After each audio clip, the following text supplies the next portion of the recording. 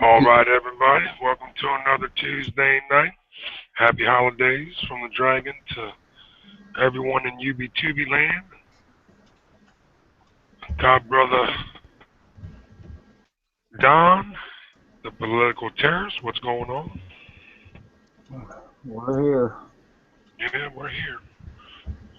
Brother Brown, what's the deal? What's shaking? Season's greetings down there, everybody. From Orlando, Florida, Central Florida area, Sunshine State. Everybody in the GTC land. Good to see the panel here tonight. Happy holidays, brother. Brother Starley, What's up, guys? season's greetings. Season's greetings. Merry Christmas. Christmas.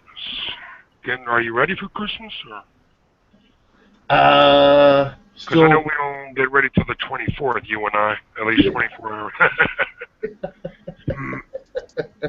yeah, that's when I usually write my checks. That's when I write my checks or withdraw cash to give to the kids. No, it's primarily the granddaughters is who I cater to on Christmas time because I get my kids stuff throughout the year. So, you know. Brother Cowboy, What's how you feeling? happening? Happy holidays. You too, brother, and Merry Christmas and Hanukkah and all that good stuff to the whole planet. Hope everybody's happy and safe and all that good stuff. Right?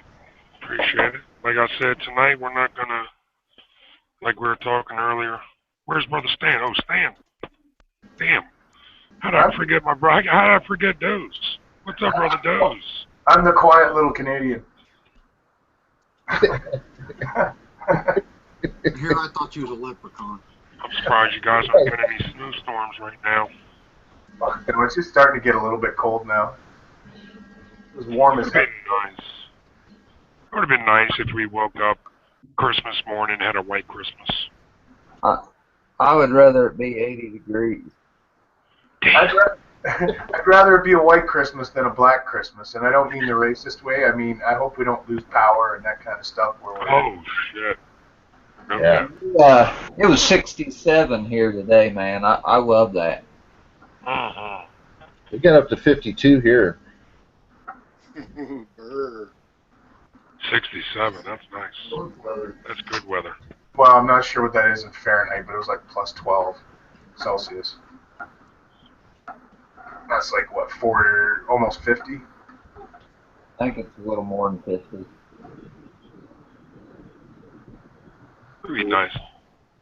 What's going on? Who's all out there? Happy holidays. What's going on, Jimbo? Tommy Boy, what's going on? Hope everything is good. Brother Care, what's going on? Came here for the entertainment. Where is it? We're about to get started here, Brother Care. Don't you worry about that. Yeah, where you at, Karen? Invite. Yeah, Care, where you at, buddy? You're supposed to be in here. You got the link and everything, and just to let you know, we on fire. We started up, 15 minutes early. Hot damn. Yep. Can you believe that? I'll tell you what, the protests sure are going on in New York. Yeah.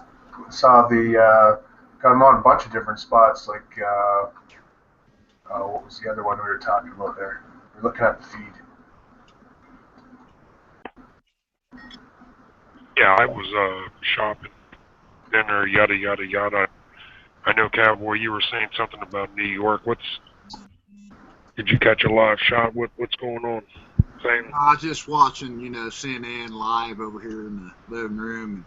Right. I guess they started out on the sidewalks, and basically the cops told them to stay on the sidewalks, and they told them to kiss their ass, and they went out in the street and said, "This is our streets." Damn. Man.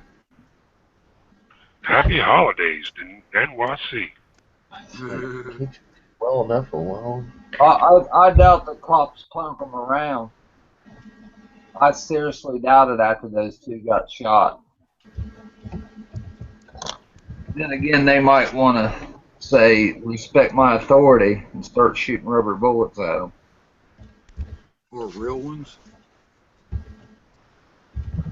Well, like I said, the people know all about those rubber bullets.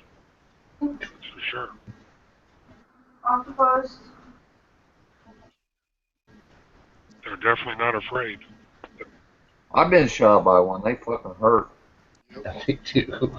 How do they feel, Don? Do they sting real bad? Dude, you think you got shot, put it that way. I've been shot by enough paintballs, Well, this is worse. and that's enough. I don't want to be shot by anything else. It's like a frozen paintball. Oh, a frozen paintball. Yow. Okay, yeah, I know what that's like. Okay. It don't just bruise the skin, it bruises the muscle. Yes. Mhm. It makes it sore for a week. Yes. Yeah, up here in Canada, when it does get cold and you play paintball outside, yeah, the balls tend to get a little stiff. Yeah, you remember them snowballs that was coming at you, and you found out when they hit you they was ice.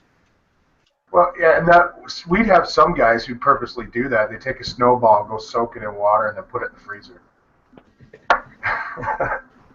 Get knocked out by that sucker. Just sharing the look. By the way, Kevin's laughing. I'm thinking he did that. Oh, I've done it, yeah. the night before. The night before. Damn, Starley, you're putting people in the fucking emergency room. Well, I was a scrawny little guy, and I had to use I used my brain. I wasn't a big kid, so I wasn't able to, just. You don't pack the snow. You go find the slush next to the road and pack that. Right. And if you get lucky, you get a few stones in there with it. So. That's why I said, tonight we don't really have to get on any topics. I know a lot of us are beat up, and that's why I said, hell, let's just have a nice holiday chat. Whatever we want to talk about, fucking no holds barred and all the above. And anyone in the external got a question, send us. You guys want a link, send me a message in the external. And as far as the panelists, anybody wants to bring anything up, you guys are more than welcome to bring anything up. A to Z, Z to A. Speaking of which, has everybody done their shopping or what? I told you, man. I told you, brother. I'm not going to start till fucking tomorrow. Yeah. I'm serious. I want to let everybody act like fucking it's balls to the walls, fucking World War III out there. I went to get lunch today, and I hit the shopping mall, and shit, it took me 35 minutes just to get out of the parking lot. Right. I don't know how they do it, man. I mean, normally I just stick to Amazon. That's what I normally do. Yep. I think from here on out, after the kids leave, I'm gonna stick with like a ghetto Christmas where I just go on Boxing Day and pick everything up. Right? There you go. I need to do what my dad does, and he's been sending us kids Harry and David stuff every Christmas, candy, cookies, fruit, and junk like that. When you're younger, you don't appreciate it, but when you get older, that's actually a pretty good gift if you want those treats. I do. I got all my shopping out of the way. Traditionally, I used to go online because as a route driver, I'm always stuck either on Black Friday or this week. I'm always stuck in traffic trying to do my route, and I get disgusted because of the jam up. So traditionally, I used to buy customized gift cards online. Not so much like say at Amazon. I would go to the actual .com site of where I was going to buy. Yeah, that's smart. And but this season, due to a budget, I treated the immediate family and my new employer to some gift cards, and I had to really peel away the layers to find out what my new employer liked, and there's 4 of them. So I went with Bass Pro Shop. I went to an expecting mother on Babies R Us. I went to Carrabba's, and to the main squeeze, I went to Cracker Barrel. That's about it. Main squeeze. Cracker Barrel, boy, they got some good food over there. Yep, and I actually grabbed a lunch to go while I was there and a few other things that I didn't have to pay for, but that's neither here nor there. I'm just joking. But Yeah, buddy. That's how you do it. you got a $5.95 to go menu to kick your butt. No shit. Yep. For lunch. That's what a lot of people are doing now for holidays, man. A lot of people are just starting to go out now and just doing their own thing, going out instead of staying home and cooking and washing and cleaning, and that shit takes a toll on you. Yep. Honestly, What? Well, just having people over and cooking and the cleanup, and it's a lot easier just to take them all out, take your fam out to dinner, and eat what you want to eat, take what you want home with you, and be done with it. You're better off to just do it at home. Yeah, Well, the thing is, man, is we're losing our traditions and our heritage in this country. You know what I'm saying? that's true. That's true. If we go out and on Christmas Day or late Christmas Eve, we're making people. Well, Yeah, yeah, I'm telling you, we got to get back to where everything's closed on Christmas Day, and it's about family. absolutely. It's That's the about way that I dollar. think. It's about that dollar. I went to Kohl's today, and they're like, "Yeah, we're open through Christmas or Christmas Eve till 7 o'clock p.m." And I'm like, "Wow." Mm. I would suck to put that shift coming in, and they stay open 24 hours. I mean, it's nuts. Yeah, I mean, we gotta recapture our heritage, man. You know, it doesn't matter if you believe in the Bible or anything like that. It's American heritage is what we're losing, and these elite fuckers are okay with it. It's true. yeah. About the only tradition I had with my kids was Christmas Eve was either pizza night or taco night. Ooh, tacos. Had a Yeah. couple today. And then Christmas Day was either big meal at my sister's house or big meal at one of their grandparents' house. So I was always You having people over? You having people over this year, Kev, or no, no. My youngest is in New Jersey, and then I'll go down to my daughter's on Saturday. gotcha? So Yeah, if anyone's leaving, anyone's going out of town, make sure you guys have safe travels, man. Yeah, it's not exactly snowing out there, but with the rain that we had and it cooling off, getting cold, it'll get slick. Stan, you hear any more about this? Did you hear about Korea? About what I told you when they're blaming Obama, or what are they No, saying? Or did they change up? What are they saying now? no, I didn't see any more on that subject.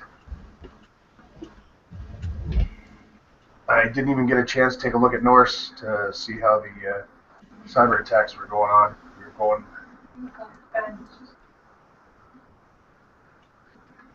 Yeah, I see it here now. Don, Political Port's new channel. Make sure everybody No, checks out all our new channel. all she has to do is PM me, and I'll throw her a bone. You know, I don't know if she's capable of doing what I did, but totally, it totally fixed all my stuff. Even the videos they had banned, all worldwide videos are all up now. Everything that I ever posted. And you said, Don, if you don't mind me talking about it, you said it got I, serious. I don't. I still have some litigation. I'd rather not. Yeah, You know what I mean? I was gonna. That's what I was gonna say. It's not over yet, but I would sure happily talk to her about it. Right. Yeah, No doubt. No doubt. And and the case might be able to be amended where she can be added to the.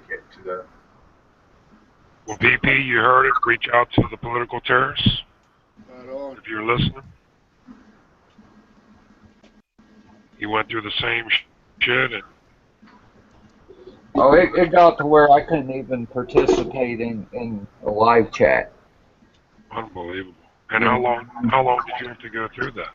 it took as soon as they got the paperwork, it was over. Everything changed overnight.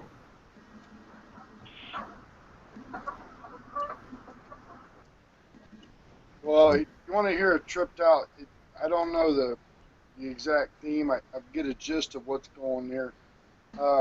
In the social hangout I was on before, the Google Hangouts, I actually was following a political candidate, but this format here was for a musical deal. Okay, it was actually a musician live broadcast, guys, and I'll put my thumb back up here just as a courtesy. I'd noticed everybody else was.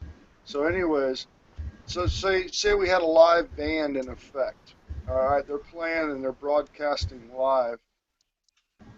They got cited for copyright, and they actually were the owners of the the format, the music. They got a letter of cease and desist from that platform. I'm not going to say if it was whoever it was. It wasn't the one that we're on now. And they got contacted by that platform and said, you got to cease and desist. And they said, listen, we're the creators of this format, of the media. That's what it is, media. We created this media, and we're giving it away for free.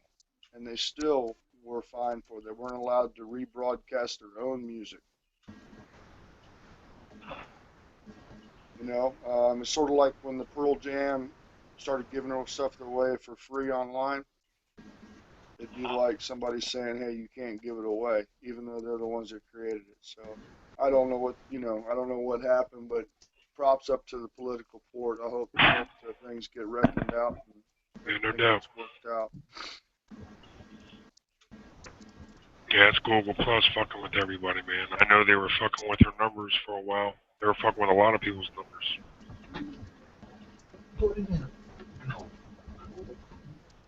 Here's the thing with me. Some people are trying to make money off of the social media, and there's nothing wrong with that. You know what I mean? My deal is I'm only interested in what I find to be the truth, and I put it out there. I don't care if I make a fucking dime on it or not. Yep. And if you're going to publish something that could be copyrighted, don't monetize it and put it out for discussion. Then it's protected under copyright law. But once you try to monetize it, they can hit you with copyright strikes and shit like that.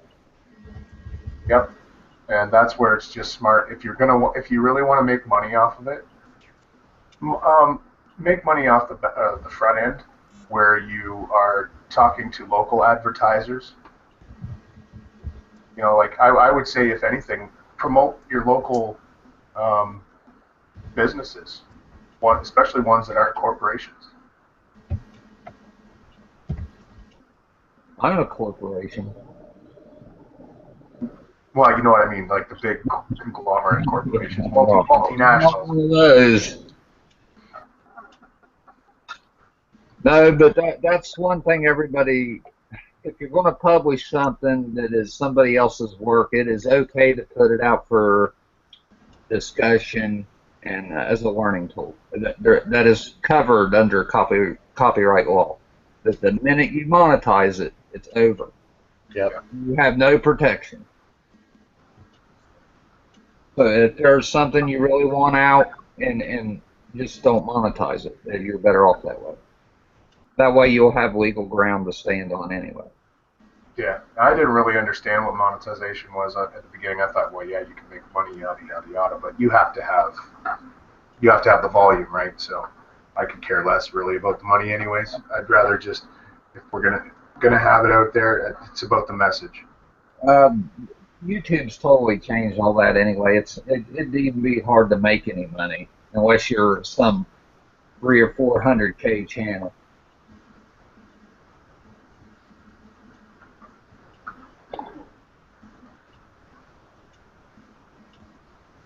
The dumbest videos are the ones that get the most shit. Mm-hmm. Like people playing video games and shit like that. Or pranks. The crazy grandpa that breaks the whole house, he gets all kinds. Or top 10 lists. Yep.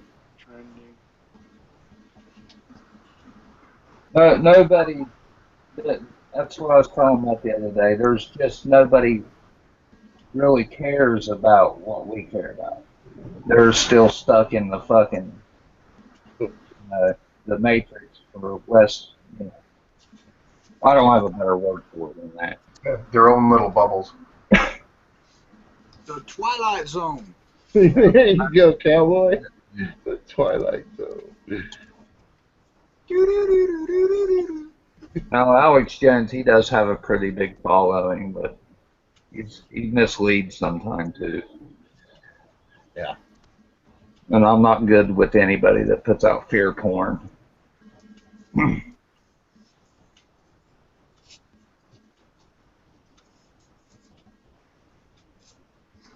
Yeah, and that's kind of what.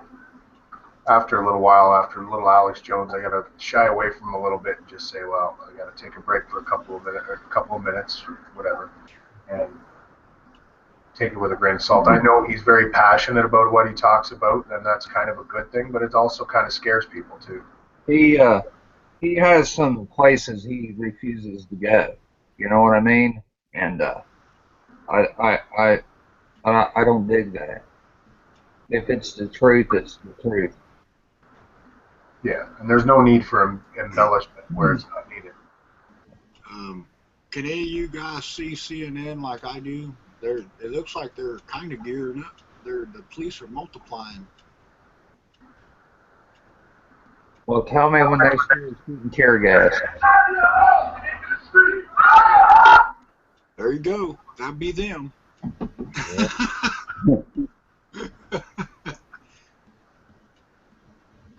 Hey, one thing I will say, man, they are protesting, but I'm not going to protest for. I don't want this to sound racist or nothing, but when a bunch of people are holding up Black Lives Matter, all lives matter. You know what I mean? Let's not divide each other. You know what I mean? Because that's what happens when you put up one of those signs. It drives a division in people. Yep. Yeah, I mean, I agree with what they're doing out there. I support it. People sped up, but it's like, watch the choice of words. I mean, understand what they mean because it, it doesn't matter if you're black, white, pink, purple, polka dots. I mean, you know, just common Yep, sense. If a they cop's out of kill us line, all. put him in his place. If a person's out of line, put him in his place. But this is serious. This is what's going down. But yeah, I agree with him. It's like, watch the choice of words. It doesn't matter about the color. We're all humans. I mean, Well, here's the thing. If you want to really get this thing going and get some, you're going to have to get rid of the racial divide crap. It's killing us all. Some people just will not participate because of it, and I'm one of them. Once the race baiting and shit starts, I'm out. yeah, because I mean, me personally, I don't care if somebody's walking around and they're naturally purple, man. I mean, it doesn't matter to me who they are, all that, as long as they're good people. And it's like they always twist stuff, and they promote this twisted stuff in the media and stuff. It's like in the real life, I mean, come on, common sense. We hang out with Joe Blow down the street and Billy Bob, and nobody cares. Boy, you watch the news, boy, we hate each other. They're not their number one divide tactic is race. So don't use it among ourselves. Exactly, Period. Just don't use it at all. exactly. Use something that brings everybody together. And then if we could actually get rid of these control freaks, and then we could work on where we fall apart as a people. But these people got to go first. So don't let anybody divide anybody. Yep. That's the way I feel about it. Well, they're going off in L.A. too, huh? Oh yeah, I guess Minnesota too. I think that's what Stan said. Yeah. Let it rip. Fed up is fed up. People fed up. Rip. Fed up. I mean, I feel sorry for the cops that shit pops off. Because their families is going to suffer too. Oh yeah, big time. And Yeah, it was Milwaukee. It was Milwaukee. I'm just not good with hurting children at all. I don't care where they come from. Yeah, I mean, I'm not going to make a big long thing about it, but we all know what happened. The cops busted in the house and everything and burnt that baby up. Stuff like that. It doesn't matter about colors or nothing like that. That's why I agree with him a lot. It's like it doesn't matter about that. It's about the right and the wrong of the matters. And what they did, their tactics, it was totally wrong. An innocent baby got hurt out of the deal, and I'm just going to kind of leave it at that unless y'all want to say something. But that's just the point of the matter. You know what I mean? Well, I mean, to touch on that situation itself, I mean, not only even if you take the baby out of the equation, there's still an innocent family that got harassed, or not harassed, terrorized, basically, because they got the wrong address. Exactly. Oh, In my book, that's an invasion. Children are off limits. Period. period. Well, my home is off limits unless you have the proper credentials and the paperwork. Well, what I'm saying is that there is actually people that hunt the cops down when everything falls apart. Children are off limits. Period. That's just the way I feel about it. Yeah, exactly. Yeah. And yet, though, there will be those groups out there that will exploit them, like there is now. Welcome back, G. Yep. Sorry about that. What's going on? What did I miss? What are we talking about, Cal? Basically, the protest in New York. I guess there's a bunch of them going on now. And I throwed in the baby getting flash grenaded, and the point of the matter, about the right and the wrong. And bro there, he was talking about, we got to stop this black white crap, the racism. I mean, it ain't about that. It's about the right and the wrong. Just like he said, it doesn't matter the color, pink, polka dotted, whatever. It's the right and the wrong. And you want to talk about this? Tell us what happened again with the story, Cowboy, if you don't mind refreshing us. And for the people that don't know what we're talking about, you mind giving them the story again so you can catch up? About the police officers, evidently part of our internet family here seen more about it than I did. But basically, the cops got the wrong house. The baby got flash banged. Everybody knows about it.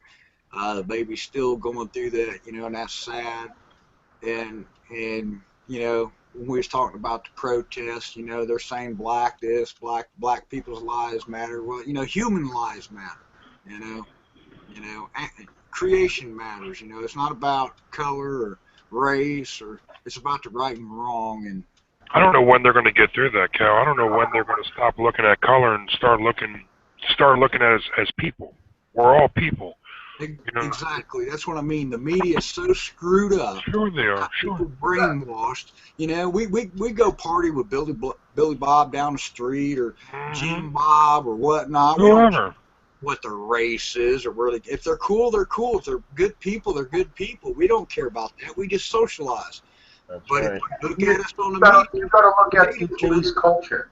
You got to look at the police culture, and you also got to look at union culture, because now that unions, especially in civil service unions, have a lot of power, and the problem is that they get behind these police officers that commit these crimes, and they keep them on the job. Maybe they're not in the job in the same city, but they've still got the credentials to be a police officer, so they can go to another state or another town, and then they do what they did in that before in another town, and then they get off there, and it just keeps going on. This is where the unions need to step up and say, okay, we're not going to stand behind these guys anymore. Right. Instead of going on vacation. And another thing the public needs to know, I mean, don't listen to all the garbage out there. We the people are the highest power in the United States, okay? Right. And that's not to try to override the sheriff's department, because I understand their position in this, and all the other made up organizations are actually bogus. You know, if you don't like what's going on in your county, you get to hold of your neighbors, you go to your local sheriff, you go to your governor, and you say, hey, we're not going to stand for this no more. It's not going to happen. Yep. You know, Go to your local. You got to go to your locals first. Got to go to your local sheriff. Go to your local sheriff department and see where he stands. and then when the last resort fails, the Constitution speaks for itself. You can take them out of office because you put them there in the first place, or technically supposed to have put them Right. there. Right. And not only that, we have to start supporting good people for office of sheriff. Like, That's right. and we don't have the sheriff's office up here in Canada like you do. I wish we did have that. Unfortunately, we have like committees that vote chiefs in or and stuff like that. But there's that lady down in Kansas where she stepped up against that officer who was beating that detained person, and she was fired for it. Well, you know what? I say turn it around, and I say vote her in as sheriff and let her clean house. How the fuck can you fire a police officer because they were standing up for the person that was being attacked? Once again, the police unions. That's absurd. That's absurd. It makes sense, though. It really does. I think you need a few more Buford T. Pussers. You're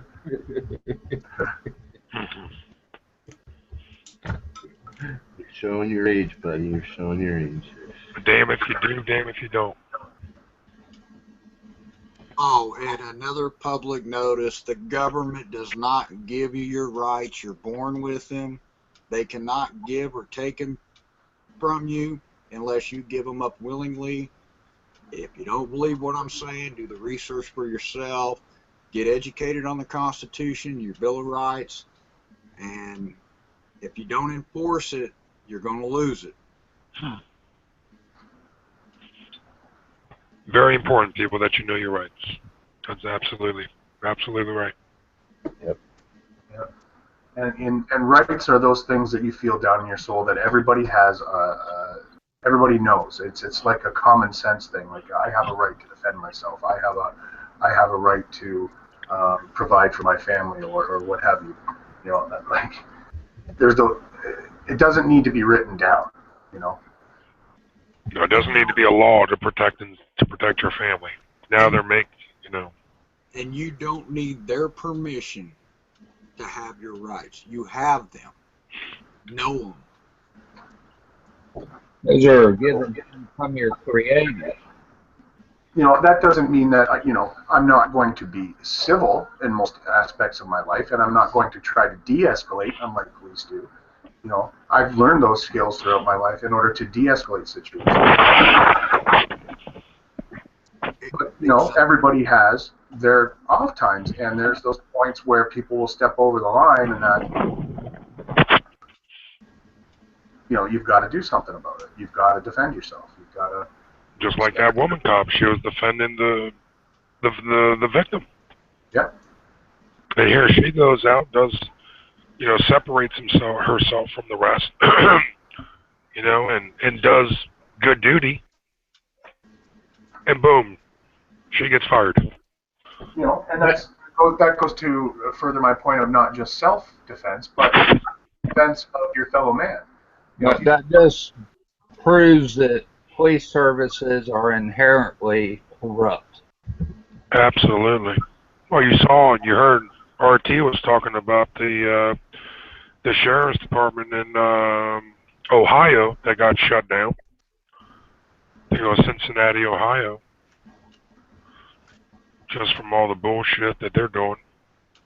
Yeah, we got stuff over here in Beaver Creek, Ohio going on. We got stuff up north of us. We got stuff going on to the west of us. It's spreading, all right. And it's not on the media either. So, I mean, if you have any doubts, people that's listening out on the planet, just do your research. Ears open, use common sense, right from wrong. Just go cruising. You'll see this stuff. It's plain as day. And for the people out there that are saying, "Oh, it won't happen in my neighborhood. Everything is jolly here." Yeah. Those are the ones that I will not feel sorry Those are going to be statistics, bro. for the people that are sleeping in the dark. Yep. I've always said, watch out. It's coming to a town near you. You know, we don't want it to happen, but we know it's going to happen. Oh yeah, it's like Ferguson. People say, oh, they won't go out there because it's cold and everything. Look at New York; it's even colder now. I mean, and we got L.A. I mean, people are just fed up. I mean, they got to back off. They have to back off, but they don't want to back off. They want this to go down. They can't wait for it to go down, and people are just tired of being terrorized. They're tired of trying to have permission to live their lives, and that's not the way it's supposed to be, and people are just fed up. I back the protesters up. I back up all these things 100%. I may not like their tactics, but I do support them. Me personally, I couldn't go out there and break in a business. I wasn't raised that way. Right. But I can understand their frustrations.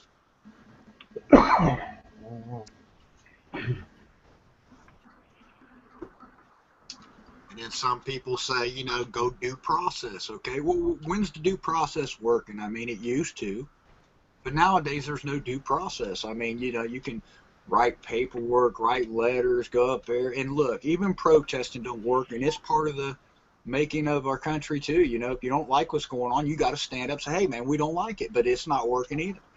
I just never thought it would be like this. I never thought that we would be in this position. I never thought that we would even be sitting here talking about when shit's gonna hit the fan or when the grid's gonna fucking crash or yada yada yada. Like who would, like 20 years ago, 15 years ago, you ever think that you would be sitting here talking about this shit?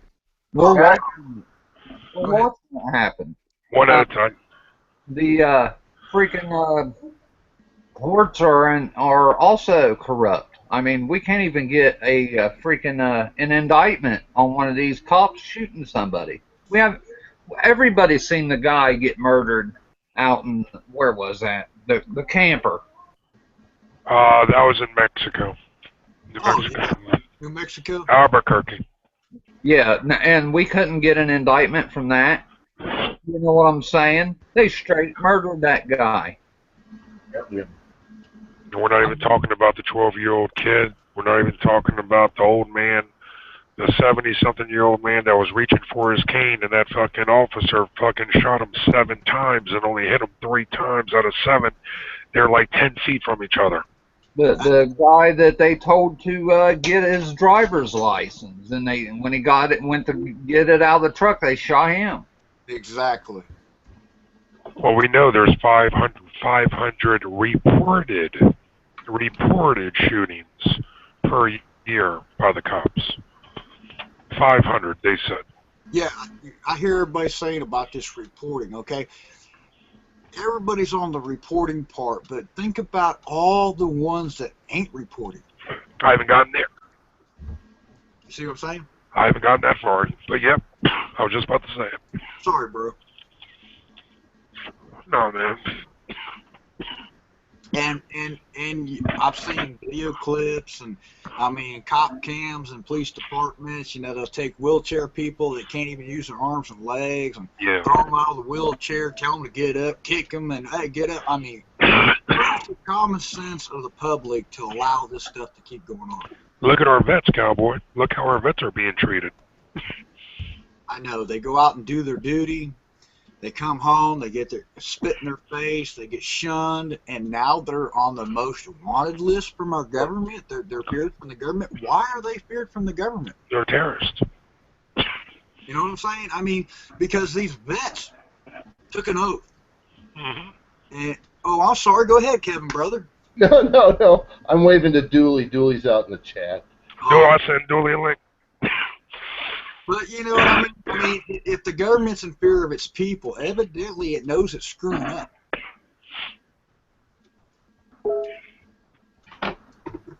Good lordy. I don't know how these young bucks smoke that shit today. Ooh-wee. Happy holiday. Happy holiday. Good Lord Almighty, does. That looks like War Games, the movie. Look at Yeah. What is that all about? It does look like games. What is it? That's the cyber attacks that are going on. Oh, here's a big one coming. The big yellow dots. Watch them. It's one big attack coming. Damn, I feel like I'm in that song. Look Watch at them. Here they that. come. That's insane. Here they come. That's one big fucking boom. What is this now? What are we doing? What are we looking at? That's This is a live. cyber. This is cyber attack Okay. coming from China direct into the United States, right into St. Louis, Seattle, St. Louis, right in there. No shit. Boom. But see all those? Those are all single individual attacks. Each one of those little lines. No kidding. See, that right there is what is what our government think of our veterans. Military men are dumb, stupid animals to be used as pawns in foreign policy. That's what they think, man. They don't care about the veterans. No, not at all. Just like They these don't, people don't care about the soldiers right now that are fighting. They don't give two shits. They're numbers. Once your number's called, that's it. Hey, can I do a shout out to Big Save America Negro? We know how to hit the like button, right? That's right. That's right. Yeah, I want to start doing some shout outs here in a minute. I'm going to get on it, Brother Brown. Thank you. I will get on it. We do know how to hit the like button from what I remembered, but good to 12 have you likes, guys guest 12 likes, 0 dislikes. Thank you. Happy holidays to everyone. Oh, hey, check it out, G. Yes, sir. In respects to the tavern, Yes, sir. I've been a drinker here. I'm actually on my anniversary date of 12/12 Yes, sir. 2012. I left my old name in a Masked Marauder view, and I came to you as Ron Brown. I've been drinking with you since. Yes, sir, you have. And Amen. the theme to that, gee, I would like to mention, I heard some news today. Talk to me, It's baby. not good to do chugging contests with eggnog. Apparently a fella Yeah. was after the reward, and it was a chugging contest, and I think they were adults. It was a Christmas party at a corporation, and Right. he decided to drink the eggnog as quick as he can. He inhaled it Oh, by shit. accident, and it caused an infection in his lungs, and he was released 24 hours later, and probably what, a $70,000 hospital bill. So don't inhale the eggnog this year, guys. No, no, sir. it's to drink, not breathe, brothers and sisters. There you go. Keep it away from an open flame. Exactly. Piss on a fire. Now this this view that we saw recently is that I can go ahead and, as long as I've got a high-end computer, I can go look at that cyber attack, right? Yep. You can watch it. It's Is there sort of like map.ipviking.com. all right, That's a sort of good like view a stand. flight tracker or something? That's pretty awesome, man. Yeah, it is. Each one of those is color coded, so each one of those is a different type of attack, like a server attack or a denial of service attack. Now, last time I saw something on cyber, I haven't been in the loop on the regular media, and I actually don't do syndicated radio media anymore because I don't travel with a radio in my vehicle or anything. But anyways, last night I watched a candidate that I haven't seen in a few months. He's actually running for office. He's a centrist. He's a third-party guy. But anyways, he reminded me of the feds having the cyber folks that they do on staff, and they get kids now to well, I say kids, I mean high school age, probably intelligent, fixing to graduate type kids to volunteer with the FBI. They bring them over and let them tweak their skills to catch the perps that are cybering us. And this person last night had mentioned that apparently the workforce or the volunteer force combined is up to about 80,000 persons in the Fed for the cyber. I don't know how accurate that is, but I know we've got the best in the business because our high school grads or pre-grads are volunteering. They bring them over to work on the force to catch the perps on the cyber stuff. Not only about the fixed hires and all that, but I'm glad to say, guys, I'm grateful every season, all the time, and drinks cheers to everybody live too. But I'm glad to have people fighting for us behind the scenes 24 hours a day. And I'm glad to be here tonight and alive, sitting with warm bodies. Glad to So, have you, brother. you know what I'm saying? Out there to everybody, no matter what your set is on political and this, that, and the other. I just want to say we're human. I'm glad to sit with warm people, and let's not forget about people that can't be here with us. Well said, Brother Brown. Well said.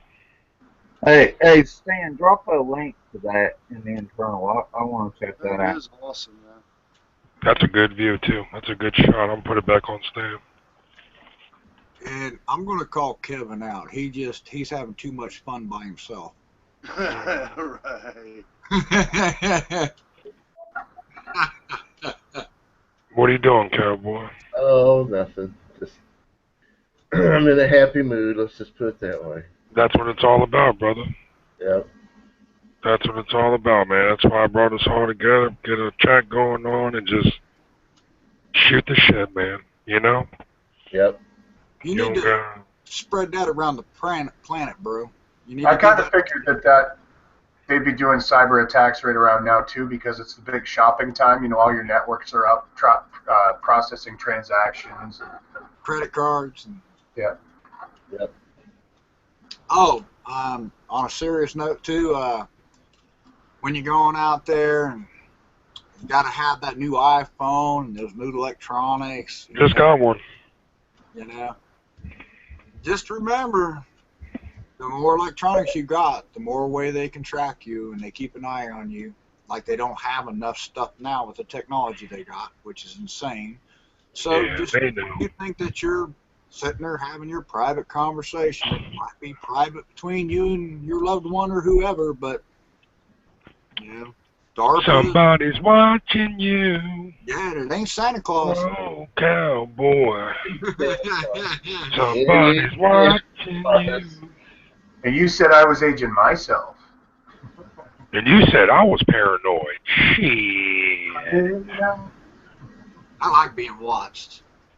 Hall and Oates. You are that kinky motherfucker, cowboy. Tell him, baby, you love to be watched. Oh yeah. Can't get to somebody, can't get got. Let the good times roll. Yes, sir. I'm trying to get Dooley in here. Get Dooley in here. And like I said, everyone, this is a holiday chat. We're Yeah. just sitting in here shooting the shit. Anyone is welcome. Come on in. You can have a good time. And I mean, it's not like he's got to go to work tomorrow or anything. even the trolls, save America from the Negro. Yep. You and your white outfit and your white hat, you can bring your little ass in here too, my friend. Come Hey, on. and I'm not Come on even in. racist. You know, the NSA, the DIS, you know, Homeland Security, DARPA. Hey, man, you want to come on in? Come on in. It ain't like you ain't listening and watching anyways. Yeah. It's gonna be a long night. Let's not go off the tracks yet, brother. Let's not go off the tracks yet. Well, you know what? Let's It's wait till almost later. Let's wait till a little bit later, baby. it's almost technically. Let's fill them up. Light it up, brother Joseph. Light it up, baby. It's gonna be one of them nights. Oh, yeah. I'm gonna do a quick shout out. Without Come you know, on. respect to them, you know, I mean, you know, everybody wants to talk smack. It would be Hold on, nice to cowboy. hear Hold their on. side of it. It would Stall it. be nice to hear their Stall. Do me a What? favor. Start send a shout out. You don't mind? Oh, You don't mind if you got it up and you want to start doing some shout outs for me real quick, brother? Because I'm a little. If you can, if not, it's gonna have to be a few minutes. we can do it. Let's see. We've got Thanks, darling. Blah Blah Tuesday, NSA Black Bagger, Sparks Man's out there, voice of the dick. Wait a minute. What? Voice of dicklessness. Dicklessness. There you go.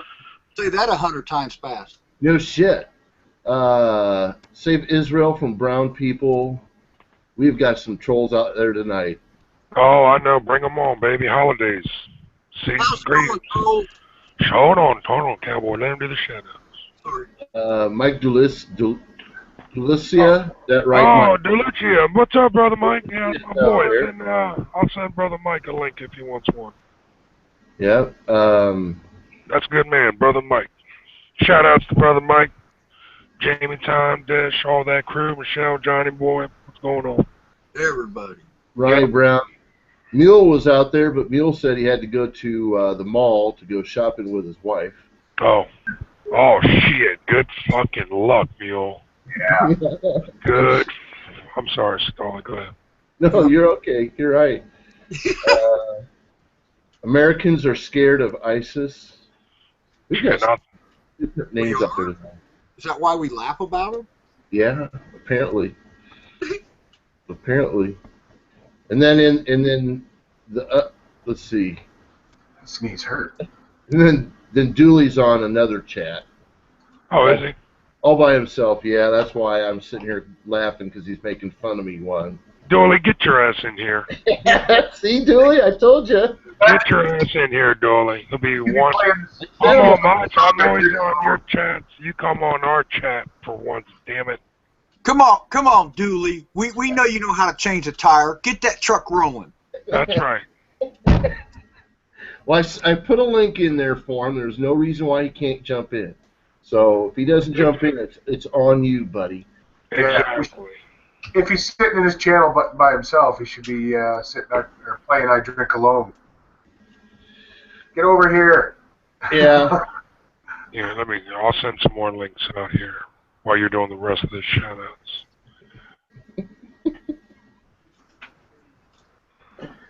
I'm sorry. He's one of those people that he can fart and I laugh. So you know. Oh, Dooley's awesome. Yeah. I want his ass in here. I know. I Come on, I think he's afraid. Yeah, he is. Big time. Yeah, like that's gonna scare him. No, it's not, but at least we're fucking trying. Yeah. Oh, I'm sure he's sitting there laughing his ass off with his wireless. Uh-huh. You know, I know Dooley. Fucker. Come on in, fucker. Or we'll send fucking IHOP to go pick your ass up. IHOP's not too far away. We will send fucking IHOP to get your ass, dude. Hey guys, I just thought about something. Oh shit. We got more homeless people out there nowadays than we ever have. Yes, sir. Don't judge them. You've never walked in their shoes. That's right. I'm not saying support them, but it wouldn't kill you to, give them a McDonald's hamburger or something to drink, maybe a blanket. You know, it's funny you say that, Cowboy, because just but half a mile, not even that, from my house, they just built or converted over a nice building for homeless men and women in our county. And you know what? I need to get my ass down there and do some volunteer work. I just need to. And I'm glad you brought that up because that is just something that has been tearing at me, and I just need to get off my dead ass and go down there and do what I can do. Right. Make a note. And that's just not you, Stolly. That's all of us. And Stolly's right. Cowboy, well said, brother. A lot of us need to sit back and think about those who can't have the things that we get every fucking day. Yep. And a lot of us, the adults that got kids, it's not about us like me. It's not about me and my wife. It's about my kids, making them happy, giving them presents. That's what it's all about. And if you can give. But if you can't give, don't fucking hate and don't fucking discriminate and don't fucking knock people down when they're down already. Hey, that's And you good. can give in more ways than one too. Like I mean, Exactly. you can even look to your local community and find kids in your local community, like even down your street that like I have kids, so I have that access to other children in the neighborhood because of through friends, right? You know, even if you can help one of them out with something, you know, that's helping your community out, and that's helping locally. You know? That's a Well, good point. That's a good point because even if you can't and you're driving by or something, it wouldn't kill you to take 5 minutes out of your life just to say hello. yeah. Well, you know, that's what I try to do, guys. You know what I do? I've done it for a while. Like when I'm at Mickey D's, I used to buy those sluggo bears or whatever you call them, but I keep a few bears or stuffed animals in my vehicle on my route. If I pull up in traffic and the kid looks over and smiles, especially got the window rolled down, I turn them Tony's on to looking a like stuffed animal, man. You know, Hello. Yeah. turn them Well, on to a stuffed animal, cheer them up, shit. yeah, no doubt, And man. the parents are always cool about it, man. You know, it's a good thing. People enjoy sharing with each other. No you know, matter how bad off we are, man, people enjoy each other's company. Mhm. and one of the things that you learn too, like, is a lot of the neglected ones that are in your local community. Like, you go to local cancer wards where some parents can't handle it and stay away from their children at this time of year. And I know it sounds shameful, but you know, some people can't deal with it, and some of those kids are neglected as well. So even just going into those places, your local hospital, and cheering them up, you know. Exactly. Welcome, Tony. What's up? I just wanted to say real quick. I don't know if you guys covered it. They suspended Political Port's channel. Yeah, we went over it 30 minutes ago, brother Don. Oh, you got Resent a minute. you Yeah, got you got the new channel? Because I yeah, clicked the link and that it was a bad link, I guess. yeah. Also, PP, if you're listening, still don't forget to get up with political terrorists. If you got time, political port, check them out. The political terrorists, give them a shout. Well, I need the fucking I need the channel. Let's see if I Just can go find back to YouTube and type in the political port again, and it'll pop up, and you can hit subscribe. it. Well, I'm subbed to her regular channel. She said she's using her other channel. Yeah, she said she's got a. Here, let me go back and see what she said. She posted something on G Plus. Yeah, Yeah, some Good to see you, Tony Tone. Thanks for coming in, brother. Exactly. Hey, Tom. yeah, you're looking slick. You all cleaned up for the holidays? Nah, I'm trying to recover from fucking Saturday night. I got Yeah, so right. fucked out of my mind. I was like sick for 2 days, man. Saturday, oh, dude, Saturday, yeah, I had to go in there and shut that down. Hillbilly was out. Come on. I was gone too, but I wasn't on camera. That's why I had to shut that down, dude. You fucking rolled out. You left his ass on the chair snoring. And I'm like, and Truth was like, yo, go in there and shut that shit down, G. I was like, all right. Yeah, we had the chat going, and dude, I was so fucked. I remember Mule saying he was gonna be right back, and dude, I drank like 2 bottles of Jameson almost that night. Oh my God. Yeah, like, and some other shit. Liver loved you. Dude, I couldn't even do a whiskey review. I was so fucking gone. You might have been on an IV bag of full fucking. Oh, he was in a bag, all right. The bag was next to his chair. This shit right here, man, fucking the nail in the coffin right there. I was done. Jameson's good shit. Yeah, it Oh, is. this is the 12-year one. I killed a bottle of the regular Jameson and then picked up this 12-year and got probably a little bit over halfway through. Yeah, that stuff goes down pretty smooth. Man, I was fucked out of my mind. But yeah, I'm looking for this fucking political port and I cannot. She said I backed up most of all your stuff. Oh, that's Will telling her. Okay, my bad. New channel right here. Here, let me put this in the internal. I'll drop it in the internal, Tone. Yep, new channel right there. I got it. I'm sending it to you right now, Tone. We'll share it on the outside too. No. Oh, you want me doing the outside or doing the inside? Do one of each. I want to go ahead All right. All right, here's the one on the inside's coming right now. And this is our new, just go on to the link and you'll see, just subscribe to our new channel. You have an option to subscribe to our channel. And I'll do it on the external right now. There we go. Right on. Cool. Yep. G. Dooley says he'll jump in. He's working on a video. Okay.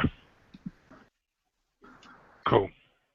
He better. Or I'm going to drive to Missouri and beat his ass. I know that's what I was going to say. Saves you a drive. Let me, and everybody, I will drop this, like Tone said, I'll drop it on the external. Right.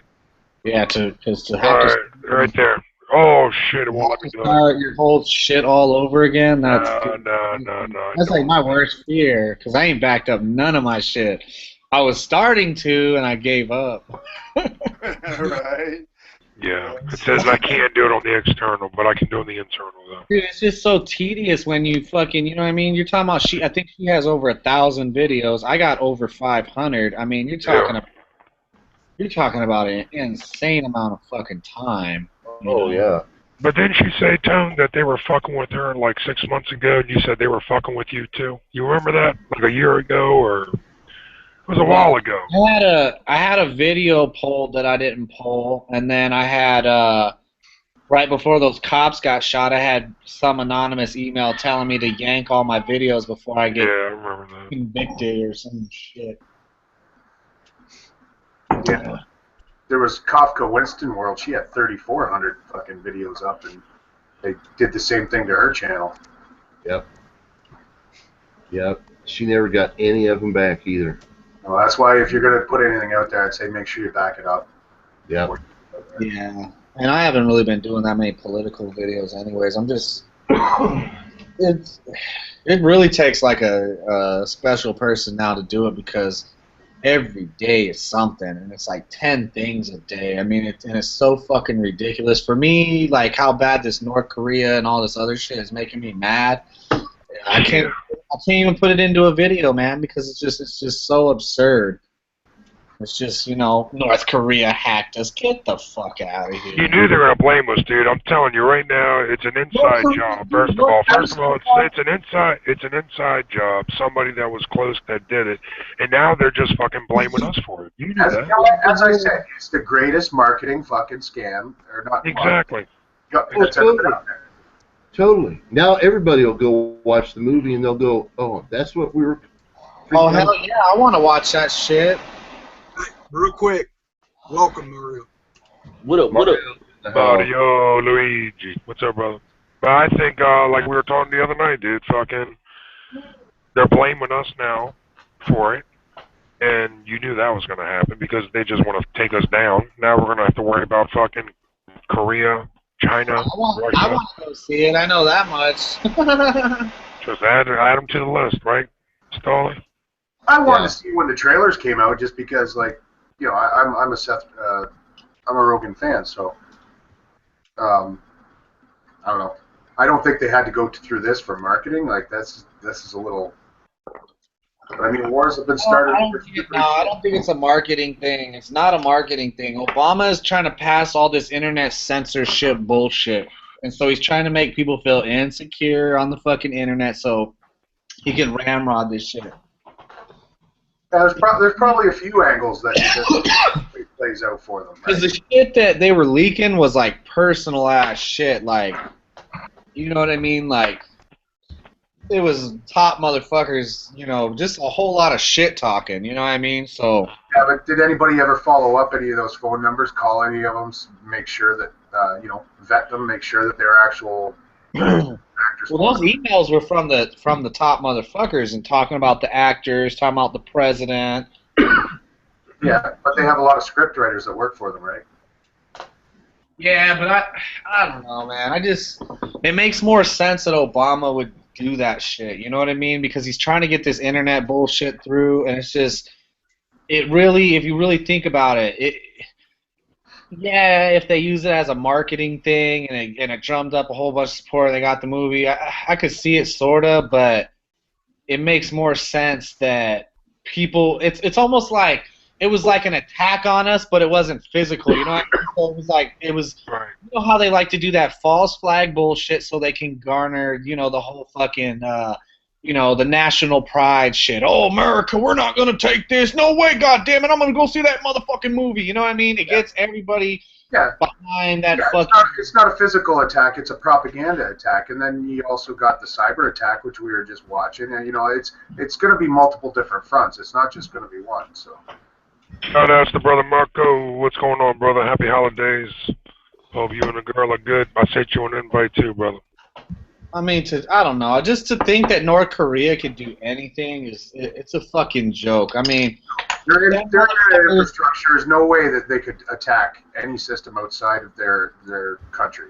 I mean, if they wanted to, I guess they could get by way of China somehow or something like that. But for them to have this, too, they were talking about, oh, North Korea's been working on this cyber hacker team, and they got an elite cyber hacking team. Like, dude, they don't even have nothing there in North Korea. I don't think people understand there is nothing in North Korea.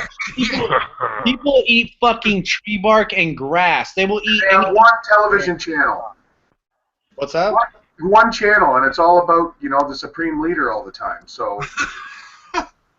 I think I heard today someone mention they only have like 1,000. What do you want to call it? Provider links or whatever in the whole freaking country, and you got to believe that the government probably has 999 of them, and only one for the general public. So. And since all the embargoes and shit, I highly doubt that it's state-of-the-art communication equipment. Probably not. Think about it too. When you have rulers and shit like that are that evil, there's a lot of fucking internal sabotage. You know what I mean? Where the people that he's fucking slave driving to death, you know what I mean, that are in the important spots, don't want this motherfucker to have any type of technology. You know what I mean? Yep. It happened during, World War II with Germany. There was a lot of internal sabotage and shit like that because I knew Hitler was out of his fucking mind, and this guy's like that too. So I could even if they had an elite team of hacker motherfuckers, I think that these guys would obviously have to be pretty fucking smart, and they would say to themselves, "Hey, no way, we're gonna fucking help this motherfucker." I mean, I guess if they paid him a ton of money, what would you buy? What would you buy in North Korea if they paid you a whole bunch of money? Oh, what would you buy in North Korea? There is nothing in North Korea. Yep. You got to remember, too, Tony, they can't wipe their ass unless they ask China. Yeah. So this is crazy, man. If you see some of the documentaries where they go into where actual people live outside of the whole military-industrial complex, if you see where motherfuckers, they're like fighting over like a bucket of sludge water. Oh, yeah. I had a buddy of mine go over to North Korea they wanted dryers to dry like dog food or, onion rinds or whatever. And he said there wasn't a flying, crawling, walking anything over there to eat. I mean, the people ate everything. And you think they're bad? You look at Russia now that but the world is devaluating the ruble, and they're because of the BRICS and what they're doing, and how angry Russian people are going to get. Oh yeah. Hey, real quick. What's up, RT? What's up, brother? Yep. Go ahead, Cam. That's what it was. I was just going to welcome my brother in. Happy holidays, my brother. Man, they're telling bankers in Wall Street not to accept the ruble. So I mean, these are all. You gotta say one thing though. Russia, dude, I don't know. I'm not falling for this bullshit no more. Where Russia's the boogeyman, this, that, and the other. If they're fucking communists or whatever, it's whatever. But for me to be sitting here living in the fucking Cold War days when half of that shit was propagandized, I mean. I'm not saying they're the boogeyman. I'm just saying that with the maneuvers that the Western world's taking with them, in the financial markets, like especially the banks, it's Yep. like we're pushing one. Oh yeah, we're pushing the fuck out of them. If that's what you're saying, we're pushing. I mean, dude, it's a sad time when Vladimir Putin is fucking like way harder than our own president. That's Oh, fucking he's smarter. smarter. He's smarter. I mean, Fucking. the motherfucker's out there in the fucking in the fucking Sub-Zero with just a fucking pair of leather pants I on. wish Obama was half as Putin. Putin Yeah, shits on. you've also got to look at the way Russia's run too. There's a lot Yeah. of it's really run by the mafia groups. For the Oh, most I see their military. I Oh, see how he does the military. Yeah, the oligarchs run it. Strong like bull. Yeah. Plus, he's got a hell of a lot better looking wife.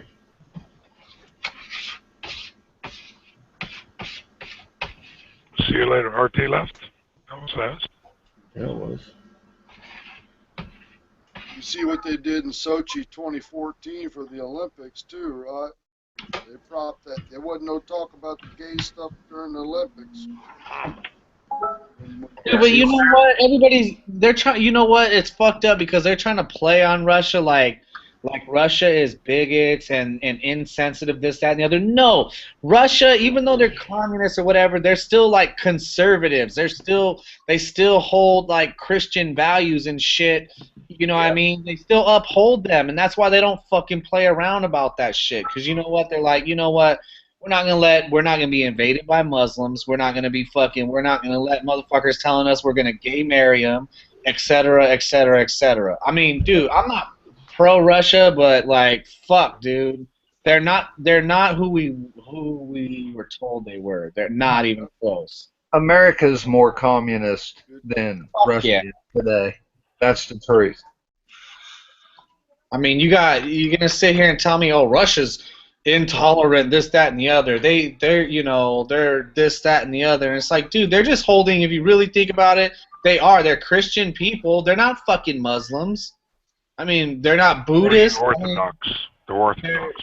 Yeah, I mean that's Christianity. I mean, yes. Yeah. One of the first things communists do is get rid of religion. What are you saying in this country? I'm telling you, man. The 10 planks of the Communist Manifesto are all in play in this country. All 10 of them. I mean, they might be going for a worldwide communist fucking state. I don't know, but it's pretty bad when Russia looks like more free than us, and in certain ways, maybe not totally. They just didn't they just say you can have fucking weapons for personal defense too? Yeah, Putin is giving their gun rights back, and yeah, they're on their way to being more free than we are. Yeah, because he could see, you know what he's seeing? He's like, you know what? Ain't no way you're gonna fucking go into America and take that shit over with all these motherfuckers with guns. If we're ever gonna be, there's nothing wrong with looking at yourself in the mirror, finding out what's wrong, and then trying to correct it. You know what I mean? You might not get it all the way down to where everybody's gonna be like, oh, you're totally awesome, but I mean, they got more values than us. It seems like they're going forward in the fucking world, and we're heading backwards. And the only thing we can do is fuck them financially to try to hinder them going forward with what they're gonna do. Yep. Yeah, I was watching InfoWars. Yeah, we know we got mixed conversations about that, but I was still watching it, and he was talking about Japan, and there was a guy that called in from there and whatnot, and they don't really have weapons or nothing, not even the police or whatnot, and it's like there's less shit going on there. And I'm not saying that for pro-run or no guns. I'm not talking about that. It's just like what you guys were talking about, different countries and stuff. It's like, whoa, man, we talk about all this stuff, and it's like some of these countries actually live better than we do, even though they got less rights. They're getting less hassle, so to speak. You know what I mean? I don't know how to explain it, but it's like it makes us look even worse. It's like we're supposed to be the home of the brave and the land of the free. And if we're supposed to be the sheriffs of the planet, we're supposed to be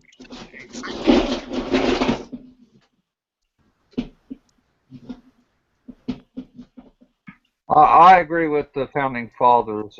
Trade and be friendly with everybody and no foreign entanglements. To bring our shit home, period. Yeah, because, dude, for the most part, nobody wants to fucking blow the whole world up. There's only a couple of total madmen that are probably close to being in power or in power that would be so selfish to destroy the whole world, because it don't matter how badass your nuke is, unless your fucking nuke can destroy everybody all before they get their finger on the trigger, which is pretty much impossible. It's mutual destruction. Don't nobody want that. I mean, it's one thing to fight a war and motherfuckers die and it sucks and everything. It's another thing to end the whole fucking world because, you know, Yeah, they're gonna yours. be W3 as long as they can. You know why? Because they gotta live here even after they take us out, so to speak. I mean, they still gotta live with it. Whether Well, just as saber rattling towards other countries gives the military-industrial complex more money. They'll give them more money to build more weapons. They don't give a fuck, man. And all we get is uh, presidents that are picked by the elite bankers. We don't pick our president. I'm really starting to think that oil just runs the whole world, like the oil tycoons, not Oh yeah. not not not the motherfucker who owns BP. I'm talking about the motherfucker that the OPEC motherfucker, the top motherfucker, and they technically own every fucking thing. You know what I mean? Middle East motherfuckers. Everybody keeps talking a whole bunch of shit about how Saudi Arabia is doing this. Saudi Arabia, we're in bed with Saudi Arabia. We're working hand in Yep. hand to destroy Russia right now financially. You know what I mean? So Yep, and Saudi Arabia is killing their citizens daily. Like, I mean, they're fucking one of the main torture. yeah. They still cut their heads off over there. Yep. Come Okay. on in, brother Mike. I sent you a link, man. I'll do it again. Come on in. I'll send you another link right now. Damn.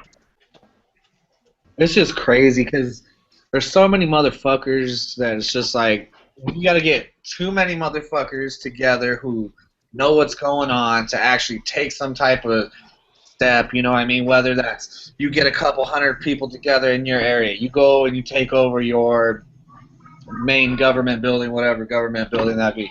I mean, the protests. You see the protests, or people see the protests and they want to protest, and and there's a lot of protests going on. Well, what if you take over a government building, and then bam, then somebody's gonna see that and they're like, you know what, this protesting, this stand out in the street getting maced and all this shit and going to jail, no sense. Well, it's really not taking over a government building. It's taking your own building back. We paid for all of that. All these rich criminals, everything they have, we paid for. Yep. And we paid for what they're doing to us. Yep. The bankers run the planet. That's the biggest scam going. It's bigger than oil. Restarted. Bankers are the ones that front the bill. They're double dipping too. They're making big. They loan the money to the government, and then the government promises to take it out of our ass and give it back to them. Yeah. That's the way it works. And they do a good job of it. Yeah, Not to say the oil tycoons ain't got nothing going in it too, but they do. yeah, it used to be about the money, but I really don't believe it's about money anymore because they can print that up anytime they want. They print bills every day, brother. It's about control, power. Every time they print a bill, that's more control they get. And everybody's brainwashed. You gotta have it. You gotta have it. And it's like, man, if you don't have electricity and fuel and all the luxuries, you can still live and survive and be just as happy. You probably would be more happy being out of the system. Like the Amish. They have family. For the most part, they are happy. They are. Yeah, I mean, when I go out there and I get off the grid and I forget about the world, man, I am like totally different, man. It's like peaceful. Yeah, it's rough at first, but then once you get used to it, like anything else, it's just a common thing. Going to get bucking in the water and cooking on the fire, and it's like it's really not that bad. It really ain't. Once you get past this, it's like wow. I mean, how long? It's been 3 weeks now. Wow, this is actually. I don't have no problems. Nobody's bothering me. They're not harassing me. I don't have to deal with the chaos. And it's just, I don't know how to explain it. It's more free. Not that the world's better when you're out there because they're still pulling what they're pulling, but if everybody realized you don't have to have it, that's going to break a lot of their power. I have no problem with people wanting to do good for themselves. More power to them. No, that's not what I meant. I mean, I'm talking about them trying to have power over us, and everybody's just like, they got to have this, and it's like, if you cut them off totally, then they don't have no power over you. Well, if you want to cut them off totally, all you got to do is get rid of the Federal Reserve. That's it. That's their scam. It's private bankers that loan our government money that in turn the government enslaves us to the bankers. If it was the Treasury printing the money, we could forgive our own debt. Yep. See what I'm saying? The Federal Reserve and all the other, the IMF, they're all branches of the same group of bankers. They're the fuckers that run everything, and that's the truth. I've been doing this for 15 years. I've looked at them all. Yeah, there's a few different groups that fight over power, but they're very small compared to these central banking scum. Just like Gaddafi, as soon as he went away from he was planning to go away from the petrodollar and go to a gold currency and share it with the whole population. Boom, he's gone. Pretty much backs up what I said, though. I mean, if you weren't involved in all that, they have no power over you because you wouldn't want the money. You wouldn't want this or think you need it because, I mean, if you're not involved with that and you cut that off, hey man, they ain't got no control of me because they can't wave that little chunk of change in front of your face and everybody's like puppies going after a bone. Well, you're talking about usury. You're talking about debt money. We're not talking about real money here. This is debt money. Yeah. There's a totally big difference between fair and debt-free money than there is usury. Yeah, you know what I'm saying. I mean, you guys talk better than I do about it, but I mean, you guys know what I'm saying. We hear you, Cal. No, see, every dollar they print, they want a dollar plus a freaking dime back. Yep. And when it comes down to collecting their money, that means collecting your soul. It means collecting your real estate. Not only getting all the dollars back, I mean they clean house. And it's because the monetary system is set up with private banking involved. If it was governmental banking, which is, and this is constitutional, through the Treasury prints the money and they loan it to themselves. The bankers are the fraud, and that's a fact. I mean, they got the IM before Gaddafi was dead. They set up a central bank in Libya. Oh yeah. I guess Duke agreed with you. Just saying. I mean, there's nothing wrong with money. It can't be a debt money. You know what I mean? Can't be a fiat money.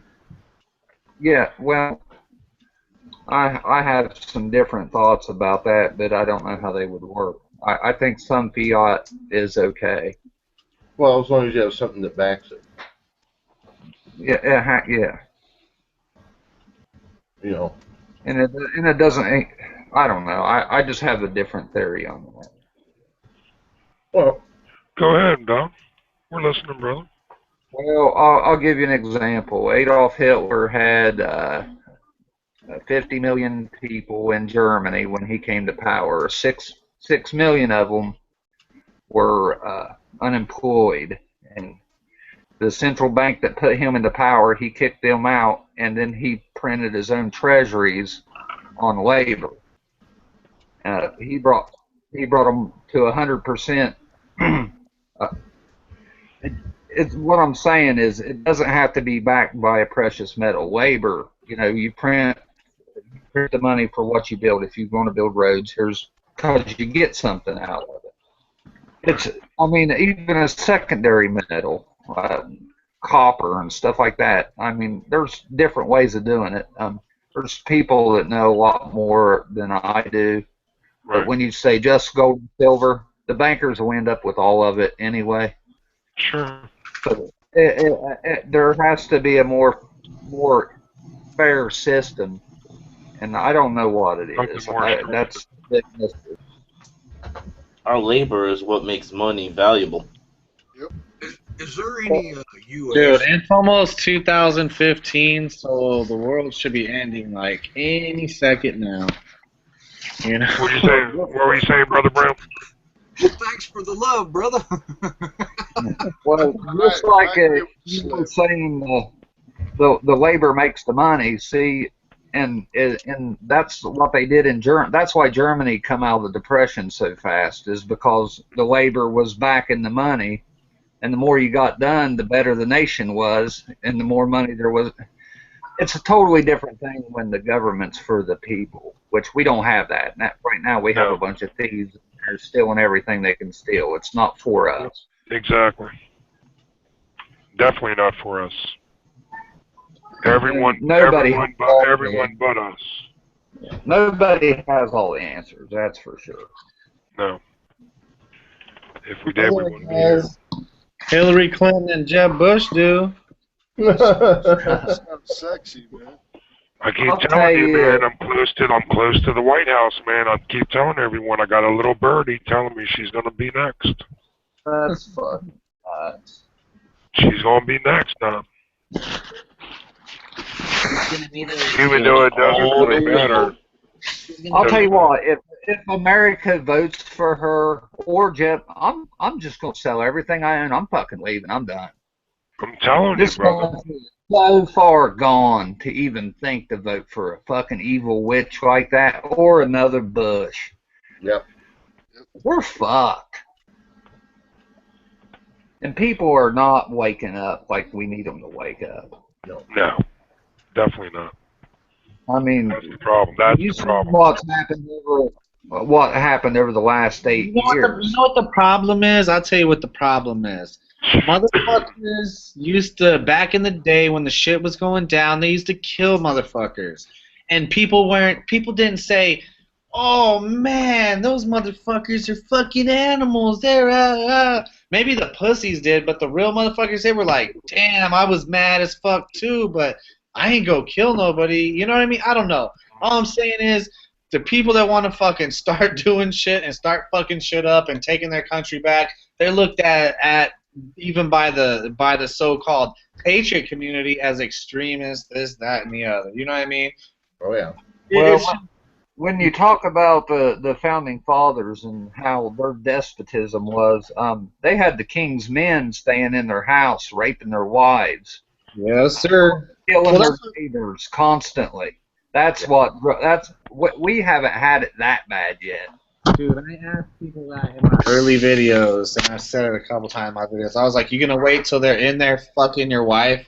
Is that what's gonna finally put you over the edge? Just when they come in there and say, hey, you just got married, I'm gonna bang your wife first before you can even bang her. You guys just got married. They love that shit. You know what I mean? So they're gonna come in there, they're gonna bang your girl, and what? Then you're gonna be outraged when it gets to that point. Like, look at our country now. It's flip-flopping right before our eyes, and we still want to deny certain things.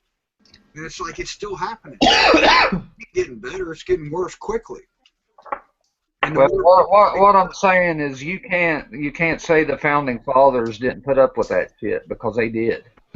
No, I know they did, but when it was time and when shit was, and dire as fuck, that's where we are now. I mean, I think we're worse off because the way the government technology the government has. Yeah, the government, or the king and his men were fucking the best military superior in the world and shit, but still, them motherfuckers didn't have drones and shit. I'll tell you how long it took. In 1770, that was the Boston Massacre. You know what I'm saying? Yeah, I seen some. It didn't happen overnight. They were really fucking these people up before they said fuck 'em. And it was because of taxes. They taxed them to death. That's Yeah. part of it. And like I said, they were quartering troops, and the troops were raping their wives and their daughters, and Stealing their cattle. Yeah. Dude, it was a free for all, just like now. I mean, without the raping of the wife part, but they don't even have to rape your wife because they watch her on TV and on the laptop and on her cell phone. So, I mean, do they really need to come in and bang her? I mean, that's at that point, it's pretty much. I mean, It's like kiss me before you fuck me, at least. Right. Yeah. Well, plus they're not interested in that probably, T, because they like little boys, don't they? Boys Ranch type thing. They do.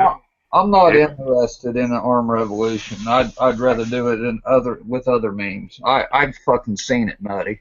You don't know what you're talking about until you fucking see it.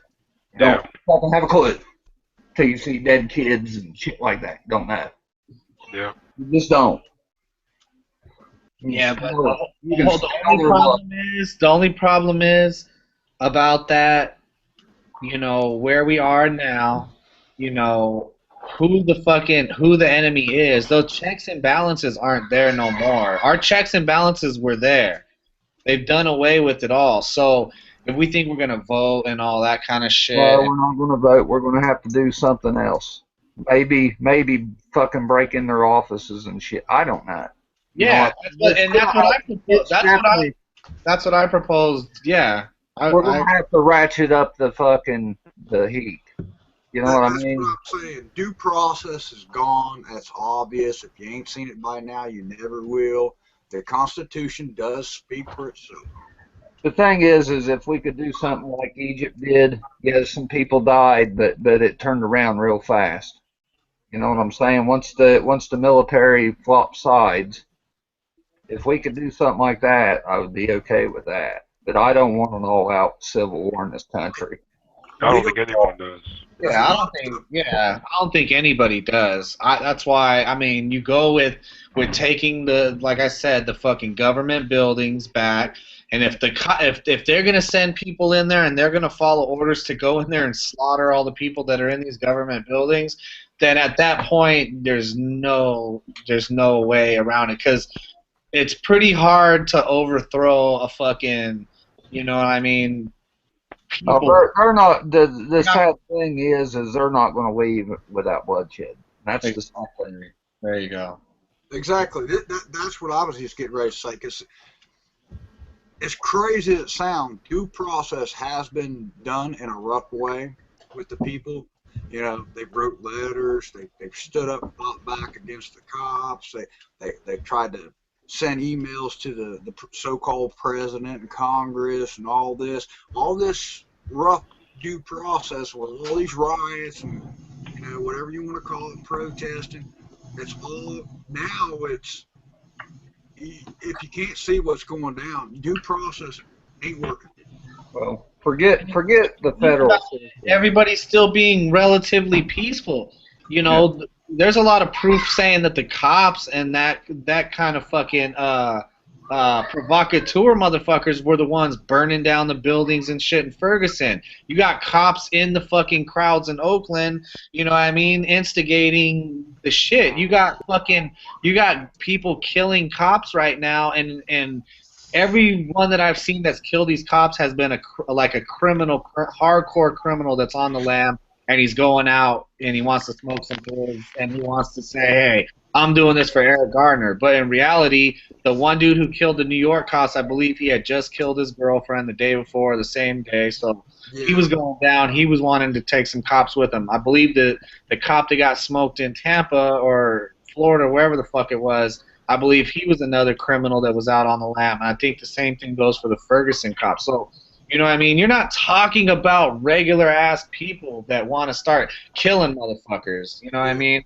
But at this point, you know, our forefathers were killing people. But, you know. I don't think so. Okay. What's going on, real quick? What's up, brother Mike? Welcome, brother Mike. Yep. Welcome. I think it was worse for them than it is for us. But we are steadily on that track. That's what I'm saying. I mean, you'd have to like slice it up and figure out what's worse. Because I think how shit is with technology now, I think almost, I don't know, it's weird. It's weird. Like there is somebody in the room with you. You know what I mean? Technically, everything you're doing is being watched and recorded. If you could get 500,000 people in Washington D.C. and take over every fucking federal building, their government would be over. No, you don't have to. You don't. DC is whatever. DC. Let them rot in DC. You go to your. Easy, motherfuckers. What? Rotten fuck you. You know what? What are you talking about? Let the motherfuckers rot. What, you want me to rot, motherfucker? I'm sorry that I live in D.C. No, I'm talking about. I know, I'm only fucking. Wow. You know I have to fuck with you, You're bro. talking about DC. You're talking about inside city. I know. I know. If you want to make a realistic change, something that could happen, you could probably do it on the state level. And if you go by what the real law is, the Constitution, it would make the federal government obsolete.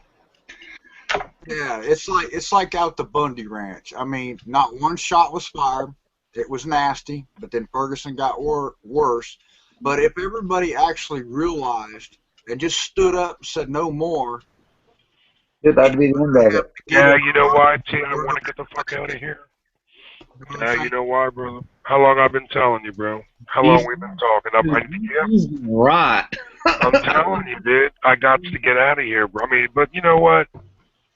DC's bad, but not all DC's bad, man. Well, you'll probably go on as thinking they're in power, and all the other states already took all their rights back, already gave federal government the big FU, you know. It's coming. It's coming. They're gonna lose anyway. All the American people have to do is stand up and shake the flies off, bud. That's it. Just like they did in Berlin at the fall of the Berlin Wall, they got rid of the Russians. All they did was stand up. If we would do the same thing, it'd be over. Yep. Well, I just don't think we're there yet. I don't think there's enough people awake to do it. It's getting close, though. Mike? Closer every day. Go ahead and jump in, Mike. Say something. Welcome. That's my brother Mike, man. Welcome, brother Mike, everybody. What up? What's up? What's your thoughts? We can't hear you, bro. Mike, make sure you're connected, bro. Make sure your speakers are connected. Come on, Mike. Bring it to us now.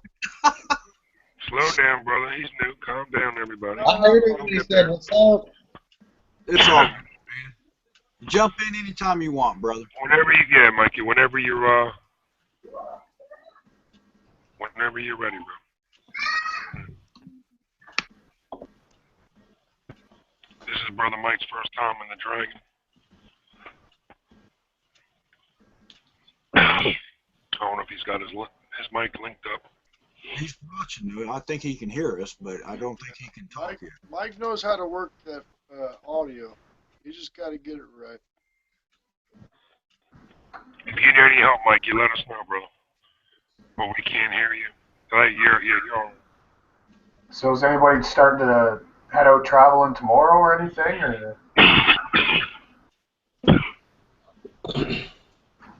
Everybody pretty much set where they're at. I got a little traveling to do.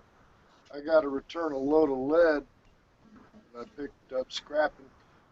Whenever you I'm sorry. No, I'm about to go for a couple of seconds, but I'll be back. We'll just hold it down. But brother Mike, whenever you can get situated, man. I don't think we can hear. I don't think the boys can hear you, but. Yeah, jump in anytime, man. I mean. Make sure your mic is hooked up, Mikey. I know you can hear us, but we can't hear you. Yeah, you might have to leave. You might have to leave the chat and just come right back in. I don't know. Refresh or something. Yeah, but we can't hear you, bro. But we want to hear you, man. Thanks for coming in, and I'll be right back, fellas. Even matter, Google, the Hangout has the wrong mic hooked up that are selected for you. You've got more than one mic on your computer.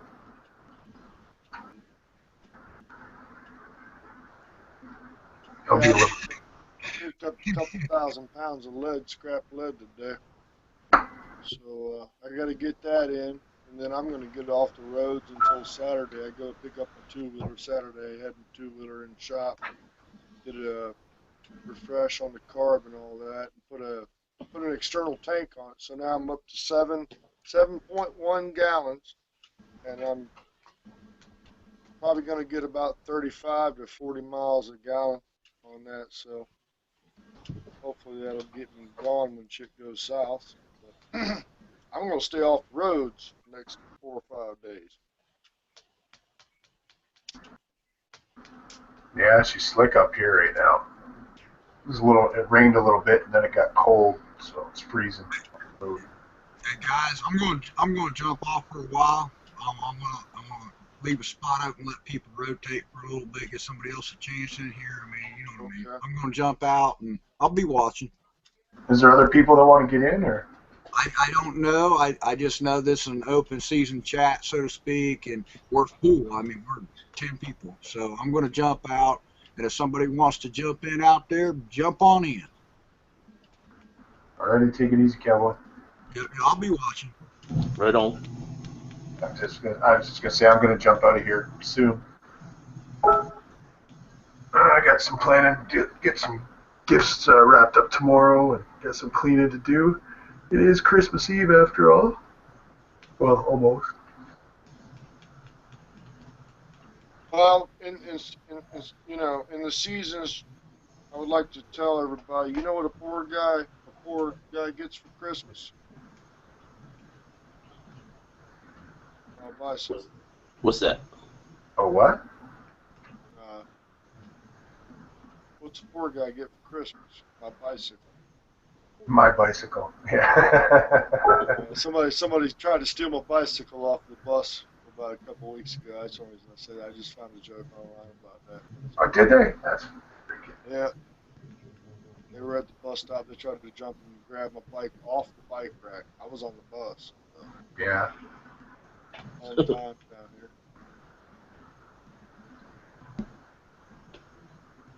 Ed, do you need room on the panel there, G? I think G stepped out. Okay. Yeah, G stepped out for a minute. We got Matt showed up. What's up, Matt? What's up, guys? Hey, RT. You all ready for the holiday? We'll say yes. You're gonna pull a G move and do all your shopping tomorrow, aren't you? No, I got my shopping done this morning. Yeah, same here. I got the last little bit done today.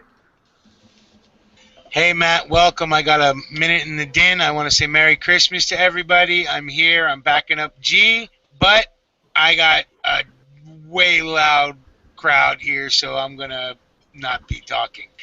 All right? So just wanted to say, hey, thanks for joining, Matt. Merry Christmas, buddy. I know you don't forget about Christmas, but you accept the sentiment.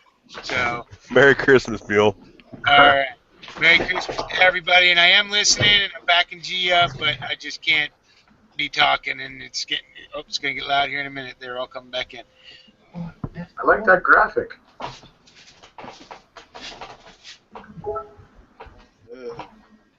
Chloe, that's all. You want to go up? Hey.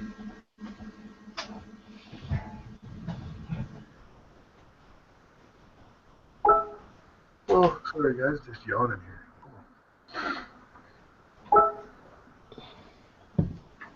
Hey, who made that video, Matt? Is that kid taking the gun to school? Which group was that? That was, they were called Sleeper 13 Productions. Oh, that was one of the dumbest. Whoever. Wow. Yeah, they didn't think that one out. No. Yeah, that video is totally insane. I mean, I get it, creative freedom and all that, but when you're basically asking children to commit felonies, taking guns into school and all that, I mean, there's a, I mean, we've never accused the gun grabbers of having any common sense to begin with, so I don't know why we thought they would start now, but even that video just seemed way ridiculous for them. Not to mention the disrespect of where do you think you have the right to go in your parents' room, for one? You know, and two, where do you think you have the right to handle something that you're not trained to handle, you know? Right.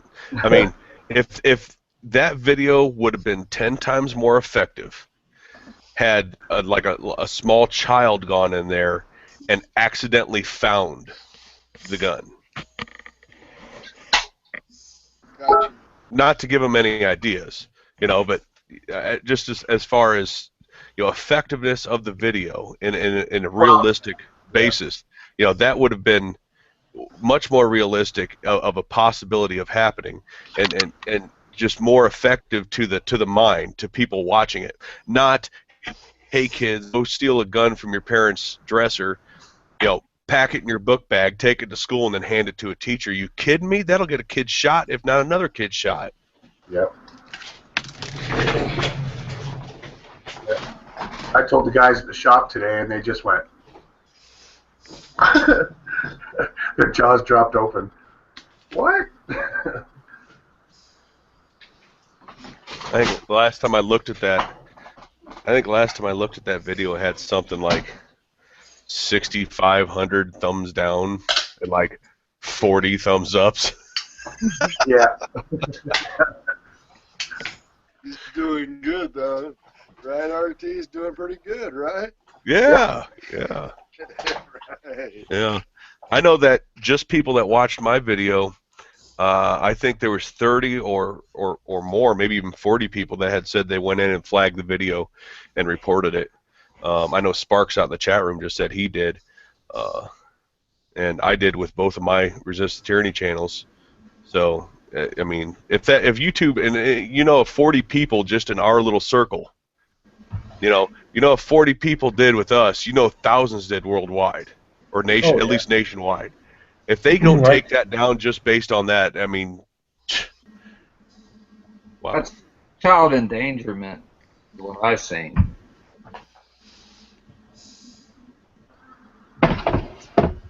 I have guns in my house, and my kids are 11 and 12, and they know better than to touch them. They're not toys. Absolutely. My son's sitting right there, and he knows better. He knows better, even with his pellet gun. Like, because I've been training him, take him out for his hunting certificate here, and he knows not to handle any firearm without me there. You know, to instruct him and walk through the steps. Even though he knows he's versed in some of the steps already and safe handling, still, I have to be there. He knows it's a rule. He knows. And I think it all comes down to education, you know. And I remember when I was growing up, you know, there must have been 5, 6 guns in my house, you know, that long guns, handguns, and you know, we had parties in my house, the whole 9, and you just didn't go in there. You knew where they were, you just didn't go in there. Yep. You know, and today's different, you know. I mean, I'm battling with my wife just to, you know, I can't have handguns, so all I can have is long guns, and I'm still battling her just to have guns, but I don't have a safe. You know, I live in a small place. I'm sorry, Mac. Go ahead. No, go ahead. I thought you finished. Go ahead. No, I was. Well, I'm just going to say we're of an age group. We're of a generation of people who grew up around the same guns that they're warning people about. Not to say the generations before us didn't, but you know, you get too many generations before us, you're talking about, you know, single action 6-shooters and you know and stuff like that. But we're a generation of people that grew up around semi-automatic rifles. Yeah, they might have been 30 carbine, you know, M1s or something, but they're still semi-automatic magazine-fed rifles. Yep. And we're still here. You know, of everybody I went to school with, I can't think of one kid that got shot or accidentally shot himself. You know, I don't know about you guys, but I actually know of one, but that was still to this day though. No, but Matt, to this day, he was a junior in high school. He was an avid hunter. He knew about guns. You know, he was hunting since he was like 12 with his dad, the whole nine. So till this day, you know, we're thinking that it wasn't an accident. You know what I'm saying? I've got a bunch of friends. I'm older than a lot of you, but I got a bunch of friends who got shot with plenty of firearms over the years. But we were all playing that game, so we did it knowingly. You know, it wasn't accidental. It wasn't suicide. It wasn't anything like that. We understood the game we were playing when we played with firearms. You know what I mean? Yeah, I mean, I have young kids. You know, I got an 8-year-old and an 8-year-old girl and a 10-year-old girl, and they are dying to go out hunting with their dad and shooting guns with their target shooting with their dad. You know, and I have no problem doing it. Now, here's the problem I have. The problem I have is that somebody overheard a conversation I was having about this with somebody else, and they think I'm the worst father on the face of the planet right now. Well, they're entitled to their opinion, but it doesn't make it right. Yeah, teaching your kids to shoot and hunt. Again, I got another quiet moment. But Mike, teaching your kids to shoot and hunt and fend for themselves, if it's not a responsibility, it should be, right? And it's something a good dad will do. You know, I've done it with all my kids, and I have one that doesn't like it, and the other 3 are fine with it, right? I have one daughter that's just hate guns, and the rest of them all like it. You know, they all enjoy it. They all understand safety, and even the one that hates them understands safety and knows how to use them.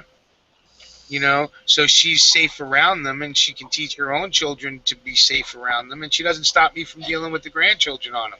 So, you know, she understands the safety part of it. So just teaching kids to do that, see you later, is a responsible thing. I mean, some of you guys have been on off-air chats with me, where you've probably seen me, you know, back in Ohio, where you've seen me tell my youngest boy, you know, we're talking about guns, like, hey, go grab that pistol out of my drawer. You know, well, I'd tell him the PT-99 or the Taurus. He knows exactly what I'm talking about. He'll come in the camera view, and you'll see me unchamber it. You know, he carried it from upstairs to me, and I have no worry in the world about that because he knows how to handle it. He knows how to strip it down. He knows the safety of it, and he's 13 years old. Well, I mean, that's just proof right there that, you know, these police carry around loaded firearms every day, and some chamber and some don't. But, I mean, they don't have accidents all the time. What do they think? They're, you know, parents, like they're better than we are. We're not educated enough to understand how to hurt. Yeah, as dumb as a bunch of these cops are out there, you'd think you'd see some negligent discharges and a bunch of them with a limp because of a hole in their leg. But, you know, you just don't see it.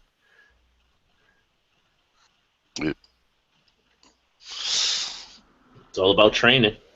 Well, then there's that guy in New York City that walked into a stairwell, and the cop with the Glock, you know, says he had an accidental discharge and put 2 in the chest. Yeah. You know. Yeah, the cop had an accidental discharge. What? I mean, so he drew it from his holster, pointed it at the guy, and then accidentally shot him. I accidentally pulled the trigger too far back. I accidentally, intentionally shot him. They didn't indict that guy either, did they? No. Wow. No. And by the way, Space Bun says, "Merry Christmas Eve, Eve." Merry Christmas, Space Buns. Eve, Eve.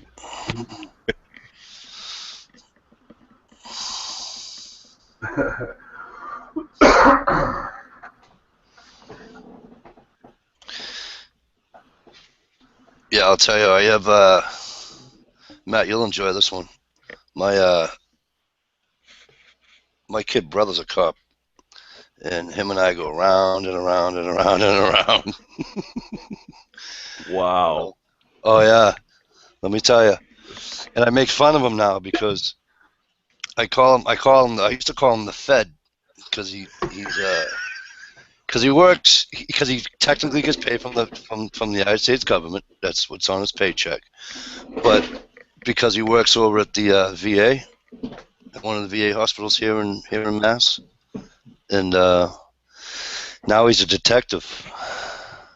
So now he sits in the office all day. So now I call him the Fed pencil pusher.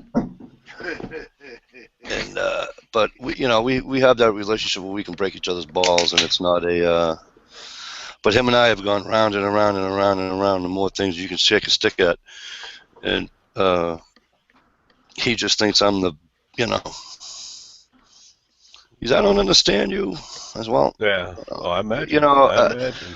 I says I don't understand how, unless I want to give like I don't know if you guys, Matt, you might have heard me on the other chat talk about this, but I'll make it a short story instead of a long one. I was felony stopped one night, and because I was in the same color vehicle as somebody that broke into a car dealership, stole a car, and stole some stuff out of the office. I had no problem with the felony stop whatsoever. I asked them why they would stop me. They said, "We'll tell you as soon as we get you secure." I said, "All right, no problem." So, I'm really literally on the ground, whole nine, yada yada yada. They got me cuffed now, and as soon as they cuffed me, they told me exactly what they were doing, and I didn't have a problem with that.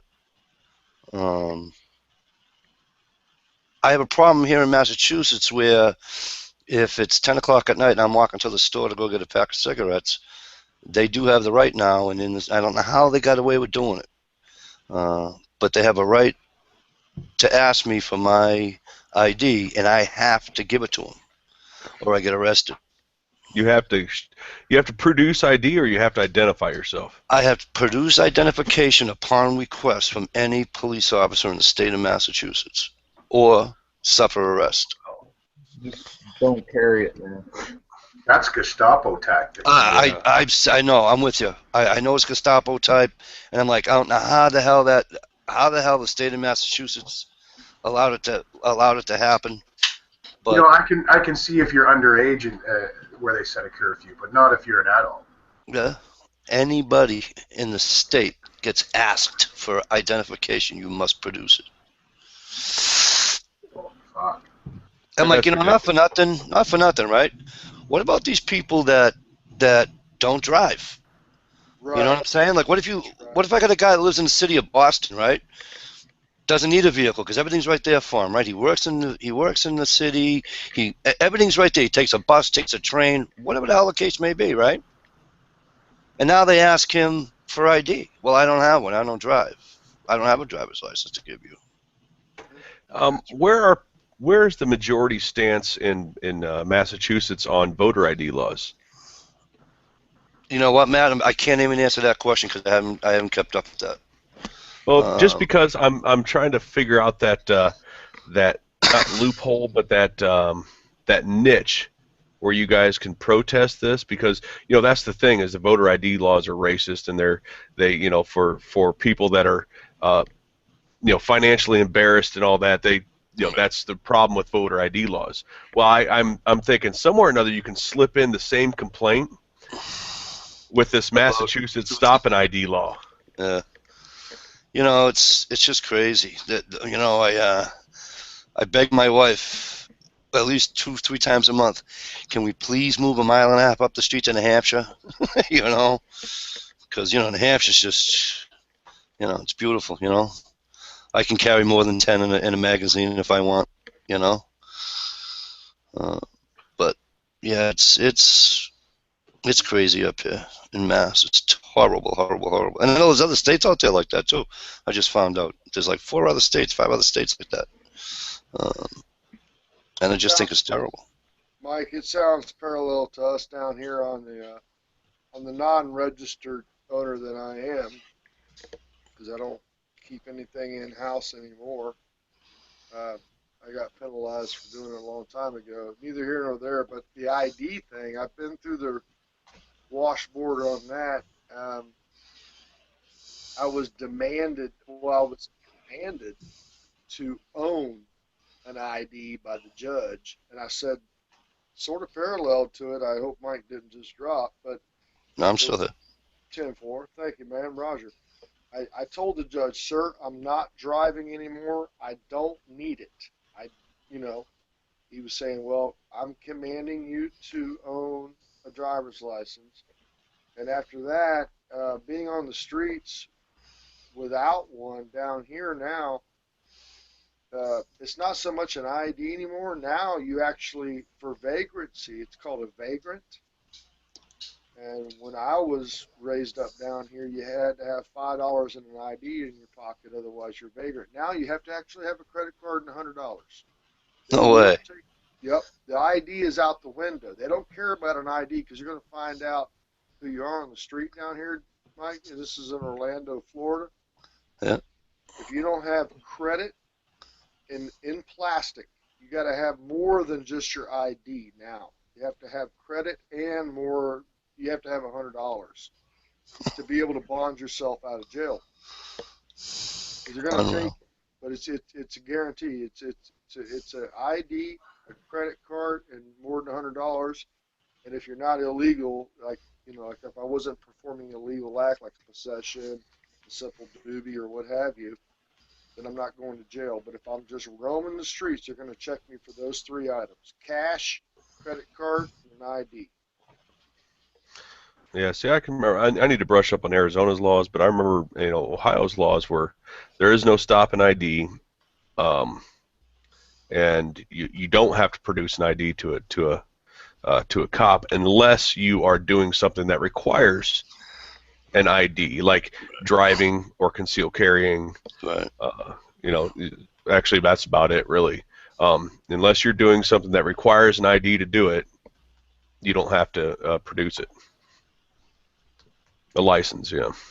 Now, speaking of that, RTT, what I'm thinking of is I've seen some stuff where people stood, they were driving, and of course we have free roam, as a legal citizen in the states. Apparently, we got free legal roam. We don't have to produce when they question, and yet, of course, we got to be able to ride out the results if we do buck. I call it buck, uh, you know, grounds, but buck gonna buck. But if if if you're doing something and they come up to you, this is what they've confronted me saying, hey, you look like somebody that we're looking for. Okay? Now that ain't right by my standards. I already know what the game is when they came to me. Like I might have been wanted, or they might have been looking to get some information. To me, Right. that's totally wrong. They wouldn't even ask me for my ID. The first out of their mouth is, hey, I said, well, why are you pulling me over? I was on foot. They said, hey, come here. And they were posseed up in four. Anytime anymore that I see two or more, I'm lucky that I saw them first, to be honest with you guys. I know it's live, but two or more nowadays, I'm glad I see them first. But when they come like that, come strong, and they say, hey, you look like somebody we got to report on, it just sounds so cheesy to me. We got a call about somebody doing something, and you look like him, and this, that, and the other. Well, it's so easy for them to do that now. It's so easy for them to do Exactly. that. Is they'll just stop you, pull you over, do whatever. Well, you match a description of something. Well, what is that something? Well, I mean, at that point, their reasoning gives Just them their right. their probable cause to To do whatever they accost want. you, to detain you, and all that. And you can't prove on the side of the road, you can't prove that you don't match Right. a description. Right. Right. And it's only after the fact. And here's the whole dilemma too. You got that. You nailed that right, and that's perfect. The fact of the matter it's happened to me before. It hasn't happened to me recently. All it takes is about 1 week in jail. Say, for instance, they did that to me, and I'll be the guinea pig here, because anyways, All it takes about 1 week for me to be in jail. Say I couldn't afford the bond on whatever they decide to throw on me. That can literally shatter somebody's life. All it takes is if you're living paycheck to paycheck and they throw you in the joint, the old lady can't raise the bond if you got one, or she's handling business if you do at the house, but you're not bringing income. All it takes, you know that RT and everybody else, right? About a week, and we're done dealing. And then, on the backside of it, we still got to fight the court case. And then they want to know why the guy, now he's on the street with his family, Uh, and somebody pisses him off, and he's got all this burden. If he was by himself, it'd be a different story. But he's got kids, an old lady, and this, that, and the other to maintain. And then they want to wonder why he went off. When in the first place, it was something that was started that didn't need to be started. Yep.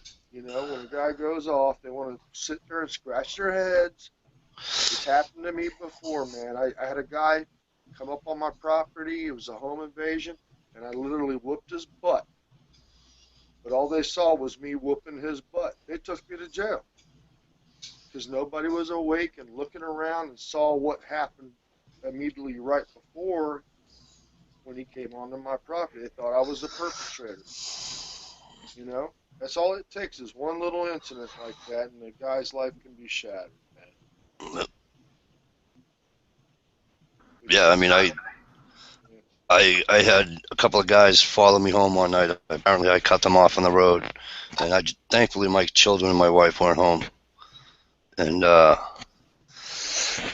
they were up north. But anyway, they followed me.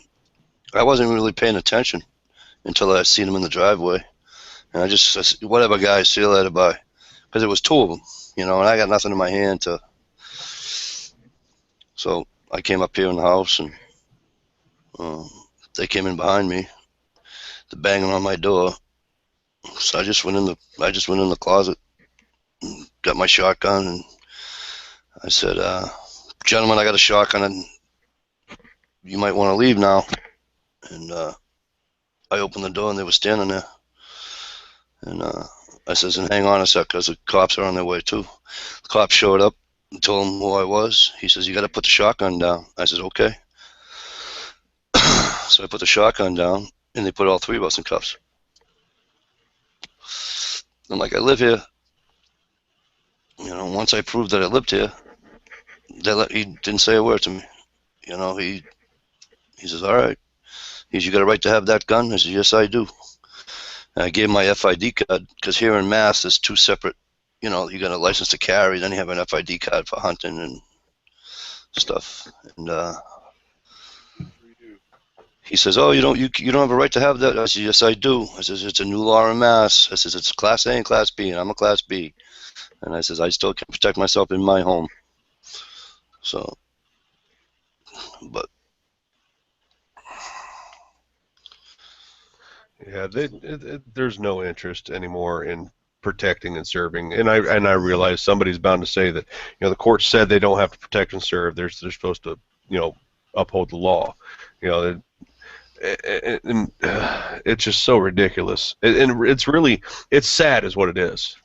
it is. It's sad that we have a criminal gang that is protected by a badge. Well, I guess not so protected according to two New York cops, but that is protected by a badge. And they can do whatever they want to you. They're forming laws right now to subvert any loophole we might have been able to use against them.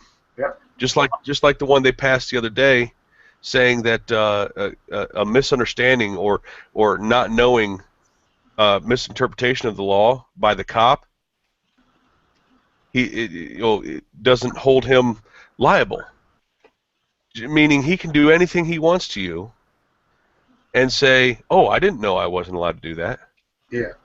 Well, that's and that's the bullshit, because I mean that's technically your job. You're supposed to know code. You're supposed to know, what charge you're writing somebody for. You're supposed to know what these laws are. Maybe not absolutely down to each letter of the law, but the whole color of each law, basically.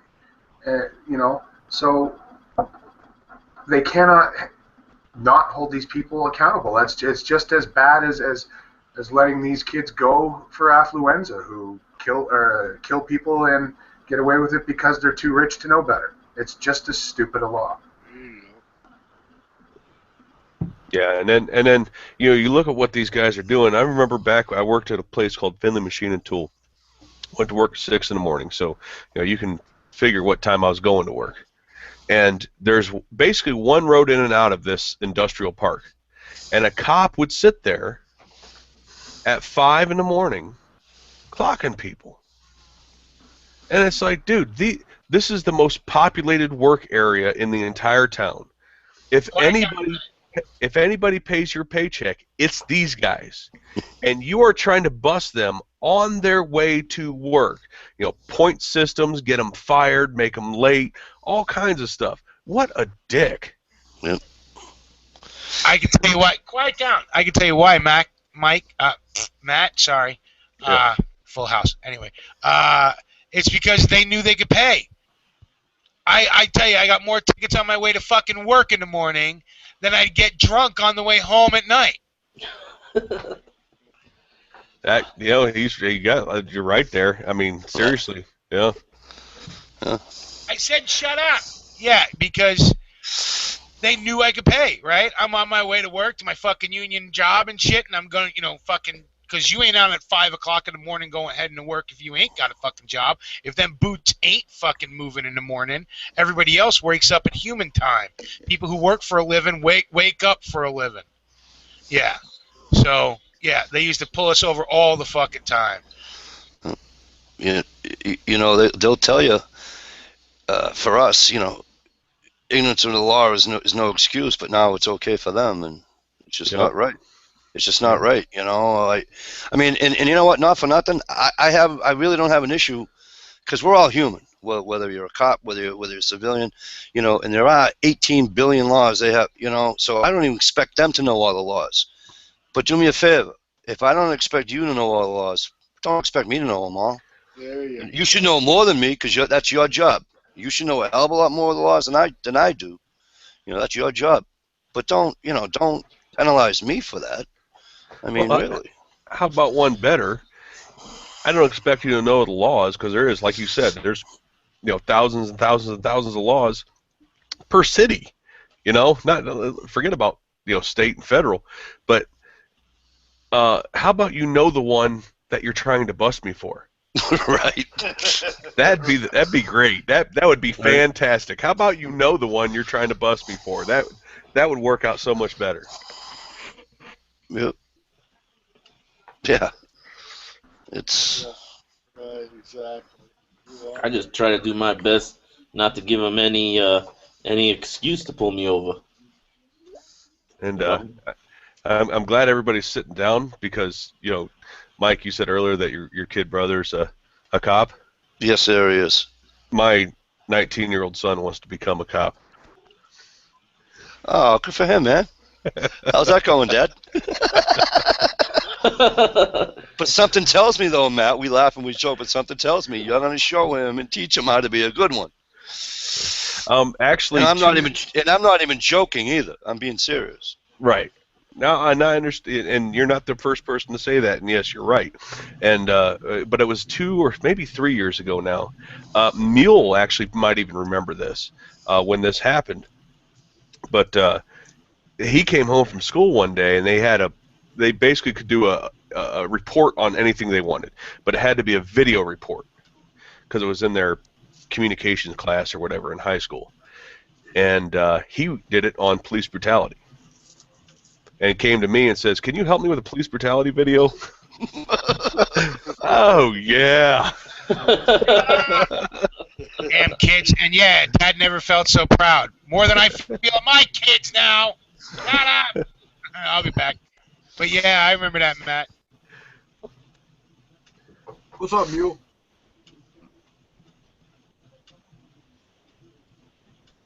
Can y'all hear me?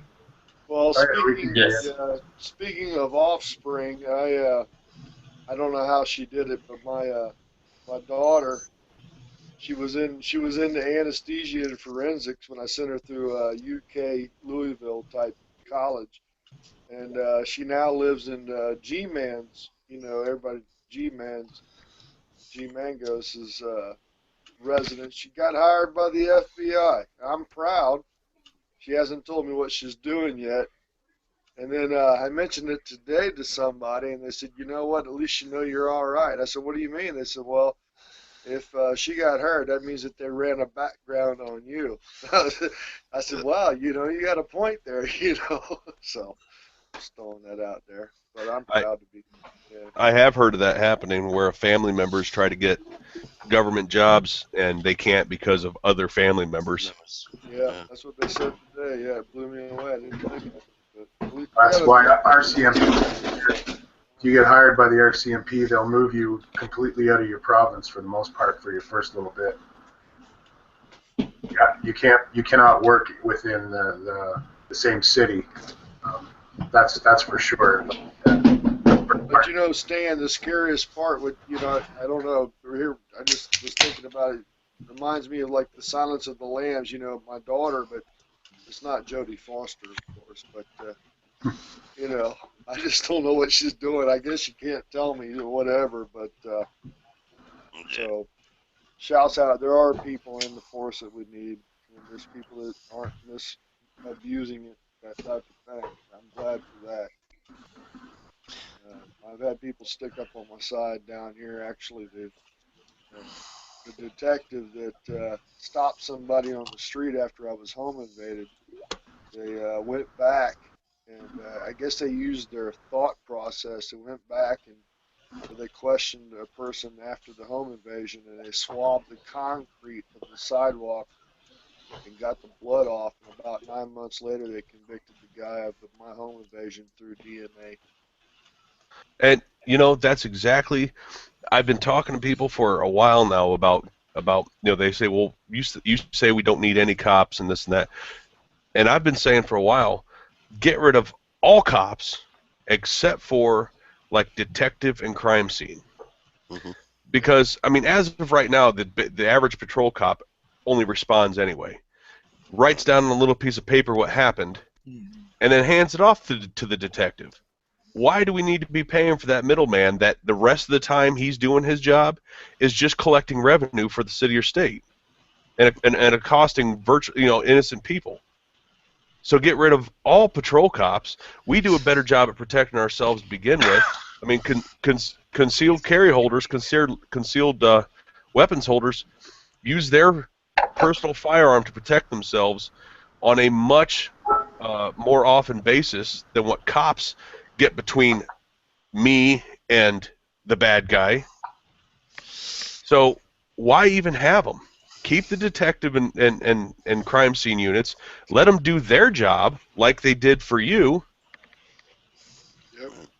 Because you're right, RT. They're only there once we call on that bubblegum topper. When they're the should I say the uniformed guy. They're only there once somebody calls, and guys like that I'm associated with on the social and the live, the gun owner guys, they're going to stop anyways. They're going to stop the threat. So if they make a call, we know what the uniformed guy is going to find at the door. But the detectives and the crime scene guys and the forensic stuff, it is good. To be honest with you, it does stop a lot. It also frees a lot. There's, we all know that people have been freed because of technology too. So. Yeah. The other thing that burns me too is the Matt, when you were talking about the waste of money. I drive a truck for them, not a semi or anything, just a box truck. So I go through the eastern and New England states. I got Maine, New Hampshire, Rhode Island, Connecticut. I go to. Yeah. Anyway, there's a big fight up here in Mass, anyways, about using flaggers instead of cops at construction sites. Like on road work when the company's doing road work. And so, I'd say to my kid brother, say, well, they need a cop. No, they don't. I says, because I drive through New Hampshire, and unless it's on like the major highway, You know, I said, they don't use town cops, they use flaggers. And they're probably paying a flagger $11, $12 an hour, you know, or you're going to pay a cop, you know, $35 an hour. And I says, and what crime is he, you know, stopping, preventing, you know? And I says, because I'm going to tell you, most of them are either on their phones, you know, doing whatever, or they're talking on their phone, they're reading the paper. He goes, oh, no, no, no, no, no. So you know what I started doing? I started taking pictures of every cop I saw on a freaking construction site, okay? And no word of a lie, I've probably taken about 50 pictures in 3 different states, and one cop wasn't on his phone or one cop wasn't reading the newspaper.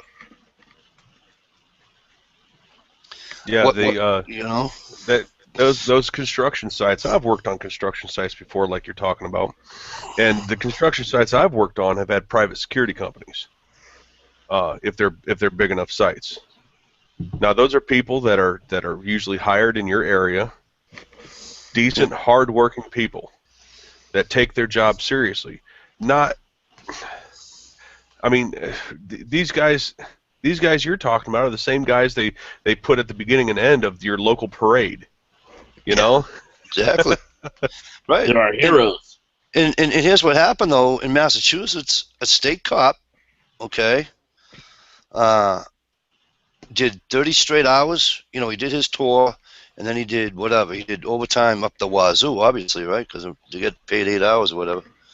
So he does 22 extra hours, and he wound up getting in an accident, and now he's dead, you know. And I'm like, what are you kidding? Even the plow guys up here have to pull over for 4 hours and sleep, you know. I said, that guy had no business being on the road for 30 hours. You know, what if you had to draw his weapon? I mean, you're telling me he's going to be as sharp as he would be, you know what I mean? Well, the cop, you're talking about the cop? Yeah, Massachusetts state trooper died after being on the job 30 hours. He got in an accident because he was so tired. Well, I mean, look at the track record. Hard-working guy, you know. I get all that. You know, he's a hard work. You know, he's trying to. I get all that. We all need money. I get all that. But, damn, you know. I mean, look at the track record of police pulling their gun anyway. I mean, you have the New York cops that shot 9 innocent people trying to gun down a bad guy in a public area. You know, you got. Yeah. I don't want him pulling his gun. Me neither. That shot. That's yeah. There is no reason. There is no reason for anybody. A concealed carry holder wouldn't do that. Right. You know, these guys. You know, the 4 things you learn as a gun owner, as a private gun owner. You know, always treat your gun like it's loaded. Keep your booger hook off the bang switch. Make sure of your target and what's behind it, and always point your gun down range. Or basically 1 and 4 is about the same. But you know, these cops do not. Well, and then there's and I did forget one. Never point your gun at anything you don't want to destroy. Right. And that's how these cops approach people. You know, they don't approach at the low ready. You know, they approach like this, or you know, with their rifle pointed at people, and then it's just spray and pray. Because there's no accountability. You know, they could pretty much shoot anybody they want, and the grand jury would just let them go. Well, there was I think it was another New York one where the cops shot a bunch of innocent bystanders at an intersection. I believe they ended up hitting the bad guy, but the people that got shot, the innocent bystanders that got shot, then got charges pressed against them by the police. Obstruction. Of right. No, it was basically it was their fault they were standing there. I can't remember what it was. I'd have to look that up. Oh shit! You can believe it. You know Well, the reason why I said obstruction, Matt, is because after the Red Sox won the World Series, you know, all the young people were out in the streets and they're partying and hoo-haing and all that. And so, of course, Boston police come out and did their thing, and they use the quote unquote, non-lethal round. Yeah, well, they used a non-lethal round on a young lady. Point blank. Yeah, and she died.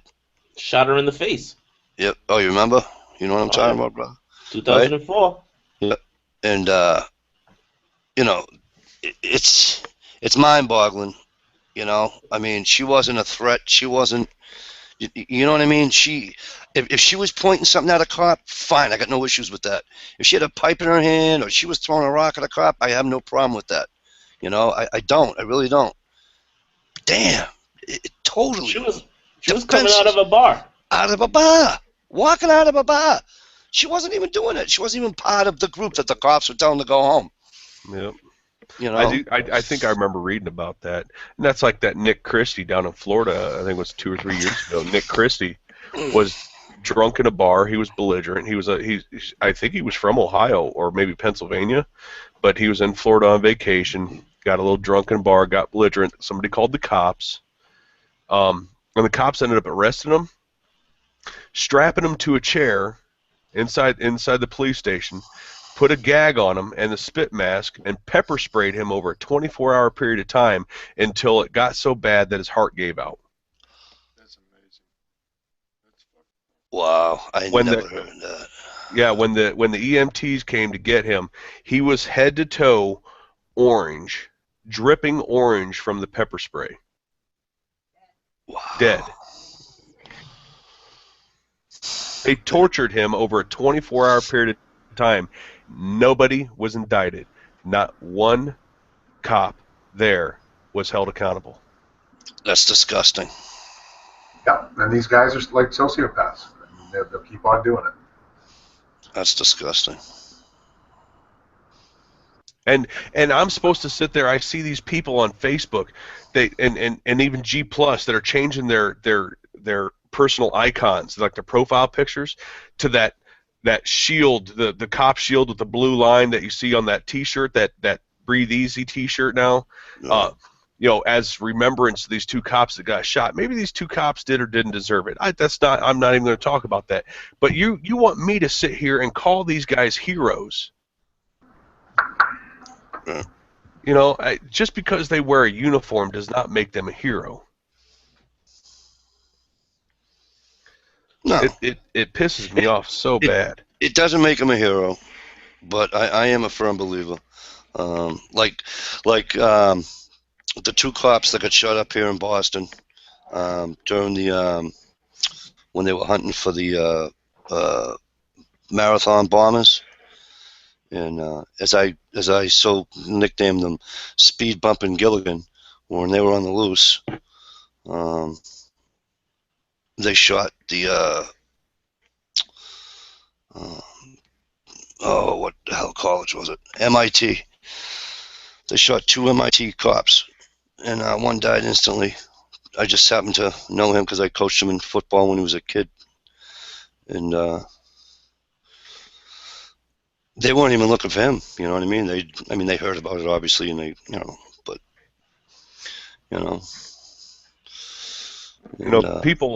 people want to cry foul with these cops that are getting killed. And, maybe the guy that you're talking about in Boston, I realize is a different set of circumstances, but people want to wag their finger at these protesters. These anti-police brutality protesters. People want to wag their finger and go crying about why would those 2 cops in New York get shot? You really got to ask that? Well, yeah, that's a little bit different. You're right. You really got to ask that. I mean, when the pot comes to a boiling point, what do you expect's going to happen? When you spend your career, getting compliance through fear, force, corruption, and violence, which is, one of those 4 things is how cops get their way. When you spend your career doing that, eventually it's going to come back to bite you. Yeah. It's like that old saying, what goes around comes around.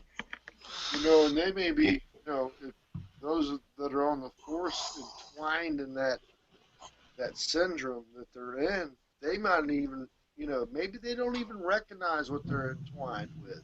I'm just wearing another shoe on the Yeah. and counterpoint. You know what I mean? They may not even know. I know poop runs downhill. They've got to follow the chain and all that. And man, you know, they may be so entwined with it they don't realize it. I know that I've been a victim of the abuse, this, that, and the other. And when it comes to a boiling point, somebody goes off again. Like I said, somebody wants to scratch your head and say, "Why did guy do that?" But they might be so tied up in it they don't realize it. But that's the road they chose. I don't choose to go down that road. I don't want to be violent on anybody, you know. Of course, unless I have to. But I don't know what went on because I don't watch the news. I come here to get my news, and that's that. But I have to wear this shoe with it. You know, I have to put on another shoe every now and then and realize that maybe they're so screwed up in the system they don't realize what's going on. RTT, you know, they can't say nothing because they know they're getting fired. Yeah. You know, You know, I'll tell you a funny story about my kid brother. Before he came back, because he was in the Navy and he wound up on Guam, so he was a cop out there for a while. And so one night he was with, I don't know, he was with his lieutenant or whoever, some superior. But anyway, they pull his car over, and apparently my brother's being a dickhead to him, to the driver. So his superior didn't say a word to him. Literally didn't say a word to him. So for like 4 days, my kid brother's trying to get a hold of him. Nothing. Couldn't get it. You know, he's not answering his texts, his phone calls, emails, nothing. So finally, he bumps into him. He says, "Hey, I got to talk to you." He says, "What's going on?" He says, you know, you're not returning my calls, texts, nothing. He says, "What'd I do to you?" He says, "I just wanted to give you the same treatment that you gave those people that we pulled over the other day, 3-4 days ago." He says, "You know, you treated them like shit. Now I'm treating you like shit. How's it feel?" You know. Nice. Hey, you live and you learn, you know. And he told him, my brother told me this honest and up front. And he goes, "You know what, Mike?" He says, "Every day since then, when I was a patrolman," he says, "I always tried to not, if me and the wife got in a fight, I tried not to bring that to work. If I was doing a 4 to 12 or something, you know what I mean?" He says, I wouldn't try to, you know, give people the benefit of doubts and not, you know, you know what I mean? bring it home. Right, you know. Well, I find it's more the cop that's out there for his career. You know, the one that's trying to prove himself, trying to make that case, trying to get the big haul in the big criminal. You know, make national headlines, yada yada yada. You know, they all think they're going to change the world, and you know they've got something to prove. And those are usually the ones that are gung ho. You know, and they take the letter of the law very seriously. There's no string. There's no gray. It's all black and white. Right. Yeah, I agree with you on that 100%. I mean, because you go to, you come up to, all right, now I'm 30 miles north of Boston, okay, in a town of probably, 33,000 people. And there's only, right now, it's 12:17, quarter past 12 at night, and there's only probably 3 guys on, 3 patrolmen and 1 sergeant sitting back at the thing, and they're easygoing kind of people. You know what I mean? They're not, like you were just saying. They're not. And the closer you get into the city, closer you get to Boston, you see the changes in the attitudes. You really do. It's unreal. You really do. So yeah, I totally understand what you're saying there, brother. I used to party. I used to party up in Boston. We used to take the ride up there, and yeah, no, I don't even fuck with with Boston any. Other than going to like TF Green, Yep. I don't even fuck with What, Boston anymore. what are you from, Oh, Rhode not Island? TF Green. Not TF Green. Fucking Logan. What are you from, Rhode Island? I thought I caught that. I thought I caught that you used. I thought I caught that you pronounced your R's. Yeah, no, we I don't know, but yeah, I live in East Providence, and Nice.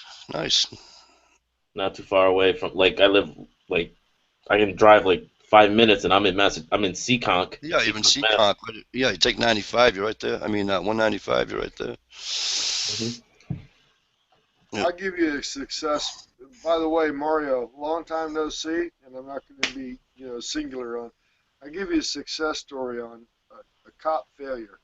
I was driving a route truck, like you mentioned earlier. It wasn't no big deal, right there, Mike D. Yep. I'm driving, and I didn't know, and this was 6 years ago. Things have gotten a lot harder for us that maintain a heavy license. But I'm driving. I'm on a cell phone. This is pre no cell phones in the truck law. I'm talking on the phone, but I'm steering with my elbow. Okay, I got my phone in the left, up against my ear, and I'm steering with my right, and I'm watching my mirrors. I'm doing what I got to do. I'm on the phone with the customer that's about 150 yards off to a 90 to my left, and there was a 5-0 behind me in a sheriff's car. And it was in a hood type situation, should I say a high crime rate situation area. And this was a heavy truck dealer that I was calling. It was one of my customers, and I got him on the phone. And this guy was behind me from a light to the light that I was in between. So I got a light and a light behind me, and he's behind me. The sheriff's behind me. And I'm gonna make a left into a legal medium. The medium went right into where I was going, who I had on the phone. He hit his lights and actually ran up to the door, pulled me out of the truck, threw me down on the ground, pulled my cell from me. He didn't whip my butt, guys, but he threw me out of the cab onto the ground, okay? And he was the driver. His partner was in plain clothes and came out, and I heard his partner saying, "Don't, Jim, don't." So when he pulled me up, he said, he just went off. He had like a rage at him. He was grabbing me, I think, around the collar, like grabbing me. And I said, "Dude," he said, "you didn't have your hands on the wheel." I said, "No, kid." I didn't know how to say anything. Anyways, he looked on the phone and saw that the customer was actually standing out behind the shipping and receiving bay looking at this all go down. And this is it's an Isuzu dealership, the Isuzu Truck Corporation. So it got scheduled for a court date. It was a traffic ticket. And I didn't think about the violence thing. I was more worried about my license, guys. You hear me now? So I go to court, and because I was going to fight it was one of the first tickets I ever fought under my CDL license. It was one of the few that I've ever gotten. And I said, well, I'm going to fight it. I need to. And when I got there, the judge told me that the witnesses, that the prosecuting side of the story was going to talk first. And he called up the witness first, and the witness came up, which was the guy's rider, the guy in the plain clothes. And the judge asked him to name the co-person, and he turned around and pointed at the cop, and the cop got up and walked out. And the judge threw it out because the guy was not ready to take the stand because he knew he was in the wrong, apparently. The judge threw the case out because the guy produced violence on me, man. Oh, yeah, man, threw you out of the car. Yeah, by rights, you could have had a civil law afterwards, too. I know, absolutely. and I didn't pursue it because these guys up here are like the, what do you call them, the kangaroo or the keystone type deals. But anyways, the witness took the fifth. When the second time the judge asked him, as the guy was walking out, the guy says, "I don't want to incriminate myself." But he had already pointed him out. But the sheriff was leaving. Yeah, that was the sheriff's cue. That was the sheriff's cue to the judge that he wanted to throw it out because he knew he was fucked. Yeah, and I didn't, the only reason I thought I had a chance is because they said that if you fight a ticket, if they don't show, the judge will throw it. And I figured he'd be too busy. And then later on, I put it into my thought process. I said, well, the guy's at a high crime rate. He must have been pursuing something. I mean, he's dealing with a heavy-duty caseload. I know this, man. Where he was at, we have people that get killed almost every day down here in that certain area in Orlando. And he's a sheriff's deputy. And I'm not laying it, but apparently his rage came out on me. Nowadays, now that I'm more aware, all it's going to take is 1 second and I'll be dead. And I don't have to be doing anything. I'll just be dead. Called power tripping. Yeah. But now they're pulling their 9 or whatever they're carrying. They're pulling it so quick. I can see where people have to throw their hands up and they're still getting shot. But it was a success story that I won the case, but it was proven that the guy was, he split. He must have known he was wrong. Oh yeah. I could see the cops in the future being a lot more aggressive. Like they were aggressive before, but being a lot more aggressive now. That's scary.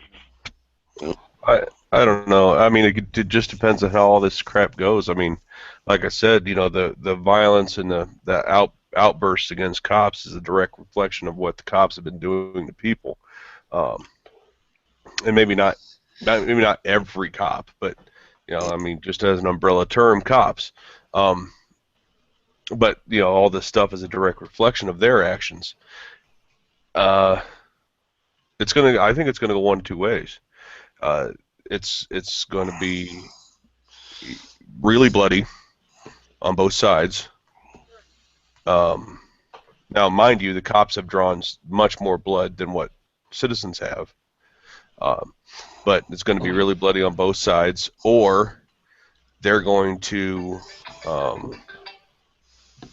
stomp on us. They're going to use everything they have, including the military, in order to squash the opposition. Oh yeah, like 1984, they'll bring the heel of the boot. Yep. I'm surprised New York hasn't actually called in their what do you call it? Their reserves yet. It's gonna get to a point. You're right, Matt. It's gonna get to a point. It's gonna happen. I just it's almost like you're waiting for the other shoe to drop. Oh yeah.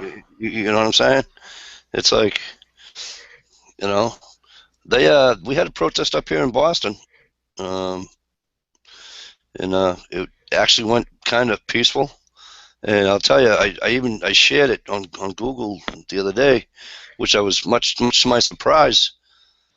And there was a lot of people. I'm not going to guess. I'm not going to try to even guess, but it went into the thousands. And I'm going to tell you, I was shocked because not one cop was in riot gear.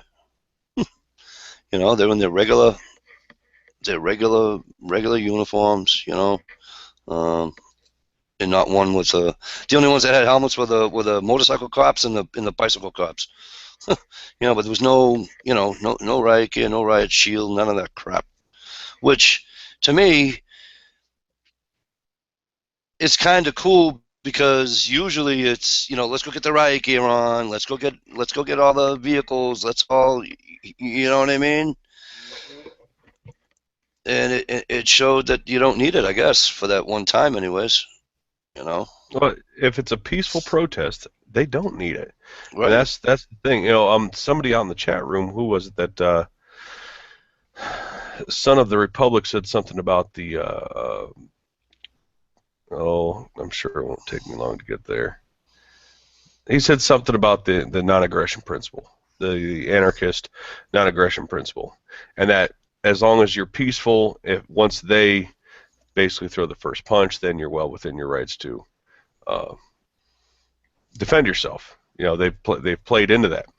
But my question, and they do that a lot. You see these peaceful protests where nobody's doing anything wrong, nobody's doing anything to hurt anybody else, but they bring in the MRAPs, the water cannons, the tear gas, the rubber bullets, Snipers. the riot shields, snipers, all that stuff. And we've been taking the peaceful route, and and I say people, when I say we, don't get aggressive with the cops until they escalate it. But how long can we always be on the defensive, though? It's like, okay, so we push these guys back, and we just go back to peaceful, and then they knock some more of us off, and then we push back, and I mean, eventually that is going to, we're going to die off eventually doing that, because they always take more of us than we take of them. They're suppressing the herd. Yeah, it is. Yeah. And I just don't know how long we can survive something like that. Now, as far as these cops that were, I mean, you look at open carry rallies, something I've been talking about for a long time. Look at open carry protests, open carry rallies. You know, they have a handful of cops at these things. They're not in riot gear. They're out there directing traffic, and that's about it. Yep. But you see unarmed protests, and that's when they come in full force, whether you're violent or peaceful. And why is that? Up here in Canada, where when they're harassing the peaceful protesters, they'll watch the protest and they'll start picking off individual ones to pick on at their homes.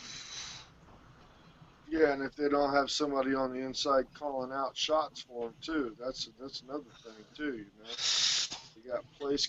My eyes opened up. I'm sorry, Ronnie, but my eyes opened up when what was it, Ferguson, like the first round of Ferguson, and there was freaking snipers on the top of the MRAPs, whatever the hell you call them, and I was like, what the fuck did they need snipers for? like what do you need a sniper other than, like, I don't know, to shoot somebody? Like, what do you have a sniper on top of a vehicle for? Yeah, When did this become Fallujah? When did this become Iraq? You want snipers? You should have went to the Boston Marathon last year. Holy shit! It was they had everybody out.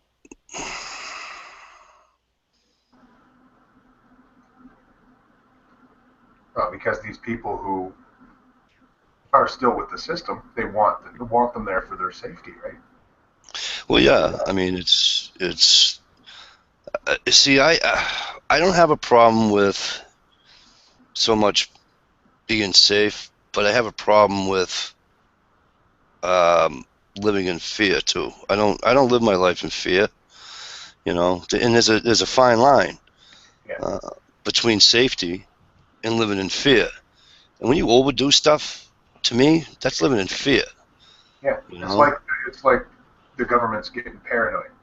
Yeah, it's like getting on an airplane nowadays. You know, I have another kid brother that went to Vegas and decided that, you know, because he was young at the time, he didn't have a bank account, he didn't have all that stuff. He went down and he purchased a ticket in cash, one out and one back. And so now he's married, he's got all this, that, and the other thing. Every time he gets on an airplane, they pull him off to the side. You know, and one time he got strip searched, and he's like, "Oh, I don't care. At least they know I'm not carrying a bomb." I says, "You should care." You know, I says, "Because you're being profiled, because you used cash." You know, and I says, "You shouldn't be profiled just because you use cash." Yeah. You know. Oh, and that's the other thing they're going to is trying to get to is the cashless society. Yeah. It's much easier to track somebody and everything they purchase through a cashless society. It's and not to be funny, you know where it's starting up here? I don't know if it's hit you guys yet, but it's starting up here with the tolls, the toll booths. Yep. You know, like there's one coming out of Logan Airport. It's cashless. They're popping up all over the place now. Oh, that's the easy pass. Yeah, but you know what? What's on the Easy Pass though? Your name, your account number, your license plate number, your car, everything. You know what I mean? They know when you go through that and when you don't. Hey, Mike. Yeah, that's right. That's why I don't get any. Oh, go ahead, Ronnie.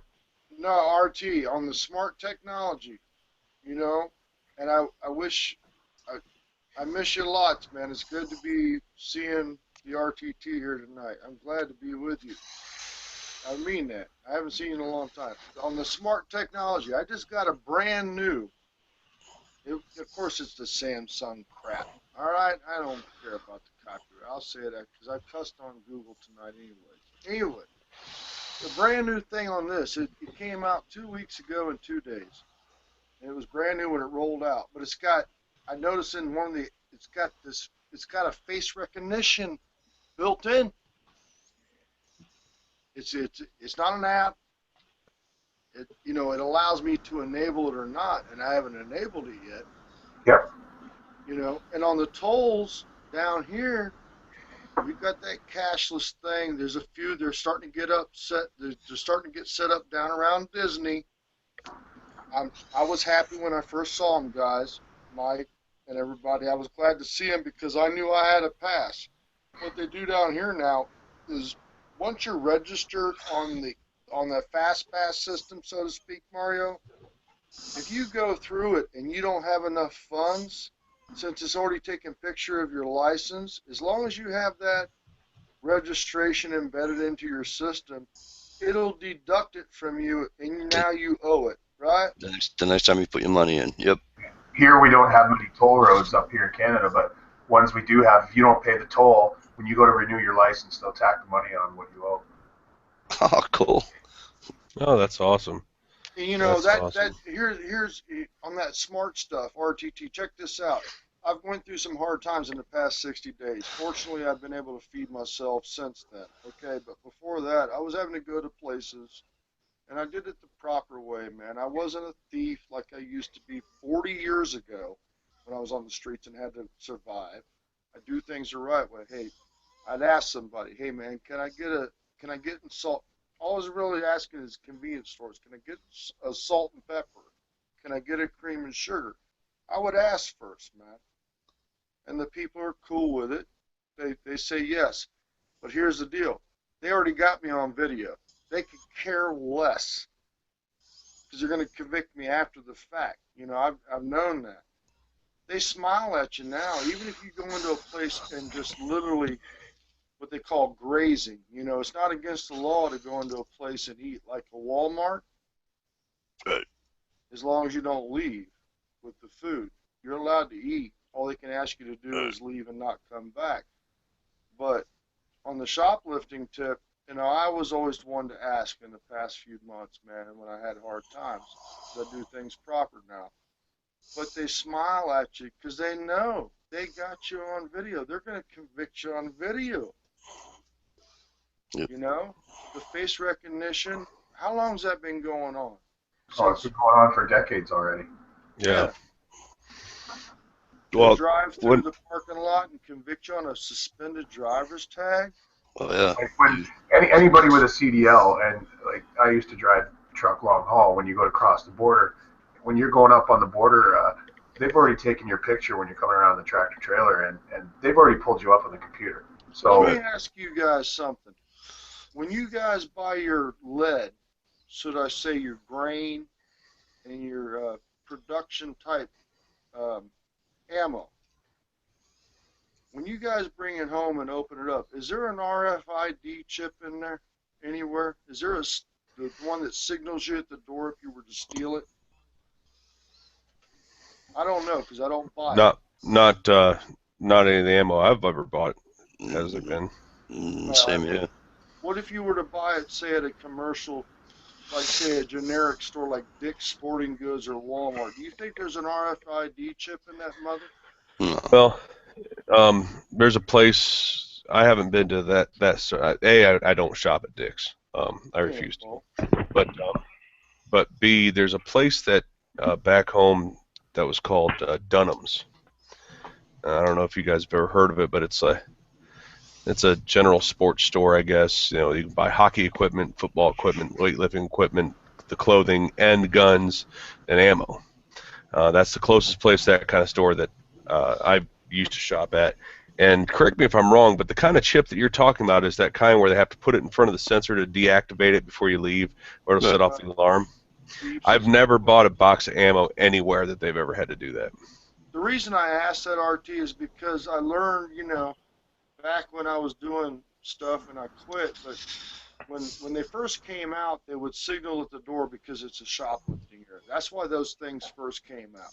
Yeah. See, but as a safety Now, concern, as a go safety ahead. concern, one side note, Ron, I would say that those things should not be around ammo because magnetics are not good to be around ammo. Right. Well, I know, but the manufacturer probably means it that way. That doesn't mean the retailer means it that way. The reason I asked that is because now they track your movement within the store. They're not there for shoplifting anymore. They're there to track your buying habits. And the reason I say that is because you guys that buy and supply yourselves with that type of gear, I was wondering about that because that might be something that they want. I don't know how they track the information for that stuff. I'm more interested in supporting you than worried about what the Well, 50 does. But Well, I we, was it's actually going funny to that bring. you mentioned that. Sorry, go ahead. they I could was be actually going to. tracking you. I was going to actually bring that up because you were talking about the smart stuff and tracking what you do. There's one thing I refuse to get, and that is these food cards, the Kroger Plus cards, and the cards that you get discounts for when you swipe your card at their cash register, Right. because it Yeah, co-op stores what member you bought every time, savings.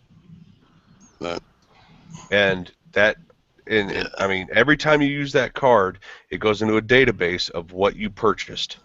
Now, granted, it's mundane things like a gallon of milk, a box of cookies or whatever, but you said purchasing habits. That those keep track of your purchasing habits. I actually have one of those Bass Pro. The what do you call it? It's the same exact thing, Matt. You just said. It's like a Right. savings card. You earn points. However much I spend in whatever. If you earn yourself points, and for 1,200 points, you get a free box of ammo. You get a free hat. Whatever the hell it is. But I never knew it was on a database. I just thought it was Oh, yeah. just track of what you. And you know where they got that concept from was the casinos. Oh yeah. Yeah, the casino cards that get your casino card because you get deals at certain Right. spots. Yada, yada. Comps. They came up with those concept cards a long time ago, and somebody come into the fact, well, maybe I should put that in my store. I could start tracking customers' purchasing habits and start offering them certain discounts, and it just caught on, right? And took off like wildfire. Cool. I'll tell you one thing though, man. Those I have a Super Stop and Shop discount card, Yeah. and yeah, those fucking discounts they always give me junk coupons like shit that I never buy. So Yeah, but do you guys you have the same as my wife does that. She goes to the same food chain, and then in the same food chain because she buys $200 something worth of groceries. All right, she'll go out and get gas, and she pays like $2.02 a gallon because she spent so much. So I'll take that. oh yeah, 20 cent savings off of gas. Yeah, it's like 20 something cents, whatever the hell it is.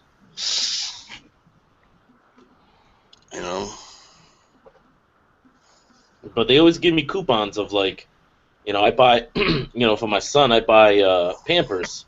So they'll give me I'm sorry, Huggies. And they'll give me a coupon for Pampers. I'm like, dude, I don't buy Pampers. I buy Huggies. Give me a coupon for Huggies. Hey, can I ask a question off topic what we were talking about? Matt, I'm going to ask you a question if you don't mind. Matt, I think it was in your chat that you mentioned the oil prices and stuff and how because they're coming down that it could actually hurt the economy. And I want to say it was your chat. If I'm wrong, just say, Mike, you're an idiot and you're wrong. But I thought it was on your chat, or maybe it was either yours or David's, one or the other.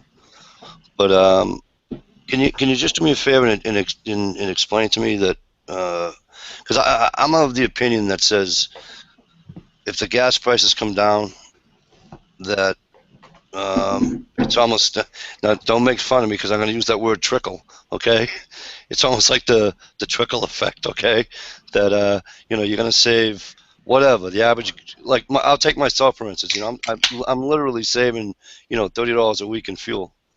Okay, so you know, my wife gets 30 extra dollars to do whatever else she wants, but she's spending it. So, you know, you get a guy like me that does that, and you're saving however many dollars, and you just let's just take, you know, the state of Massachusetts. Okay, I'm not even going to do countrywide. If I just take the state of Massachusetts, and people are saving that much money, right? And then you know, some are going to spend it, some are going to buy whatever. You know, this time of the year they're going to go and spend it for Christmas, and my philosophy says that, you know, that's going to generate, you know, more,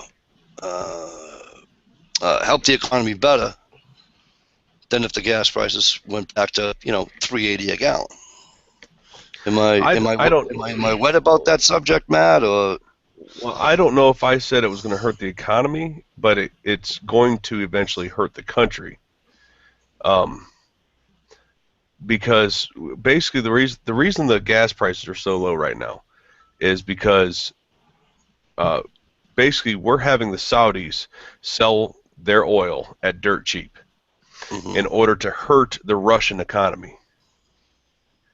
Now, if this was a natural thing, an organic thing that the gas prices were down, you would see everything going down: food, clothing, everything. But you don't see diesel dropping. You don't see diesel dropping. A little bit, but not like gasoline. And what it is, it's an artificial deflation of the price in order to hurt Russia. And so with people buying so much Saudi Arabian oil right now because it's so cheap. I mean, Russia was like what, the third largest supplier of oil in the world. That's how they were getting rich. Most of Europe bought their oil off of Russia, and now they're not. They're buying it off the Saudis. And so what that's doing is that's further pissing off Putin at us. So when you say the trickle down, I mean it's on an economic scale. I don't know, and I may have misspoke if I did say economy. But well, I might have misheard too. So that, on a trickle down basis, as far as war goes, it's definitely one fast route to piss off another country like that. okay. Do you think it'll, like, you know, with the whole petrodollar? It's not going to last. It's not going to last only for the reason of it's not going to be able to support the oil economy, especially in North America. You look at places like the oil sands; they're really starting to hurt now because of the price of oil dropping, and that section of industry will not be able to tolerate it for too long. So they know that. I don't think it's going to last too long.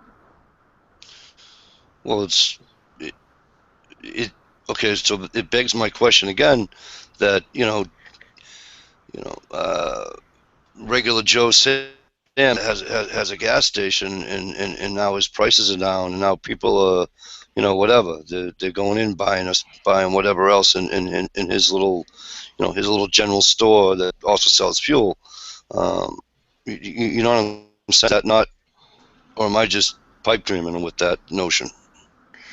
Well, but it also opens up the opportunity in the market for the government to stockpile too, because of the price drop. And why would the government stockpile? I think we all know why. Yeah. Whoa. Yeah. And I think we would see an economic growth with the drop of gas if everything else reflected it like it should. You know, cheaper food, you know, less expensive food, less expensive clothes, less expensive, you know, all that. I think we would really see that spike in economy that you're talking about, Mike. Mm-hmm. But since we don't see the drop in everything else like gasoline, because gasoline is being artificially dropped, it's not an organic thing. Okay. I don't. That wouldn't be immediate anyways. Like with the price drop, it's usually about 6 months before you would start to see any type of trickling effect. So if you don't see that within 6 months, you know that it's what you called it there at the beginning, where it's a fake drop in price. Right. That's the reason why. Because I'm, like Matt. I heard it on again, Matt. I don't know if it was yours or David. So I'll just say I heard it on chat. How's that? But because everything's made out of oil, right? Everything. So, and none of that shit's came down either. Your radios ain't coming down. Your computer, every single solitary everything is part of oil. So yeah, and it's all shipped by oil too. Right. Yeah, you could live completely organically, have organic made clothes, eat organic food, but guess what? It still took an oil-driven machine to either do the production process or to get it to the store that you bought it from. So, Right. and for those out there say, no, I ride a bicycle to my store. Fuck you. The paint on your bike is made of oil. The rubber on your bike is made of oil. Right. It's like the PETA people. I love the PETA people. Oh, the poor animals. Da da da. Meanwhile, they got the leather shoes on, the leather jacket if it's in the winter, and save the animals. You're wearing an animal. Shut up. You know what I mean? It's almost like these vegans that like to say they're vegans and yet they eat cheese and milk and drink milk. It's it's the flavor of the day, as I call it, as I see it. Ronnie having internet issues, is he? I was gonna say, in and out there for a minute, right? I haven't looked at the cyber map yet, for a little while yet. They were hitting it pretty good earlier. Attacks were still coming. They slowed down Comcast the other night or something pretty good.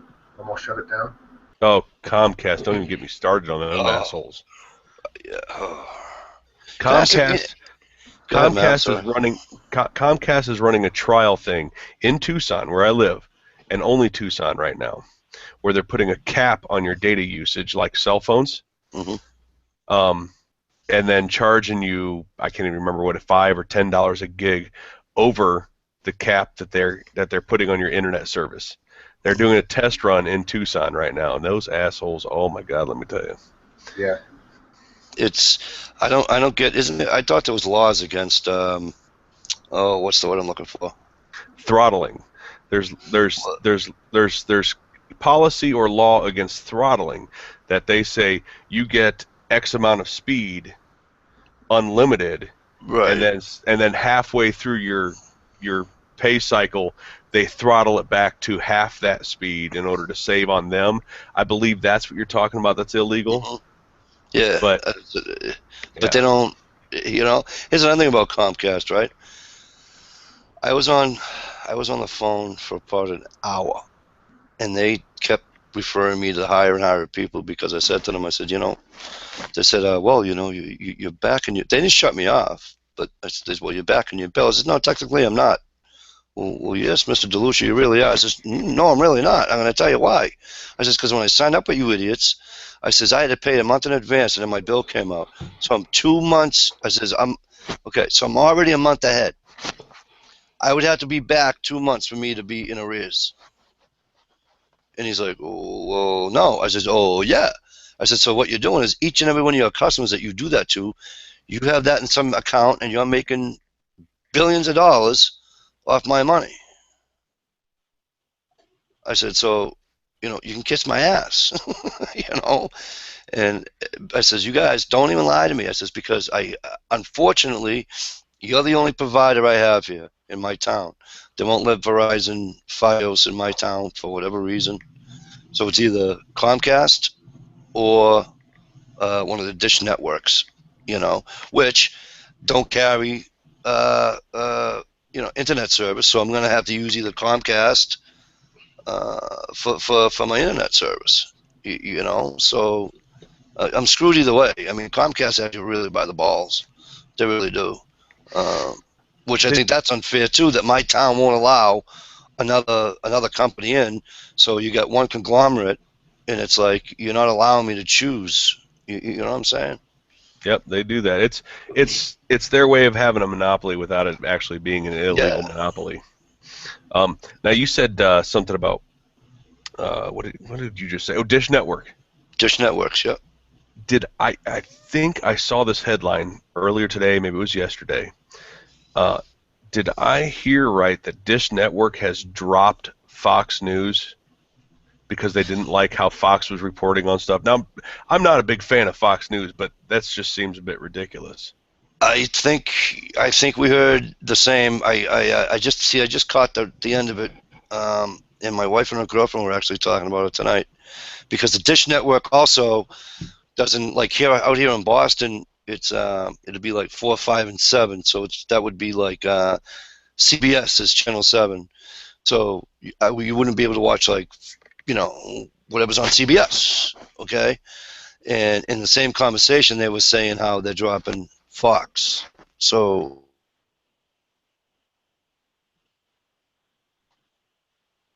What happened? And apparently they're dropping his service too. Oh shit! Yeah, he froze out. Yeah, I heard there was a couple of networks that were actually, or sorry, providers that were dropping FX too. Well, that would be a division of Fox, isn't it? Oh, is it? I think FX is a Maybe division of Fox. Yeah, FX is definitely Fox. Yeah. The thing that bugs me with cable is we're like these companies. From my understanding, is these companies, they make a boatload of money on advertisement, commercials, and this and that, da da da, and like we're paying them to show us their advertisement. So it's like I grew up when we had 4 channels. That shit was free. Yeah. TV was That's when free. you have the antenna. You get everything on your antenna and turn your aerial.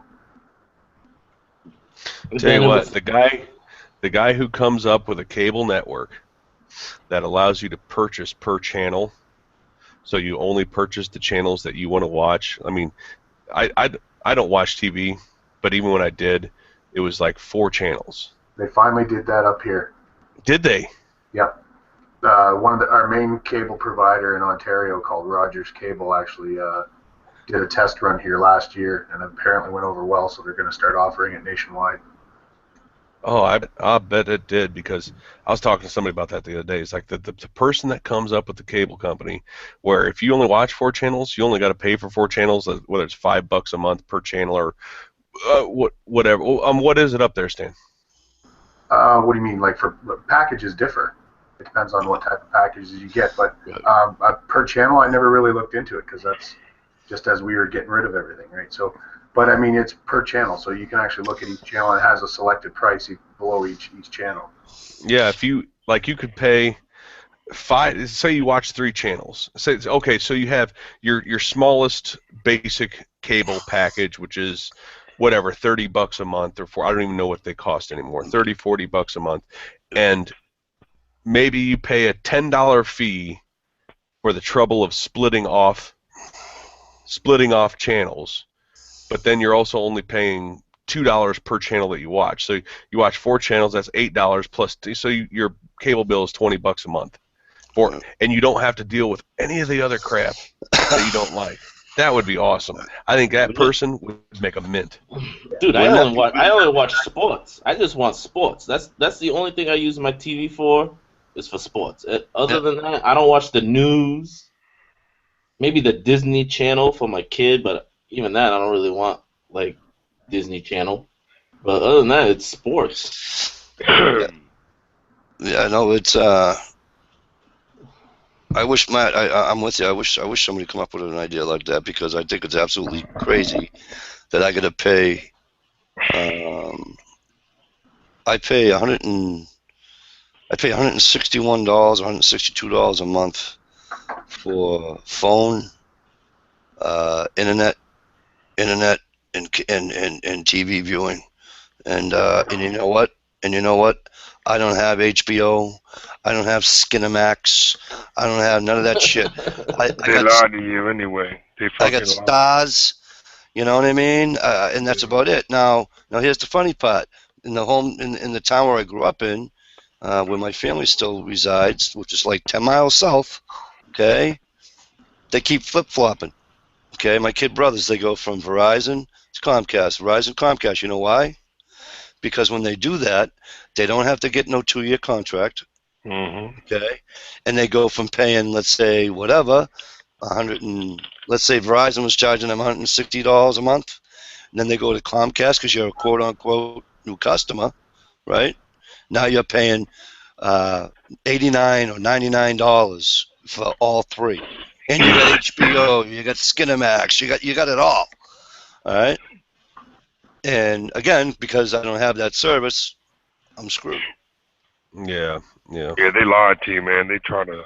First of all, sorry I was gone for a little bit. I had to help Mama with the presents for the little ones, so when they wake up tomorrow, I had to take care of everything. Happy wife, happy life. Absolutely. That's the way Right, it's brother? supposed to be. You know what I'm saying? Amen. I'm happy, Mario. You met my boy Mikey, huh? That's your neighbor. I've been trying to get you all together in the day chats for a long time. I know I tried to hook up with you today, but then I had to go out with mine. My kid wrestles on Wednesdays and Saturday nights, so Saturday morning. So I had to went and did the dad thing. But I just kind of cool, Matt. I think this is the first chat you and I have been on the panel with each other. Yeah, right? yeah, I think so. Usually I'm either in yours or seeing you in David's or whatever else, and Hey Matt, Yeah, I don't know if I told you, but I had to make some improvements on your those T-shirts that I bought. I had to make some improvements. I had to cut the sleeves. But I think I told you that already. Are they shrinking or are you growing? I just No. met him, so I didn't want to say nothing, Nah, I was just like, oh man, I'm like, I need a muscle shirt. So I'm like, cut those sleeves off, and I'm like, yeah, now this is the shit. Come on back, JJ. There you go, baby. Yeah, when we're gonna pull an all-nighter, brother. First, Mike, it's a pleasure to talk to you. Thank you, same here, Matt. I've seen your videos and talked to you out in the chat rooms and all that, but everybody else I've talked to on several occasions that's in here. Not that it's not a pleasure to talk to you guys, but this is the first time I've gotten a chance to talk to Mike. Brother Mike is good people, man. I've been trying to get Mike in our chats, Brother Matt, for a while. But once Space Buns and I moves out of this place, we just talked about the other day, there's no chance in hell we're getting cable. We're gonna go ahead and spend the money on the highest internet package, but we're not getting cable. Hell no. You can watch. You know what? If there's something that you wanted to watch, you can get that whatever right on your friggin' laptop. And that's what I'm thinking on doing because First Row Sports. Yeah, net, and then there's one for Netflix or something. My kid brother's got Netflix, and he takes his laptop up to we have this place up in New Hampshire, and he gets it up there and puts it in, and we can watch anything we want, because the only I watch, I'm with Mario. I'm either watching anything and everything about Alaska, so that's either Discovery Channel, Learning Channel, whatever, all that shit, National Geographic, shit like that, or I'm watching sports. So I don't need, you know what I mean? I don't need all that shit. That's kind of why we got rid of cable. Like, virtually anything you want to learn about is on here. You can go to a site or... I mean, just the stuff you get on cable is, for the most part, is garbage, so...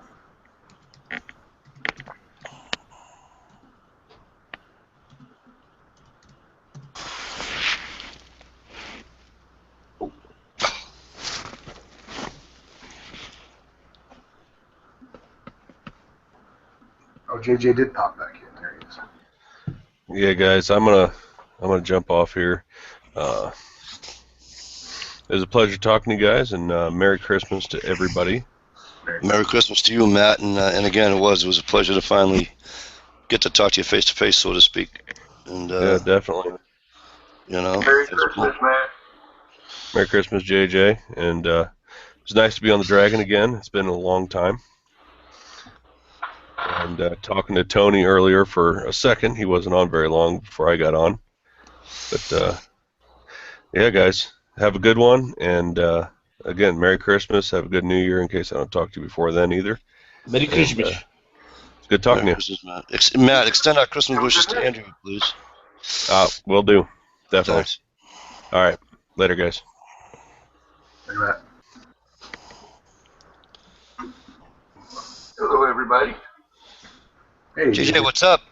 What Not a up? whole lot. Just finished watching a movie and figured I'd come on and see what was going on. I popped in and I didn't realize it was live at the time. I was like, whoops. And she said, come on back. So I came back. Guess you guys are having a holiday chat. Yeah, you know how it goes. We get on pretty much any topic, but it usually comes around to the same stuff that we always Cool. we can't get away from it. We're junkies, I guess. Right on. We're just hanging out by the campfire. What's on our minds, right? Yep. Or some might say our passions, you know. But earlier, before I don't know who said it, but somebody said something about, it might have even been G-Man that said it, that something about having Hillary getting in, being president. I almost threw up in my mouth. Oh, Hillary? Oh, yeah. Yeah, I thought it might have been G. I could be wrong, so I don't want to throw anybody. You know, I'm not trying to throw out names or anything, but whoever it was, let me just say this: whoever it was, I almost threw up in my mouth. If that woman gets in, I'll tell you what though, I'll take her husband 10 times over, but I won't take her in. You know. I'll tell you one thing, man. I kind of saw a mini precursor. What was it? There was a news conference that Obama had a couple of days ago, where he didn't take any answers or any questions from the male reporters. He only took questions or from the females, and that's kind of a subliminal message on that shit. Yeah. Because the Democrats, they're gonna be pushing, man. They're gonna be pushing for the in the females. You get the Republicans tried it with what's her name, Palin. Palin. But see, here's the scary part, right? Here's what I firmly believe this. If they don't have Palin running with what's his face there from Arizona, McCain, right? If they picked anybody else, he'd have probably gotten in. Oh, I saw that Jeb Bush or something was thinking about running, but yeah, I saw that too, JJ. I'm hoping that don't happen either. I know I'll never vote for a Bush or a Clinton. That's for damn sure. You know, I think Hillary was behind Bill the whole time anyways. I think she was the brain. Oh, yeah. Yeah, but Bill Clinton, he was a mini genius. He really was. And the thing about Bill was, the thing with Bill is that he knew he knew moves. He knew how to, he talked to the other side of the aisle. You know what I mean? He didn't have much other choice. No, but I mean, neither did Romney here in Massachusetts, and so his whole platform was, I did this in Massachusetts. Well, you had no choice. You're in a Democratic state, idiot. Well, I didn't even think Romney's Republican anyway, honestly. I don't think he is either, but just look at the health care law there. Yeah, well, and that too, right? Obamacare. Well, that whole healthcare thing that even Obama's Obamacare, it was all a spin-off off of Ted Kennedy. Off of Romney. Romney kid. Well, yeah, it was, but Romney got it from Ted Kennedy. Kennedy was pushing for this healthcare system for years, and then of course he dies and everything, and and then Romney picked up the ball, changed it all around, you know, and then Romney took all the credit for it. But no, he was horrible. People loved him here, but I didn't. You know, I'm hoping and praying somebody like Ron Paul gets in. You know, I don't know if that's going to happen or not, but other than the like I said, but with Bill Clinton, other than the gun restriction he put on for the so-called assault weapons, other than that though, for a guy, he had the highest approval rating of any president since holy cow, since they've been doing it. I think the article read. So he was doing something right with a lot of people. Well, I think it was the economy more than anything. But that's the thing too. He tried taking credit for the .com bubble, which he didn't have a dang thing to do with. That's what it was, the technology boom that was going to happen regardless of who was there. Right. But I think he took credit for the Bush, because Bush Senior, the whole thing with no new taxes, no new taxes. Well, he had to eat those words because he had to raise taxes, and when he raised those taxes, he went back on his word, and that's pretty much why he lost. And Clinton was the one that rode the coattails of Bush's new tax policy. Yeah. Yeah, I don't know. Clinton tried to start the Civil War in the country too when he was in office. Most people don't know about the Freeman standoff up in Montana that he was pushing. So I don't consider that a good person who's trying to start a Civil war. I actually didn't know that, JJ. Yeah, that's why I go back to they're all crooks. Research the Freeman up in Montana. Happened in '96, I believe. I'll do that. And the only other thing that he, in my opinion, anyways, is him and old man Bush was the friggin' NAFTA. Yeah, Bush is evil too.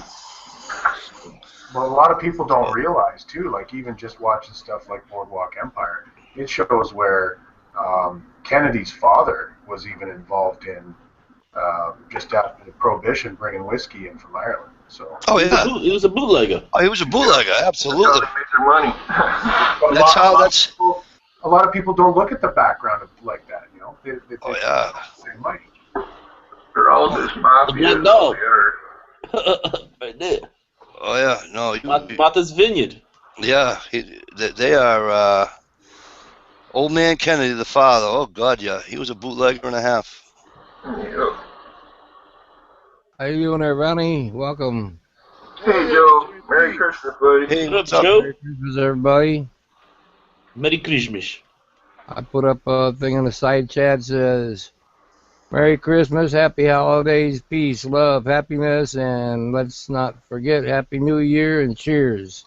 Everybody. Amen, Joe. That's right. Anybody doing any Christmas shots? No. No, just beer? Coffee. Coffee? Usual. That's kind of what I thought when I came in here. I said, well, do I get a coffee or do I get some shots? Hey, JJ, I'll have a coffee, but I got a beer. Right on. Yeah, like I said, it's a marathon. It's not a race. It's a marathon. Hey, I got a good idea. Mario, let's sing a Christmas carol all together, man. You don't want me to sing, brother. Oh, you don't want me to Why not? What the hell? We don't know what it sounds like. It's the idea that counts. I don't pronounce my R's. You don't want me to sing. I don't think you want any of us Can singing. you say Christmas? Merry Christmas. I'm a Portuguese, So that's what we should do tomorrow. We should just all get together and then go around different channels singing fucking carols. Mario, I can sing a little bit of Jingle Bells in Latin and see if you understand it. Tinia, tintinabulum. You understand that? No. I don't know. I know Portuguese, but I don't know Latin. Okay. Well, I know "Oh Christmas Tree" in German too. But never mind. We don't need to go there. You said you don't have a split screen for your camera, do you? Right. Good evening there, Brother Brown. Hey there, JJ. How's it going tonight, brother? I'm always glad to be here with you and the folks. You're always a mellow voice for me, man. I appreciate you. Absolutely. Yes. I enjoy talking to you guys, that's for sure. Yeah.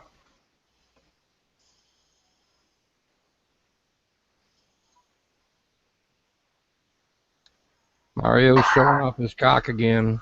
Hey,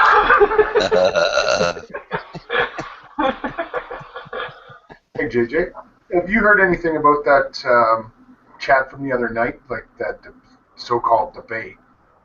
Oh, Debate? That was a moron what? trying to debate too. The two idiots about Dissent and Doom. yeah. You know Yeah. what? I did you see? I was in there, JJ. Did you see me in there?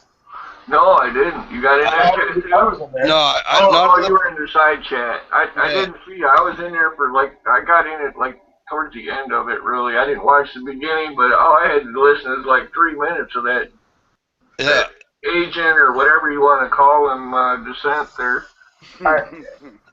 I couldn't take it because well, one, I was actually on dissident side anyways, but I couldn't take it because I thought it was going to be a debate, and I even wrote it in the side chat that night. I wrote, I shared this chat for you because I thought it was going to be a really good one. I thought it may have even been educational. I lasted about 3 minutes. I couldn't take it anymore. Yeah. They couldn't get off the fact on a car. Oh, how do you know it was his car? And really, knock it off. And, I mean, that's where after a little while you had to get into a little further. I don't know how far you watched, but I mean, we all understood from that point that Dissent wasn't really in it for the debate. He was in it. No, he wasn't debating. He was just slamming. He was just attacking is all he was doing. Yeah, actually, That's what you do when you don't have any facts to back up your side of the debate to attack. Well, it actually wasn't even Dissident that was doing that. It was the other guy that wouldn't get over the facts. I think you should have listened a little bit longer, man, if you only lasted 3 minutes. Yeah. Well, I came into it was almost 2 hours into it when I came in, and that's all he was doing was attacking. Well, when again, that's why I said I couldn't take it anymore because they said what's his name? Dissident said that he took his mother's car, parked it out front, yada yada yada, and the other guy said, well, how do you know it was her car? Well, because it was registered to her. They did the thing, da da da. Yeah, but how do you know? Did you see the? And I'm like, really? We're gonna argue over, something as dumb as a car? I mean, debate over your facts, debate over what you have. That's fine. I'll listen to both sides, but don't debate over a friggin' vehicle. It was kind of one-sided, in my opinion. I mean, well, and was the problem was debate, Dissident was. Sorry, JJ. Oh, that's okay. Go ahead, Sam. It was like Dissident was kind of leading him on, and he didn't realize it at first.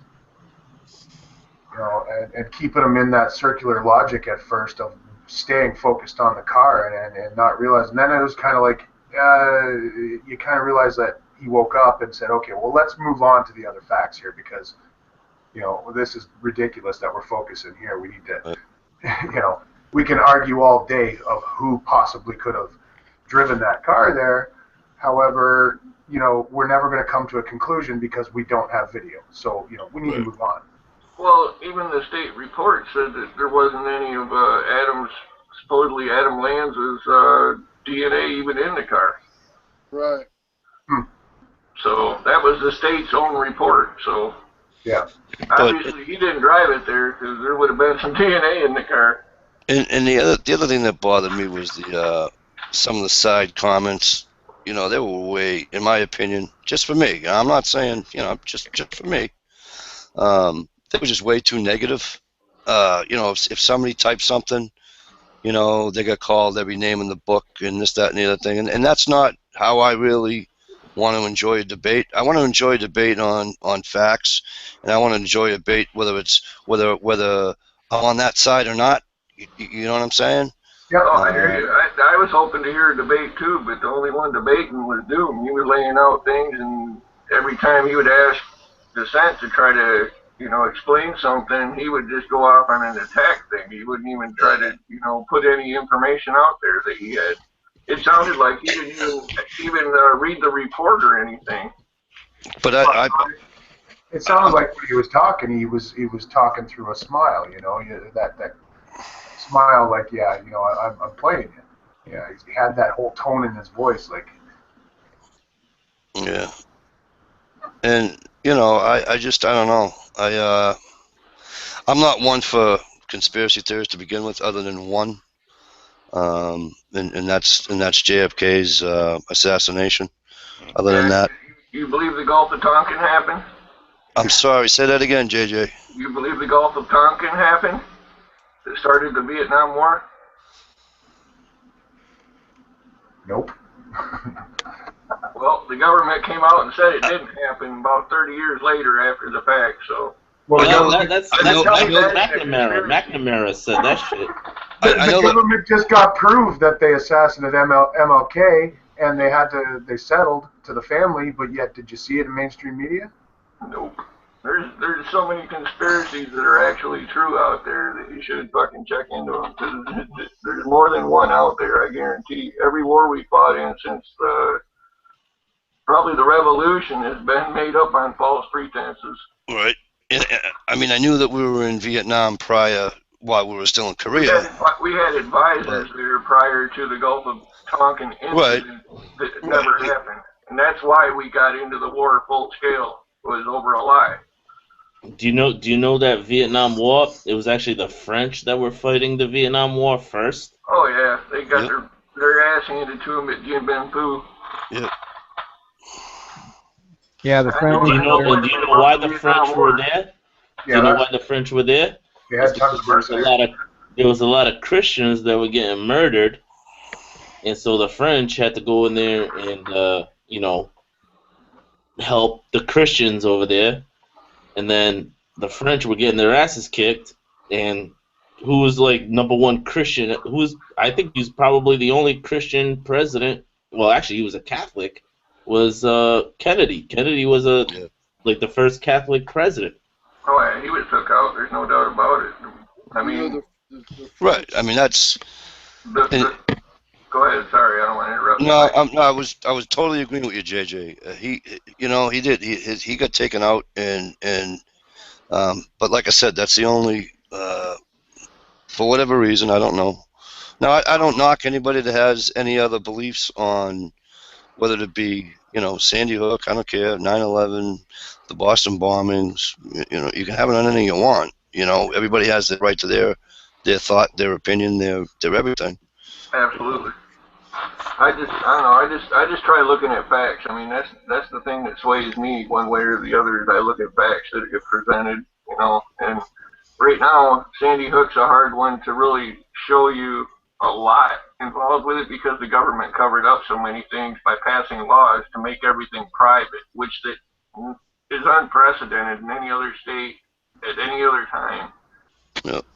I mean, information is always supposed to be accessible. It's supposed to be public information. Yep, especially for medical reasons, because they have to make sure that that's all documented in case there's ever repercussions in courts down the line. Hey, a while back, somebody mentioned the idea of starting a totally new conspiracy theory, and nobody could think of one that would be too good. And one of them just popped into my head. This while you guys talking about this stuff, whether it's conspiracy or not, I just got a good one, a real good one. What's that, Joe? The Chicago fire. Oh yeah, back in what was it? You can't say that it didn't happen because everybody knows it did, but Mrs. Murphy's cow. Right, but we know that's not true. The cow didn't knock the damn lantern over, but because from the person that witnessed it said they saw it, there was a building between them and the barn. So anyway, the fire chief union. I don't know what the hell it was. I don't know. I don't But know whether the this is thing is, actual true or say that not, but the mayor of the city at the time was jealous of New York getting all these brand new stone and steel structures, so he wanted to build up the city because Chicago was made of all wood. That's why it burned so well. So he took that idea and ran with it and fucking started a fire on a windy night and burned the whole fucking city down. And now you know that what they did with all that burned up, all those burned up buildings, they pushed them up to the lake shore, dug a hole, and buried them. That's what's on that shoreline on Lake Michigan in Chicago. you know what's interesting, Joe? What's that? There were many other fires that same night, and I don't know if anybody else watches BP Earthwatch's channel out there, but he does a lot of like solar and different type of astrological type reporting Yeah, on the sun and meteors and comets and things. Well, it turns yeah, out there was a comet that exploded in the atmosphere that night. There were also fires in Wisconsin, Michigan, and the one in Chicago at the same time. It could have been a fucking meteorite that started all that. Yeah, and if you could look on a map and geographically point those, and if they point in some type of line, then that would add up. Yep, yeah. exactly. But you know what? See, that one is not really something that you can run after and try to sink your teeth into with, the political aspect and all that shit. No, it's more of a natural event type thing. Right. Yeah. But then you don't have anybody to blame, see. Dude, I'll tell you one thing, man. I think I saw a meteorite or something tonight because me and my boy Lenny, we were sitting there watching what the Penguin March of the I don't know what the fuck it was, but we're sitting there and I had everything all pitch dark in my living room. Happy feet. And we're sitting there and watching the movie. All of a sudden, it's like it looked like a cop flashed his spotlight. Like it looked like a cop flashed his spotlight in my living room, and I was like, "What the fuck? Are the police coming to get me?" So I got up and I freaking opened up the window and I looked out the window and there was no cop car anywhere, and I was like, I think we just had like a fucking meteorite fucking flash or whatever the fuck it was.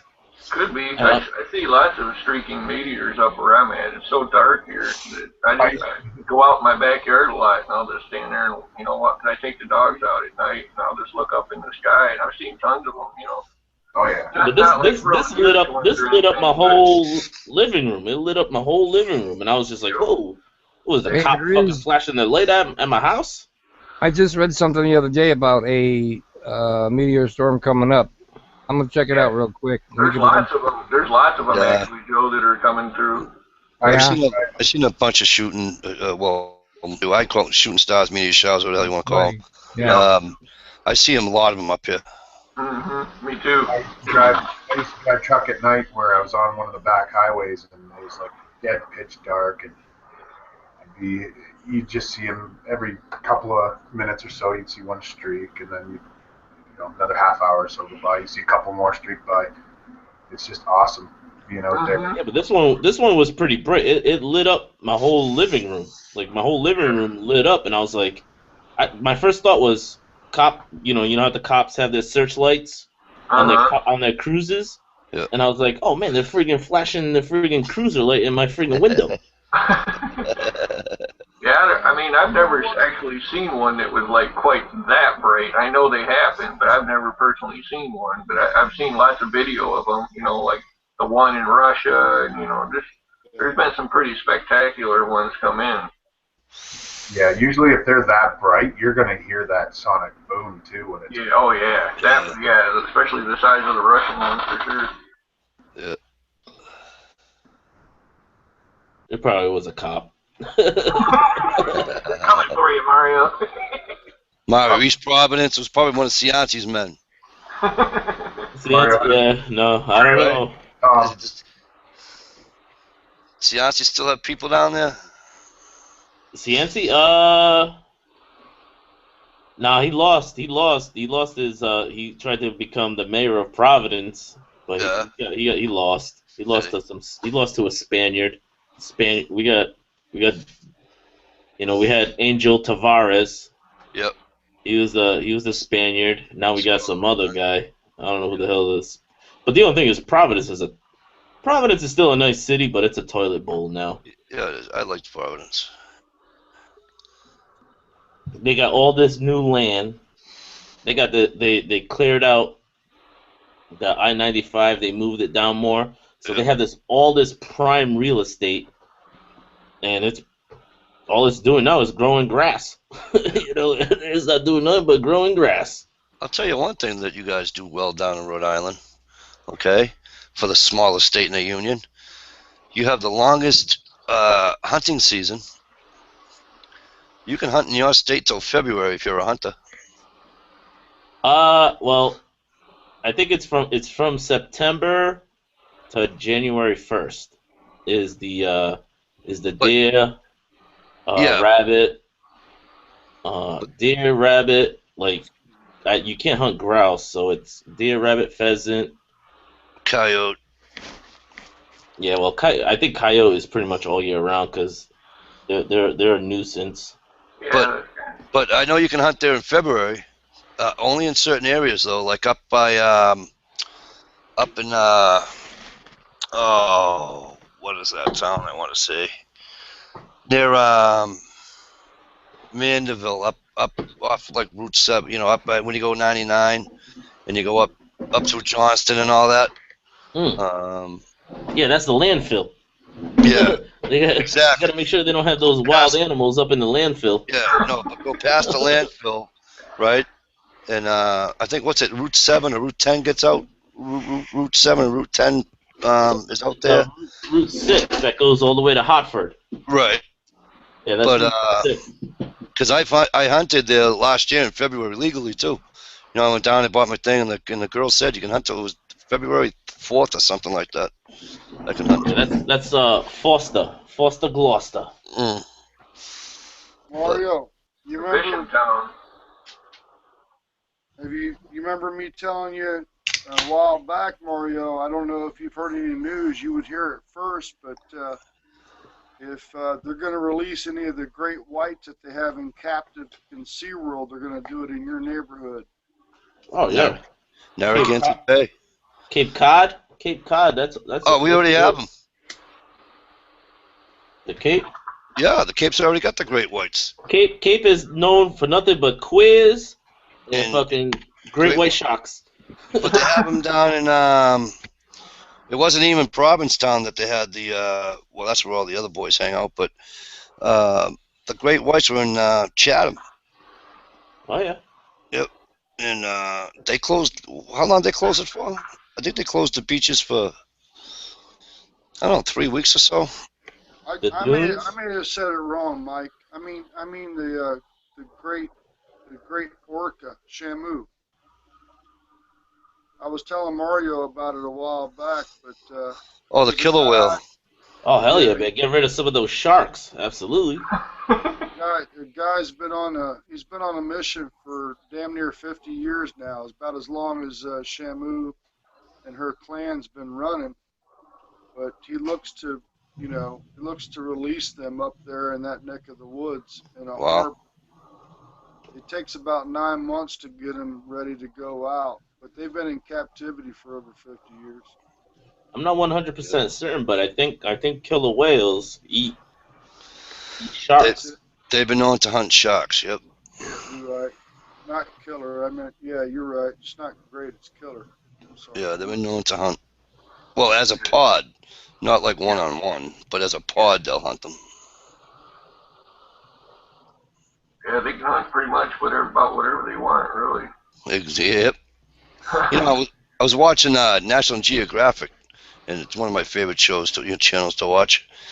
And they had like there was like 4 or 5 killer whales, right? And they got this one seal on this little piece of ice. It probably only looked to be about 20 by 20 piece of ice, right? And they're bobbing their heads out of the water so they can see the seal where it is, right? and then they would cause a wave. The 5 of them get together, they cause a wave for the water to come over the ice, the piece of ice the thing was on, right? Yeah. And slide the seal down into the water so they can get at it. Yeah, That's they're genius like that. pretty friggin' smart for a goddamn fish. You know what I mean? Yep. The reason I mentioned that is because what's cool about where he lives, I know that Ian mentioned the big RI, and up there north by you also, Mike, but what's a trip is, I forget what state it is. I want to say it was on that side of the continent, but the New first, Beige, pardon? New Bedford. Yep. The first marine captivity that they started, there was a ocean park up on the east coast up there, and he actually was the innovator of it, and SeaWorld took over this guy's method and all that. But there was a way that they would capture the killers, this, that, and the other, and the guy ended up retiring, and they have video out of how they used to capture them. But when you take, go ahead, Mario. Like, yeah. you got like New Bedford is. I'm sorry to interrupt, but New Bedford, you can go on a whaling trawler, and they'll take you on tours to go see the whales out there. Yeah, and the guy, he owned one of the first killer orcas type deal in captivity, and it was like almost an amusement park way before the Anheuser-Busch Sea deal. Remember when we were growing up? You guys we're all older here. Remember before SeaWorld was owned by Bush, right? But the gimmick there is, I don't mean to say gimmick either. The bad part about it is those guys, they run in clans, and when you separate them, they're worlds apart. Those mammals travel worldly together, and when you separate them, they don't know where the hell they are. And the other thing is what I wanted to note was it's called Blackfish. I haven't seen it in a long time. If you go to Blackfish, it's a DVD movie, but you can get it online for free. Just go to blackfish.com. But remember down here we had a trainer got killed by Shamu. Yep. I remember that, the girl. And I've worked there as a labor caterer type deal, and we actually had a homeless guy for some reason jump the fence, and he got out of his clothes. I think he was taking a bath, man. That was his last bath. Yeah, that wasn't a good deal. No. Well, what's a trip about those mammals is, their dorsal fins in captivity, they bend over, and they don't do it in the wild, man.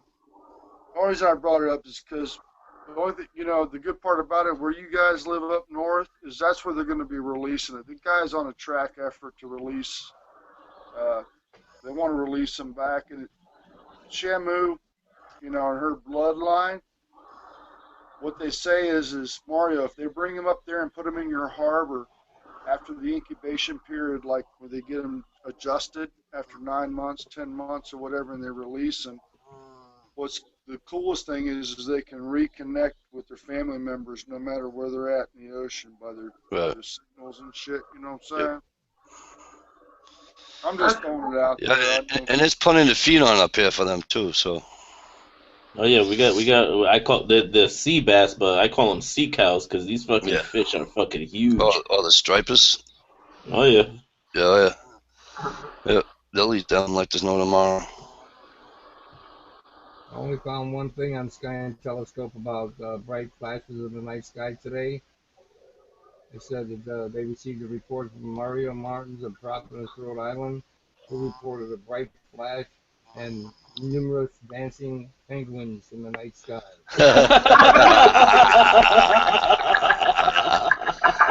That's good. That's good. Happy Feet. I think that movie came out in like 2000. I had it wrapped up. I found it in my basement. I was like, oh wow. I'm like, Lenny, you want to watch this? My kids My kids watch it. Fucking penguins. That's why I knew the dancing penguin. When you said dancing penguins, I went, oh, that's Happy Feet. Mm-hmm. Because it's make me sit through it, you know. Dad, you got to watch this with me. No, how about why don't we watch, Hunting's Channel or yeah, right after Happy Feet, Daddy. Okay. My wife gets pissed because I'll be watching YouTube on different ways of skinning whatever. It don't matter, deer, raccoon, whatever the hell it is, Yeah. And I'm watching it, and Daddy, what are you watching? So I told him, and my two girls, they're like, I have a 16-year-old son. He's just not into it just yet, but he likes to target shoot, but he doesn't like to hunt yet, But so they're sitting on my lap watching, and my wife says, "What are you guys watching?" I said, "Oh, we're learning how to skin a deer." And my wife goes out of her mind. What are you letting them watch that shit for? They're learning, just like me. Leave them alone. They're fine. I mean, They might actually have to do it someday. Exactly. I says, I don't want them to.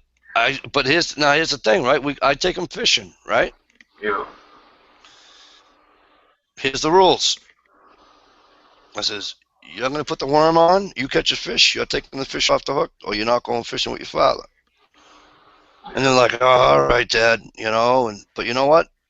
They catch their little perch, or they catch whatever they catch, and they grab it. And the only thing with the perch and the bluegill, I have to tell them, I says, you have to fold those fins back. I says, because you don't go like this, because dorsal spines and they're sharp. Yep. I said, so you gotta take your hand, you gotta go over his back like that, and as you're going over, then you can squeeze him. Yeah, And don't too hard because they're gonna piss on you. right, but they love it though. They absolutely love it. Yeah, I got a question. Anybody having ham for Christmas? No. No, but I wish I was. Right. Okay, well, I got a kitchen secret for taking the rind off real easy. Next time you do, find out how you're gonna situate it. So what part's gonna be the bottom? Then turn it over. Take a knife and cut the rind all the way through, and then back and go ahead and bake it. And when you take it out of the oven, the rind will start to, will go back by itself from the cooking process. Knife, and then slice the fat up along the meat, and take that fucking rind, come right off. Cool. Happy holidays, brother JoJo. She's back. Yeah, baby. Had a little eggnog, got a couple fireball drinks, and drinks.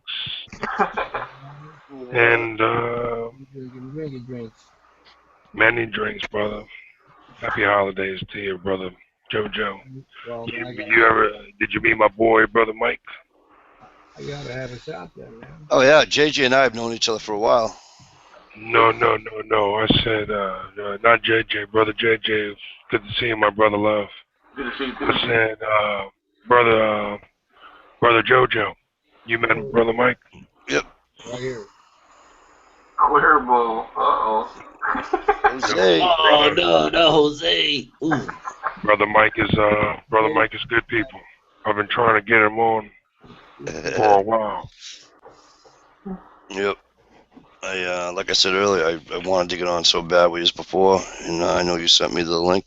And you know what? I'll tell you what though, G. Right? It was funny tonight. Usually, like even when I get the Jamie Time link, I'll get a beep on my cell phone, and then up on my feed, whether I'm on YouTube or G Plus, it really don't matter. But if I'm on YouTube, the bell goes off or whatever, and I look, and there's the thing for Google Hangouts. But tonight I actually had to go in Google Plus, look under Hangouts, and find it that way. Yeah, then since you saw it on Google Plus, it probably said join the chat, right? Yeah. Yeah, but usually that's in my feed. That's why when you said you sent it, I couldn't find the friggin' thing. I was going crazy. Yeah, it's crazy. I know he's sending it. I could get it on my phone. I probably when you saw it, how many did you get? Like 10 of them? I had 2 that I saw anyway. If I go back, there's probably more. But I try to get everybody in. Brother. Holiday, man. Holiday chat. Yep. You know. Yep. I wanted to get you and Brother Mario on because I know you're Mario's neighbor, pretty much. How Yeah. close are you? Did you find out how close are you to Well, Mario? he's about. Yeah, I've been to Providence 100 times. He's probably about an hour and 10 minutes away from my house. Right. I thought if you drove an hour, you'd be in a different fucking time zone from Rhode Island, ain't it? Well, I kind of got an idea when he said he was like what 10 minutes from New Hampshire. yeah. New Hampshire. I kind of got it. He's up in the North Bay, the north part. Yep. Mario, you jump on 93 out of Boston, right? Mm-hmm. You go 93 until 2 miles before you hit the state border, and that's where I am. You're up in was it Everybody- Concord, Salem? No. That's not on the Concord. coast. That's on the coast. Don't go on the coast. Just go right up 93. That's on the other side of Lowell. Yep. But yeah, Boston's 30 miles, and then Providence is, whatever, 50 miles from Boston, whatever, not even, so. Nah, you go from Providence to Boston in like. Yeah, with no traffic. I could be in Boston in about an hour. Yeah, well, no, you can be in Boston in less than an hour. Well, with the traffic. Yeah. With no traffic. Yeah, because I was down in Providence about a month ago, and not even for work. I get down there for work too, but my girls do this. They do the dance thing, So we were at the what do you call it? The convention. What's the convention? The convention center. Yeah, isn't that right near where they play all the hockey games and everything? That's where Kyla works, right? That's where. Yeah, Kyla, my girlfriend Kyla, she works at the convention center. Oh yeah. Yeah. And the civic center is like right next to it. Yeah, that's where. But yeah, I was down in there for the dance thing, and but. So how far away you from? How far away you from Mario, Mikey? I can probably get to him about an hour and 10 minutes, hour and 15 minutes. Oh wow. Okay. Yeah, it's not far at all. Is that ready there, G? Yeah, baby. I'm ready to roll. Hold on, let me clean. Give me a few minutes. Hold on. As Mario will tell you, the best thing about being in Rhode Island, you sneeze in another state. Yeah. Right, Mario? It ain't an hour to get out of that. Dude, my next town is Seekonk. That's right. Friggin' boom, right there. And then if you go west, you're in Connecticut, and what? You can be in Connecticut less than 45 minutes? Yeah, 95, 90. Well, I usually take Route 6. I was gonna say even if you took Route 6 going that way, it's still only 45 minutes, right? Oh yeah. And you were born and raised over there, Mikey? Me? Yeah, you were born and raised in. I was born and raised up here in Mass. Yeah, I just know his area because I drive through there for my job. I thought you said you were a trucker, Mikey. You're on the road a lot. Yeah, just a small box truck. Nothing, nothing huge. But yeah, it's a lot of fun. I enjoy going down to Rhode Island. How far do you go out of home, Mikey? Yeah, I go. The furthest west I go is the Vermont-New Hampshire border. Oh wow! And then I'll come up. I start out there, and then I go up towards Concord, New Hampshire, and then back south again. But I probably do when I do that route. It's probably 350 miles a day.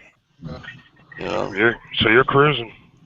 Yeah, it's a lot of fun because I've been doing it a while, and I love the area. I love the country. Right. See different states, different people.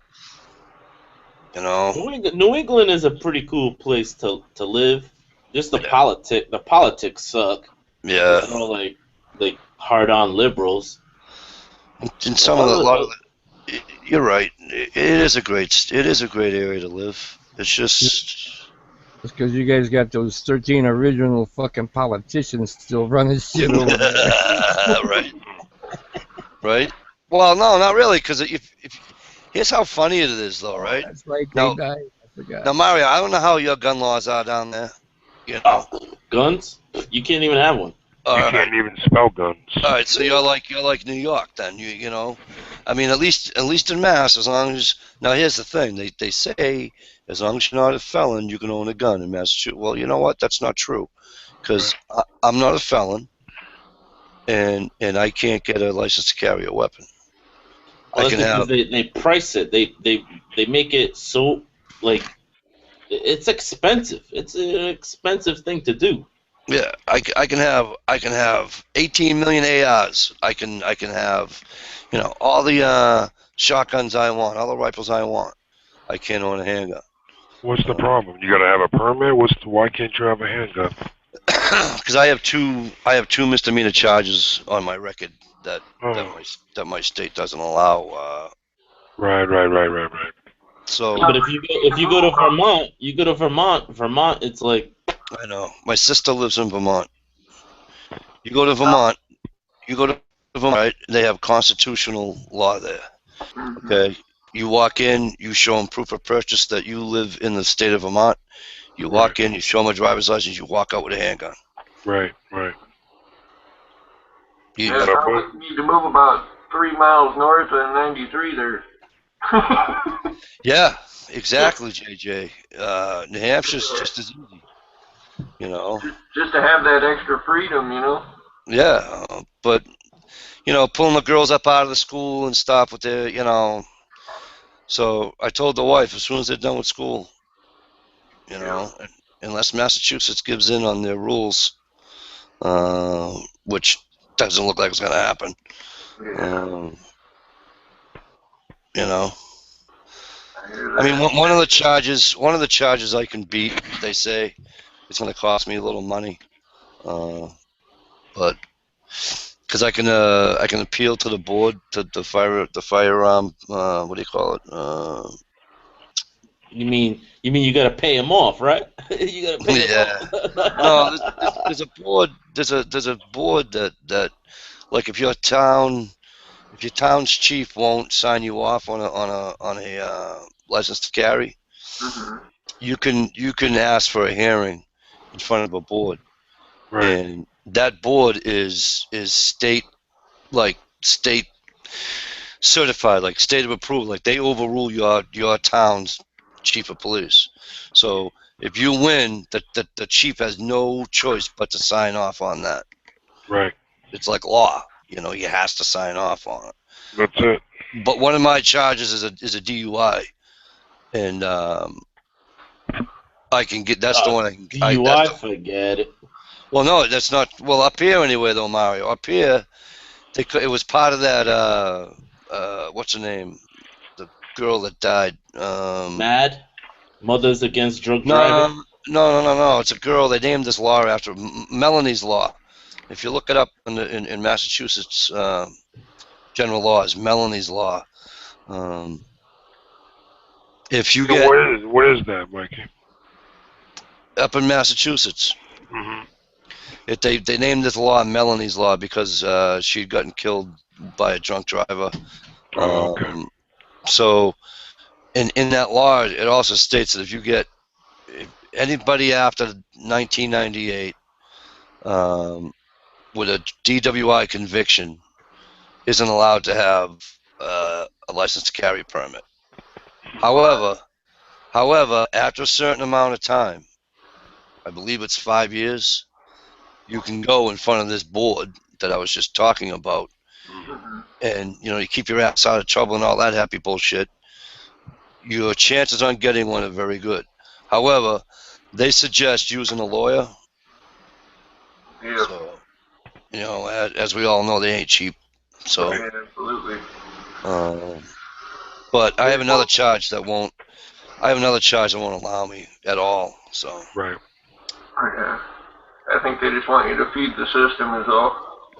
Well, it just makes no sense to me because I want to know the difference now. I want to know the difference between me carrying I can go carry a semi-automatic shotgun. Okay?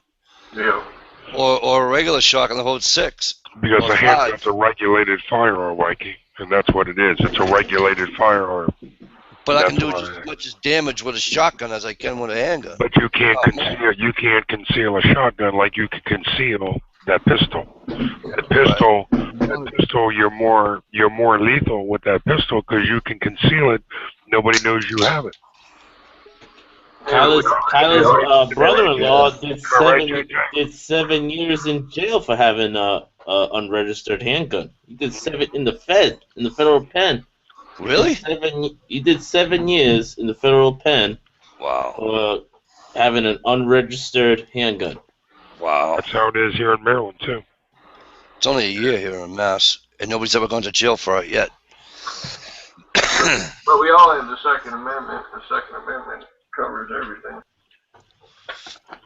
But as long as you choose to, use it. But everybody seems to give up on that. well, the Second Amendment will cover, but it's that for whatever reason, state constitution, law, whatever the hell you want to call it, is superseding the Second Amendment. Yeah. So it's society. I didn't know that society starts making all the rules, and they say society can push, like these gun haters, and they can push and push and push and push. Right. Instead of just living by the law that you've been living by since what? I don't know, 17 goddamn 6. Yeah. You know what I'm saying? Right, brother. You're right. We just got a new governor, Gina Raimondo. Gina Raimondo, her whole pledge was to ban all guns. She wants to ban all guns. Of course. Other than hunting rifles, she wants to ban everything. You know, Mikey, I used to tell everybody, and everybody used to laugh at me 6-7 months ago. JJ can tell you. I said, these motherfuckers, they don't even want us to have slingshots. Shit, they take your butter knives away from Crazy them. thing You let is, 'em. Mario, you remember when I said that? Slingshots. Really? Yeah. They don't want us to have nothing. Nothing. Dude, she won. She's gonna be our January 1st. She's gonna be our new governor, and she won. So obviously, everybody in Rhode Island doesn't want to have guns. Well, I lucked out. I got a governor. We got a new governor, and he's Republican, but he's also voted 95% with the NRA. So we'll see what happens. Yeah. We'll see what happens. We'll see if he's true to form. Yeah. Yeah, the NRA sold us out on the 86 fucking gun control. They did. That's why I'll never give a dime to them. I'll support Gun Owners of America because they, do what they say they're going to do. Oh, you remember a goal too? Mm-hmm. Oh, yeah. I didn't know that. I got them on Facebook. Yep. GOA. That's right. That's the only organization I'll support for gun rights. Yep. What's it called? Is it Goal? GOAL or some shit like that? Just GOA. Yeah. They get their emails all the time. Oh, it's G. What? Say it again, JJ. GO what? GOA. Gun Owners of America. All right. Yeah. I guess the second O doesn't go in there, but it's just GOA. Right. Gua. Well, who's ready for that shot? Oh man, I took 3. Take another one. I'm about to take another shot with you. Hold on, I know we haven't done a shout out in a while, and I just wanted to apologize for being gone. I've just been a little busy, but I trusted the troops on here, and I know they wouldn't disappoint. I know we can keep it rolling. I think we're probably past. I started this bitch at what? I started 9:45. Yeah. 12:01. Yeah, we'll keep rolling, baby. I'm gonna still roll. Fuck it. It's the holidays, baby. Fuck it. Shout outs will be done in a little bit. I'm gonna do a couple of shots with my boy JoJo. Mario. What? Come on, dog. You faking on the funk, yo. Pack it up, big dog. Dude, I haven't had it in a while, man. It's Let's it's go. it's dry. It's dry around here. Oh man. All right, JoJo, pick up that glass. All right, I know here everyone we doesn't. go. I know everyone doesn't drink, but happy holidays, everybody. Love everybody. Merry Christmas. Merry Salute. Christmas and cheers. Happy holidays, Christmas. everybody. Merry Christmas. And for all the people that hung out in the Dragon tonight, Merry Christmas. Thanks for Happy coming. holidays. And have a good Merry Christmas. Hey, JJ, Yeah. make another window, right? Open up another window and go to the chat, and then just turn down your volume, and you'll have that. That's the only link you need. No, that's the thing. I can't find the link for the actual chat. All I have Right. Hold on. I got. Oh. What do you need, JJ? You need the link to the YouTube? Yeah. Yeah. I got you. Thank you. All right. You know Big G got you, dog. That's the only way I do. That's the only way I know how to do it, JJ. Like Yeah, when I get lost, I just, JJ. When I get lost on Jamie time, I just go on Michelle's page, and it says she's live, and then I click on that, and I go that way. All right, JJ, it's coming, okay, buddy? that's cool. Thank you. Yeah, I don't understand. It's not showing up in my YouTube feed. So All right, here it comes, JJ. Hang on, I got it right now. I didn't even see I got that. it right. I beat you. Bam. There you go, There JJ. you go. thanks, Oh, Chief. well. JoJo, you got it. JoJo always trying to come up behind me. I thought I was the only Greek man on here. What do you mean always? You always trying to come up behind me, man. Gotta watch my back with you. I'm fucking with you, JoJo. All right. Ain't no problem. Ain't nothing but a thing. I hate to do this, but unfortunately, I have to work in the morning. Well, it is morning, but I have to work in about 5 hours. So Take I'm care, gonna- brother Mikey. I'm going to say goodnight. I'm Told going you. to say thank you for the invite. Yeah, G-Man. buddy. Anytime, Awesome. brother. Anytime, man. We'll get up together soon again, brother. Tell everybody from the crew. Tell them I said, hey. I'll do Thanks that. for I'll see them coming. Saturday. I'm not even going to be with them tomorrow night, but I'll be with them on Saturday, and I will convey that message. That's right, brother. You It was take care. nice meeting all you guys. You let me know. Yep, you take care, Mike, Mike. man, it was nice meeting you. And I will say one thing, and this is what when we were talking about that chat about that what do you call it, that debate about the other night. And here's what I love about these chats that I've been on, and as G will tell you, I've been on a few, and that, Right. and I love being able to disagree with people, right, without the negativity. And that's right. Respect. And I know, exactly, and this chat has that, and I just want That's to say right. thanks. That's how I roll it. That's how I roll it in here, brother. People run their chats different. When Yeah. I start on my chats, you can ask the boys, man. It's all about respect, and we're all men here. We're all men, and there's no down talking and downplaying and disrespecting people on here. Not on my watch. Cool Shut beans. We don't do that. That's not how we roll here, brother Mike. We fucking take care of that shit quick. All right, brother. Guys, enjoy your Happy holidays, brother. Happy New Year. Take care, guys. Merry Christmas, Mike. Merry Have a good Christmas. one. Be safe, brother Mike. Be safe. You guys do the same. Be safe. Thanks, brother. Take care. Have a good night. Yeah, okay, let's see. You got to get mud in here. Well, I don't got to do a goddamn thing. Yeah, he's coming up here and telling me what to do, JJ. No, I didn't tell you what to do.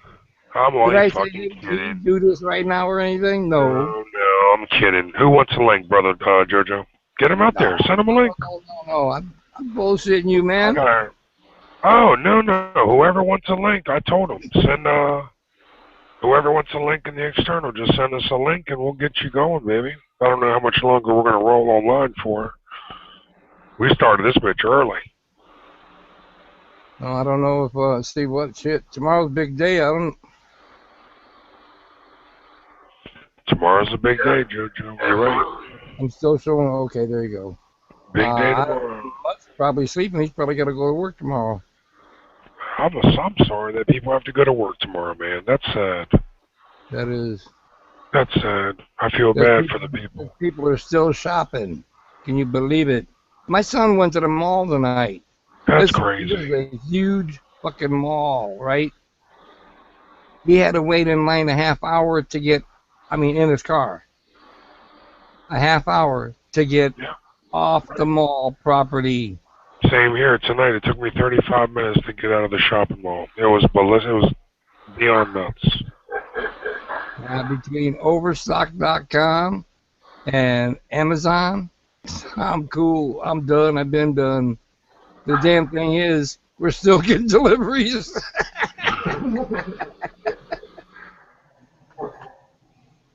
Fucking 10 o'clock in the morning, here the motherfuckers, boom, boom, boom, boom, boom, tearing the fucking door down. Wake up, motherfucker, you got another delivery. You got a package.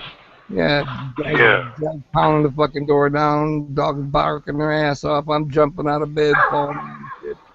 What the hell?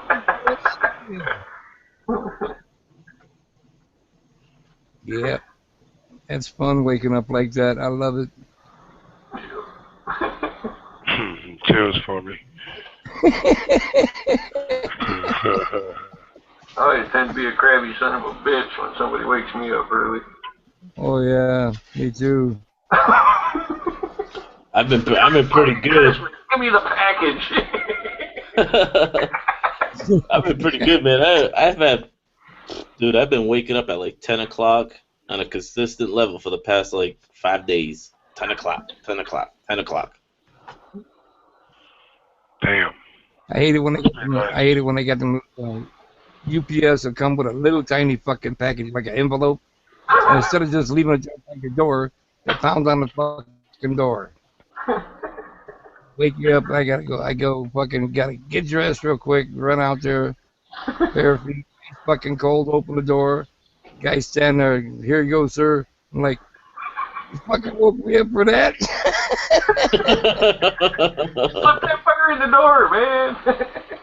Oh, shit. What's going on, Brother Smurf? I sent you a link, buddy. Do you want to come in? We're still kicking, Smurf. Do you want to come through? What's up, Smurf? Come on in. Come on in, Brother Smurf. Holiday chat, I know brother. he can educate some people on the Freeman standoff. Man, when fucking Smurf talks, y'all better listen. Yeah. Mm-hmm. Listen. Y'all better listen. I learned a lot of shit last night. Oh, man, I learn every time I talk to Smurf. Caregiver, where you at? You terrorist. Get your ass in here. Where's Cowboy? Cowboy, what are you, sleeping? Get your ass up. I saw him. He was typing in the external chat, not in this, and not on YouTube, but in the Google one. Mm-hmm.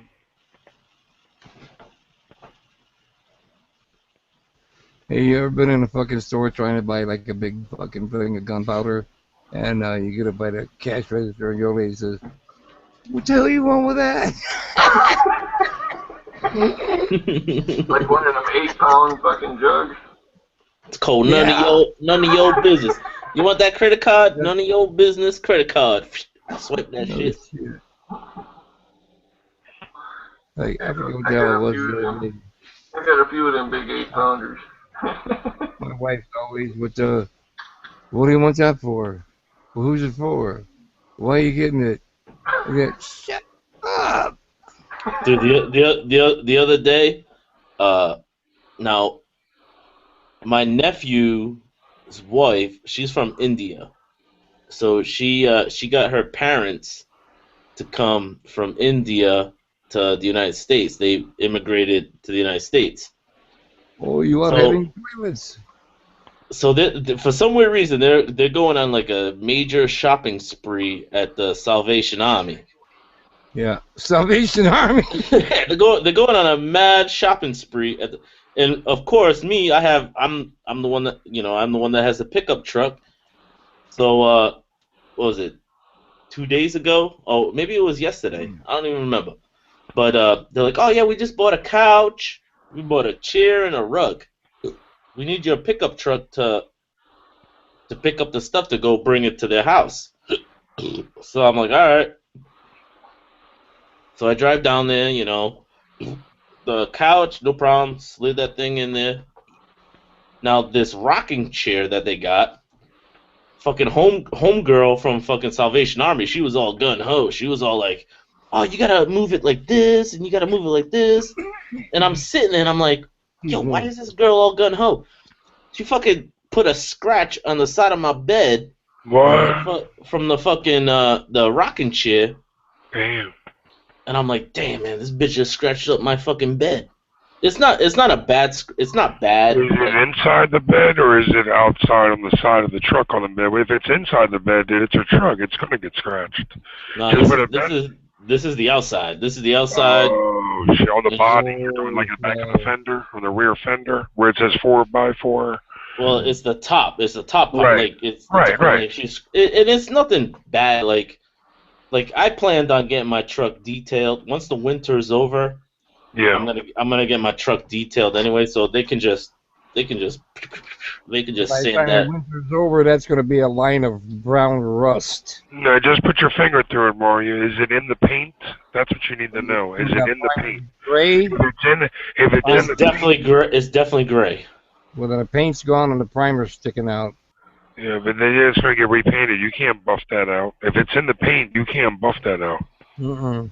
Well, I'm hoping that the detail is that I take my vehicle to. They can make it Hopefully, look better. They can make it look better, of course, but they can't take it fully out if it's in the paint. But if it's not in the paint, then yeah, they can detail that out. Shouldn't be a problem. Did you bother to tell those people that furniture from Goodwill or what did you say, Salvation Army, yep. that stuff can come with bugs? Dude, these people are from India, so they're like people from India. They're probably like, "Woo, we scored a deal," you Yeah, know. it's like I said when you first said they I were saw from the I India. saw the couch. They bought a couch for $39. And they're When they, like, when they get to the United States, they say, "Oh, you are having toilets." All right, all right, all right. but yeah, they definitely put a scratch, and I felt it with my finger. I think it's just it's a scratch, but I think it's I think it's more. It's not the primer scratch. I think Is it's it more of superficial? the clear coat. It's more the clear coat scratch. Did you tell her about it? Did she see what she did? It's like, She didn't say anything. yeah, I didn't say it. I just when she was doing it, she was all good. She's like, no, you put because there was a monster rug too involved in the whole thing, and I was just like, oh man, that fucking bitch just scratched my If that was me scratched and my she bed. approached my brand new vehicle with anything, I'd have said, "Don't scratch my truck." Right then. Warn her real quick. Yeah. Yeah, he's barely got 7,000 miles on it. That's right. Motherfucker ain't even depreciated. I don't even got 5,000 on that shit. Well, I'm sorry, 5,000. There you go. Yeah, no, they definitely it definitely got scratched, and when she did it, because I saw her because it's a rocking chair, so it has like and she kind of flipped it and she kind of like slid it on the side of the bed, on the side of the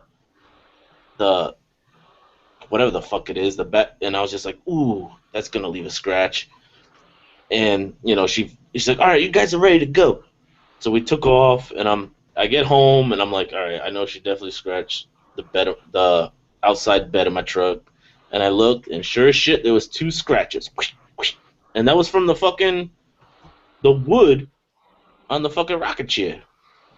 I Wood was like, scratch? Damn. the wood scratched it. Yep. You gonna make no phone call to her? I think once the winter's over, once by like April, I'm gonna get that shit all buffed out. They'll buff it all out, and they'll put another clear coat on there, and it'll be all right. G, if you don't say anything right away at the store, you can't do anything about it once you leave. Yeah, that's Because true. when you That's come true. back, even if you try to sue in a small claims court, the judge will say, "Well, how do we know it didn't happen after? When you were taking That's it out?" true. That's true. Yeah, but it's Salvation. What are you gonna sue Salvation Army? No, no, you don't have to sue them. I'm just saying Pay they for their are. they can pay for the ticket that it's gonna cost you to get it buffed out. Yeah, they have a claims department, and they can take care of it cash out of court. No, it's not even called settling. I mean, it's just doing the right thing. It's gonna cost me what? Like I'm gonna like fight for like what, $50? I'll That fight for bullshit. $50. You haven't had a car in a body shop for a long time, have you? Well, to buff out a vehicle can't be no more than $200-300. Go get an No, estimate. no, no more than $200, dude. $150, you're good to go. Yeah, so I'm Okay. gonna sweat them. I'm gonna sweat them for, and it's not bad.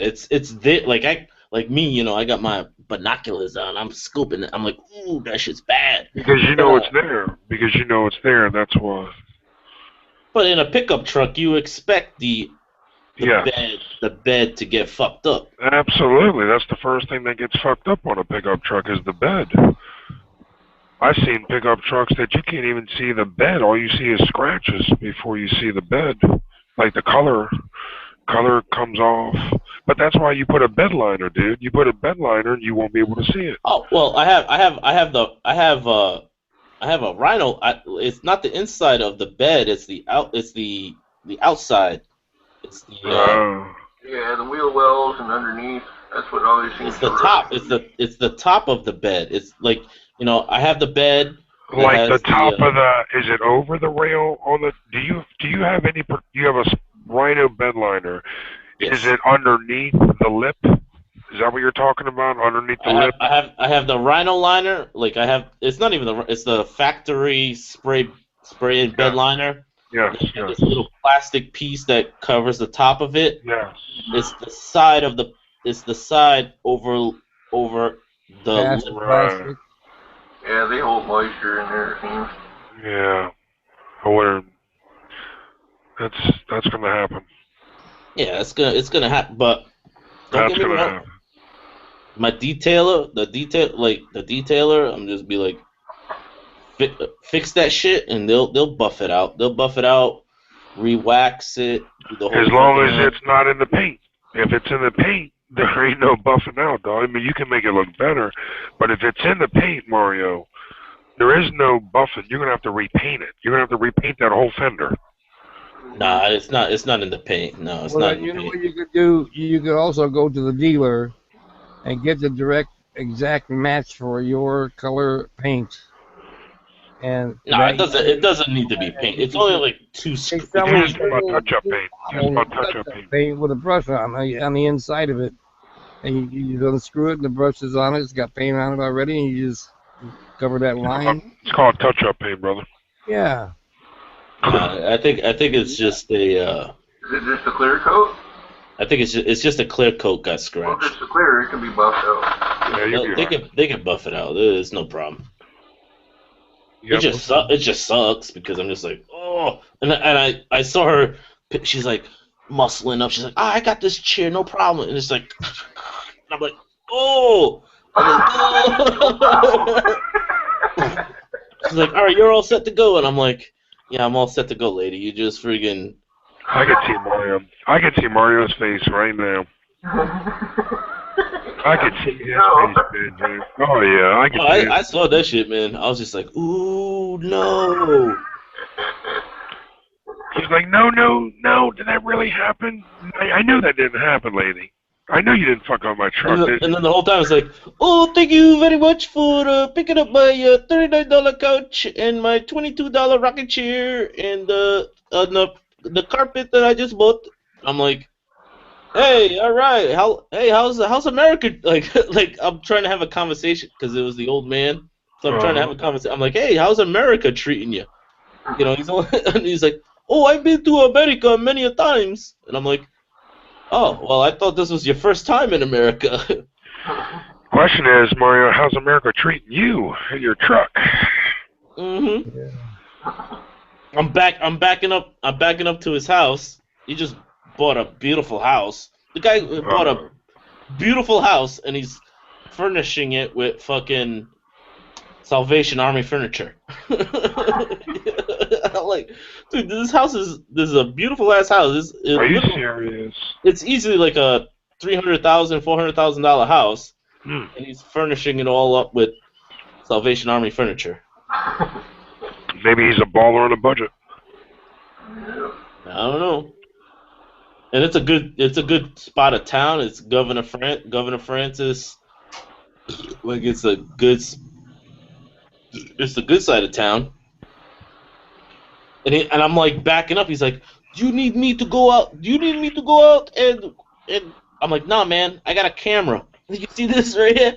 I got a camera in my tailgate, so the camera just pops up right here in my screen, and I could just use the camera to back up. So you're good, man. You just sit right there."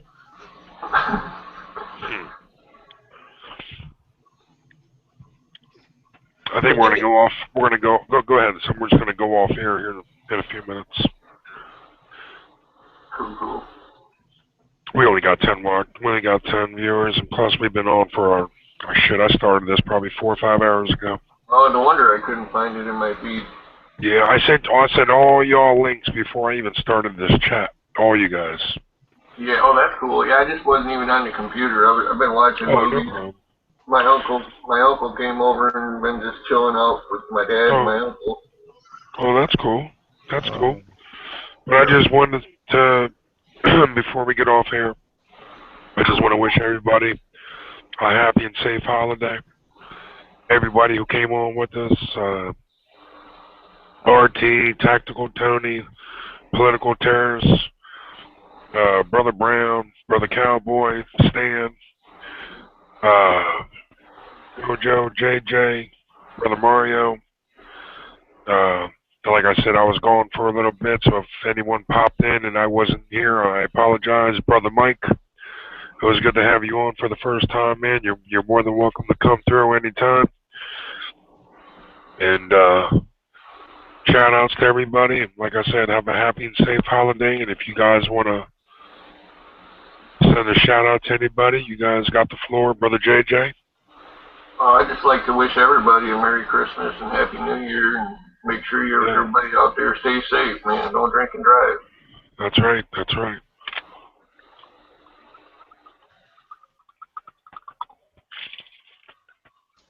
Brother JoJo. Yo. Hey, you got any shout outs to say before I kill it? Merry Christmas and Happy Holidays, Happy New Year's to everybody that came into the exterior chat today. Everybody who's watching the Dragon tonight. Yeah, man, it was a good turnout. Good turnout. Great. Yeah, let me put my like on here before I forget.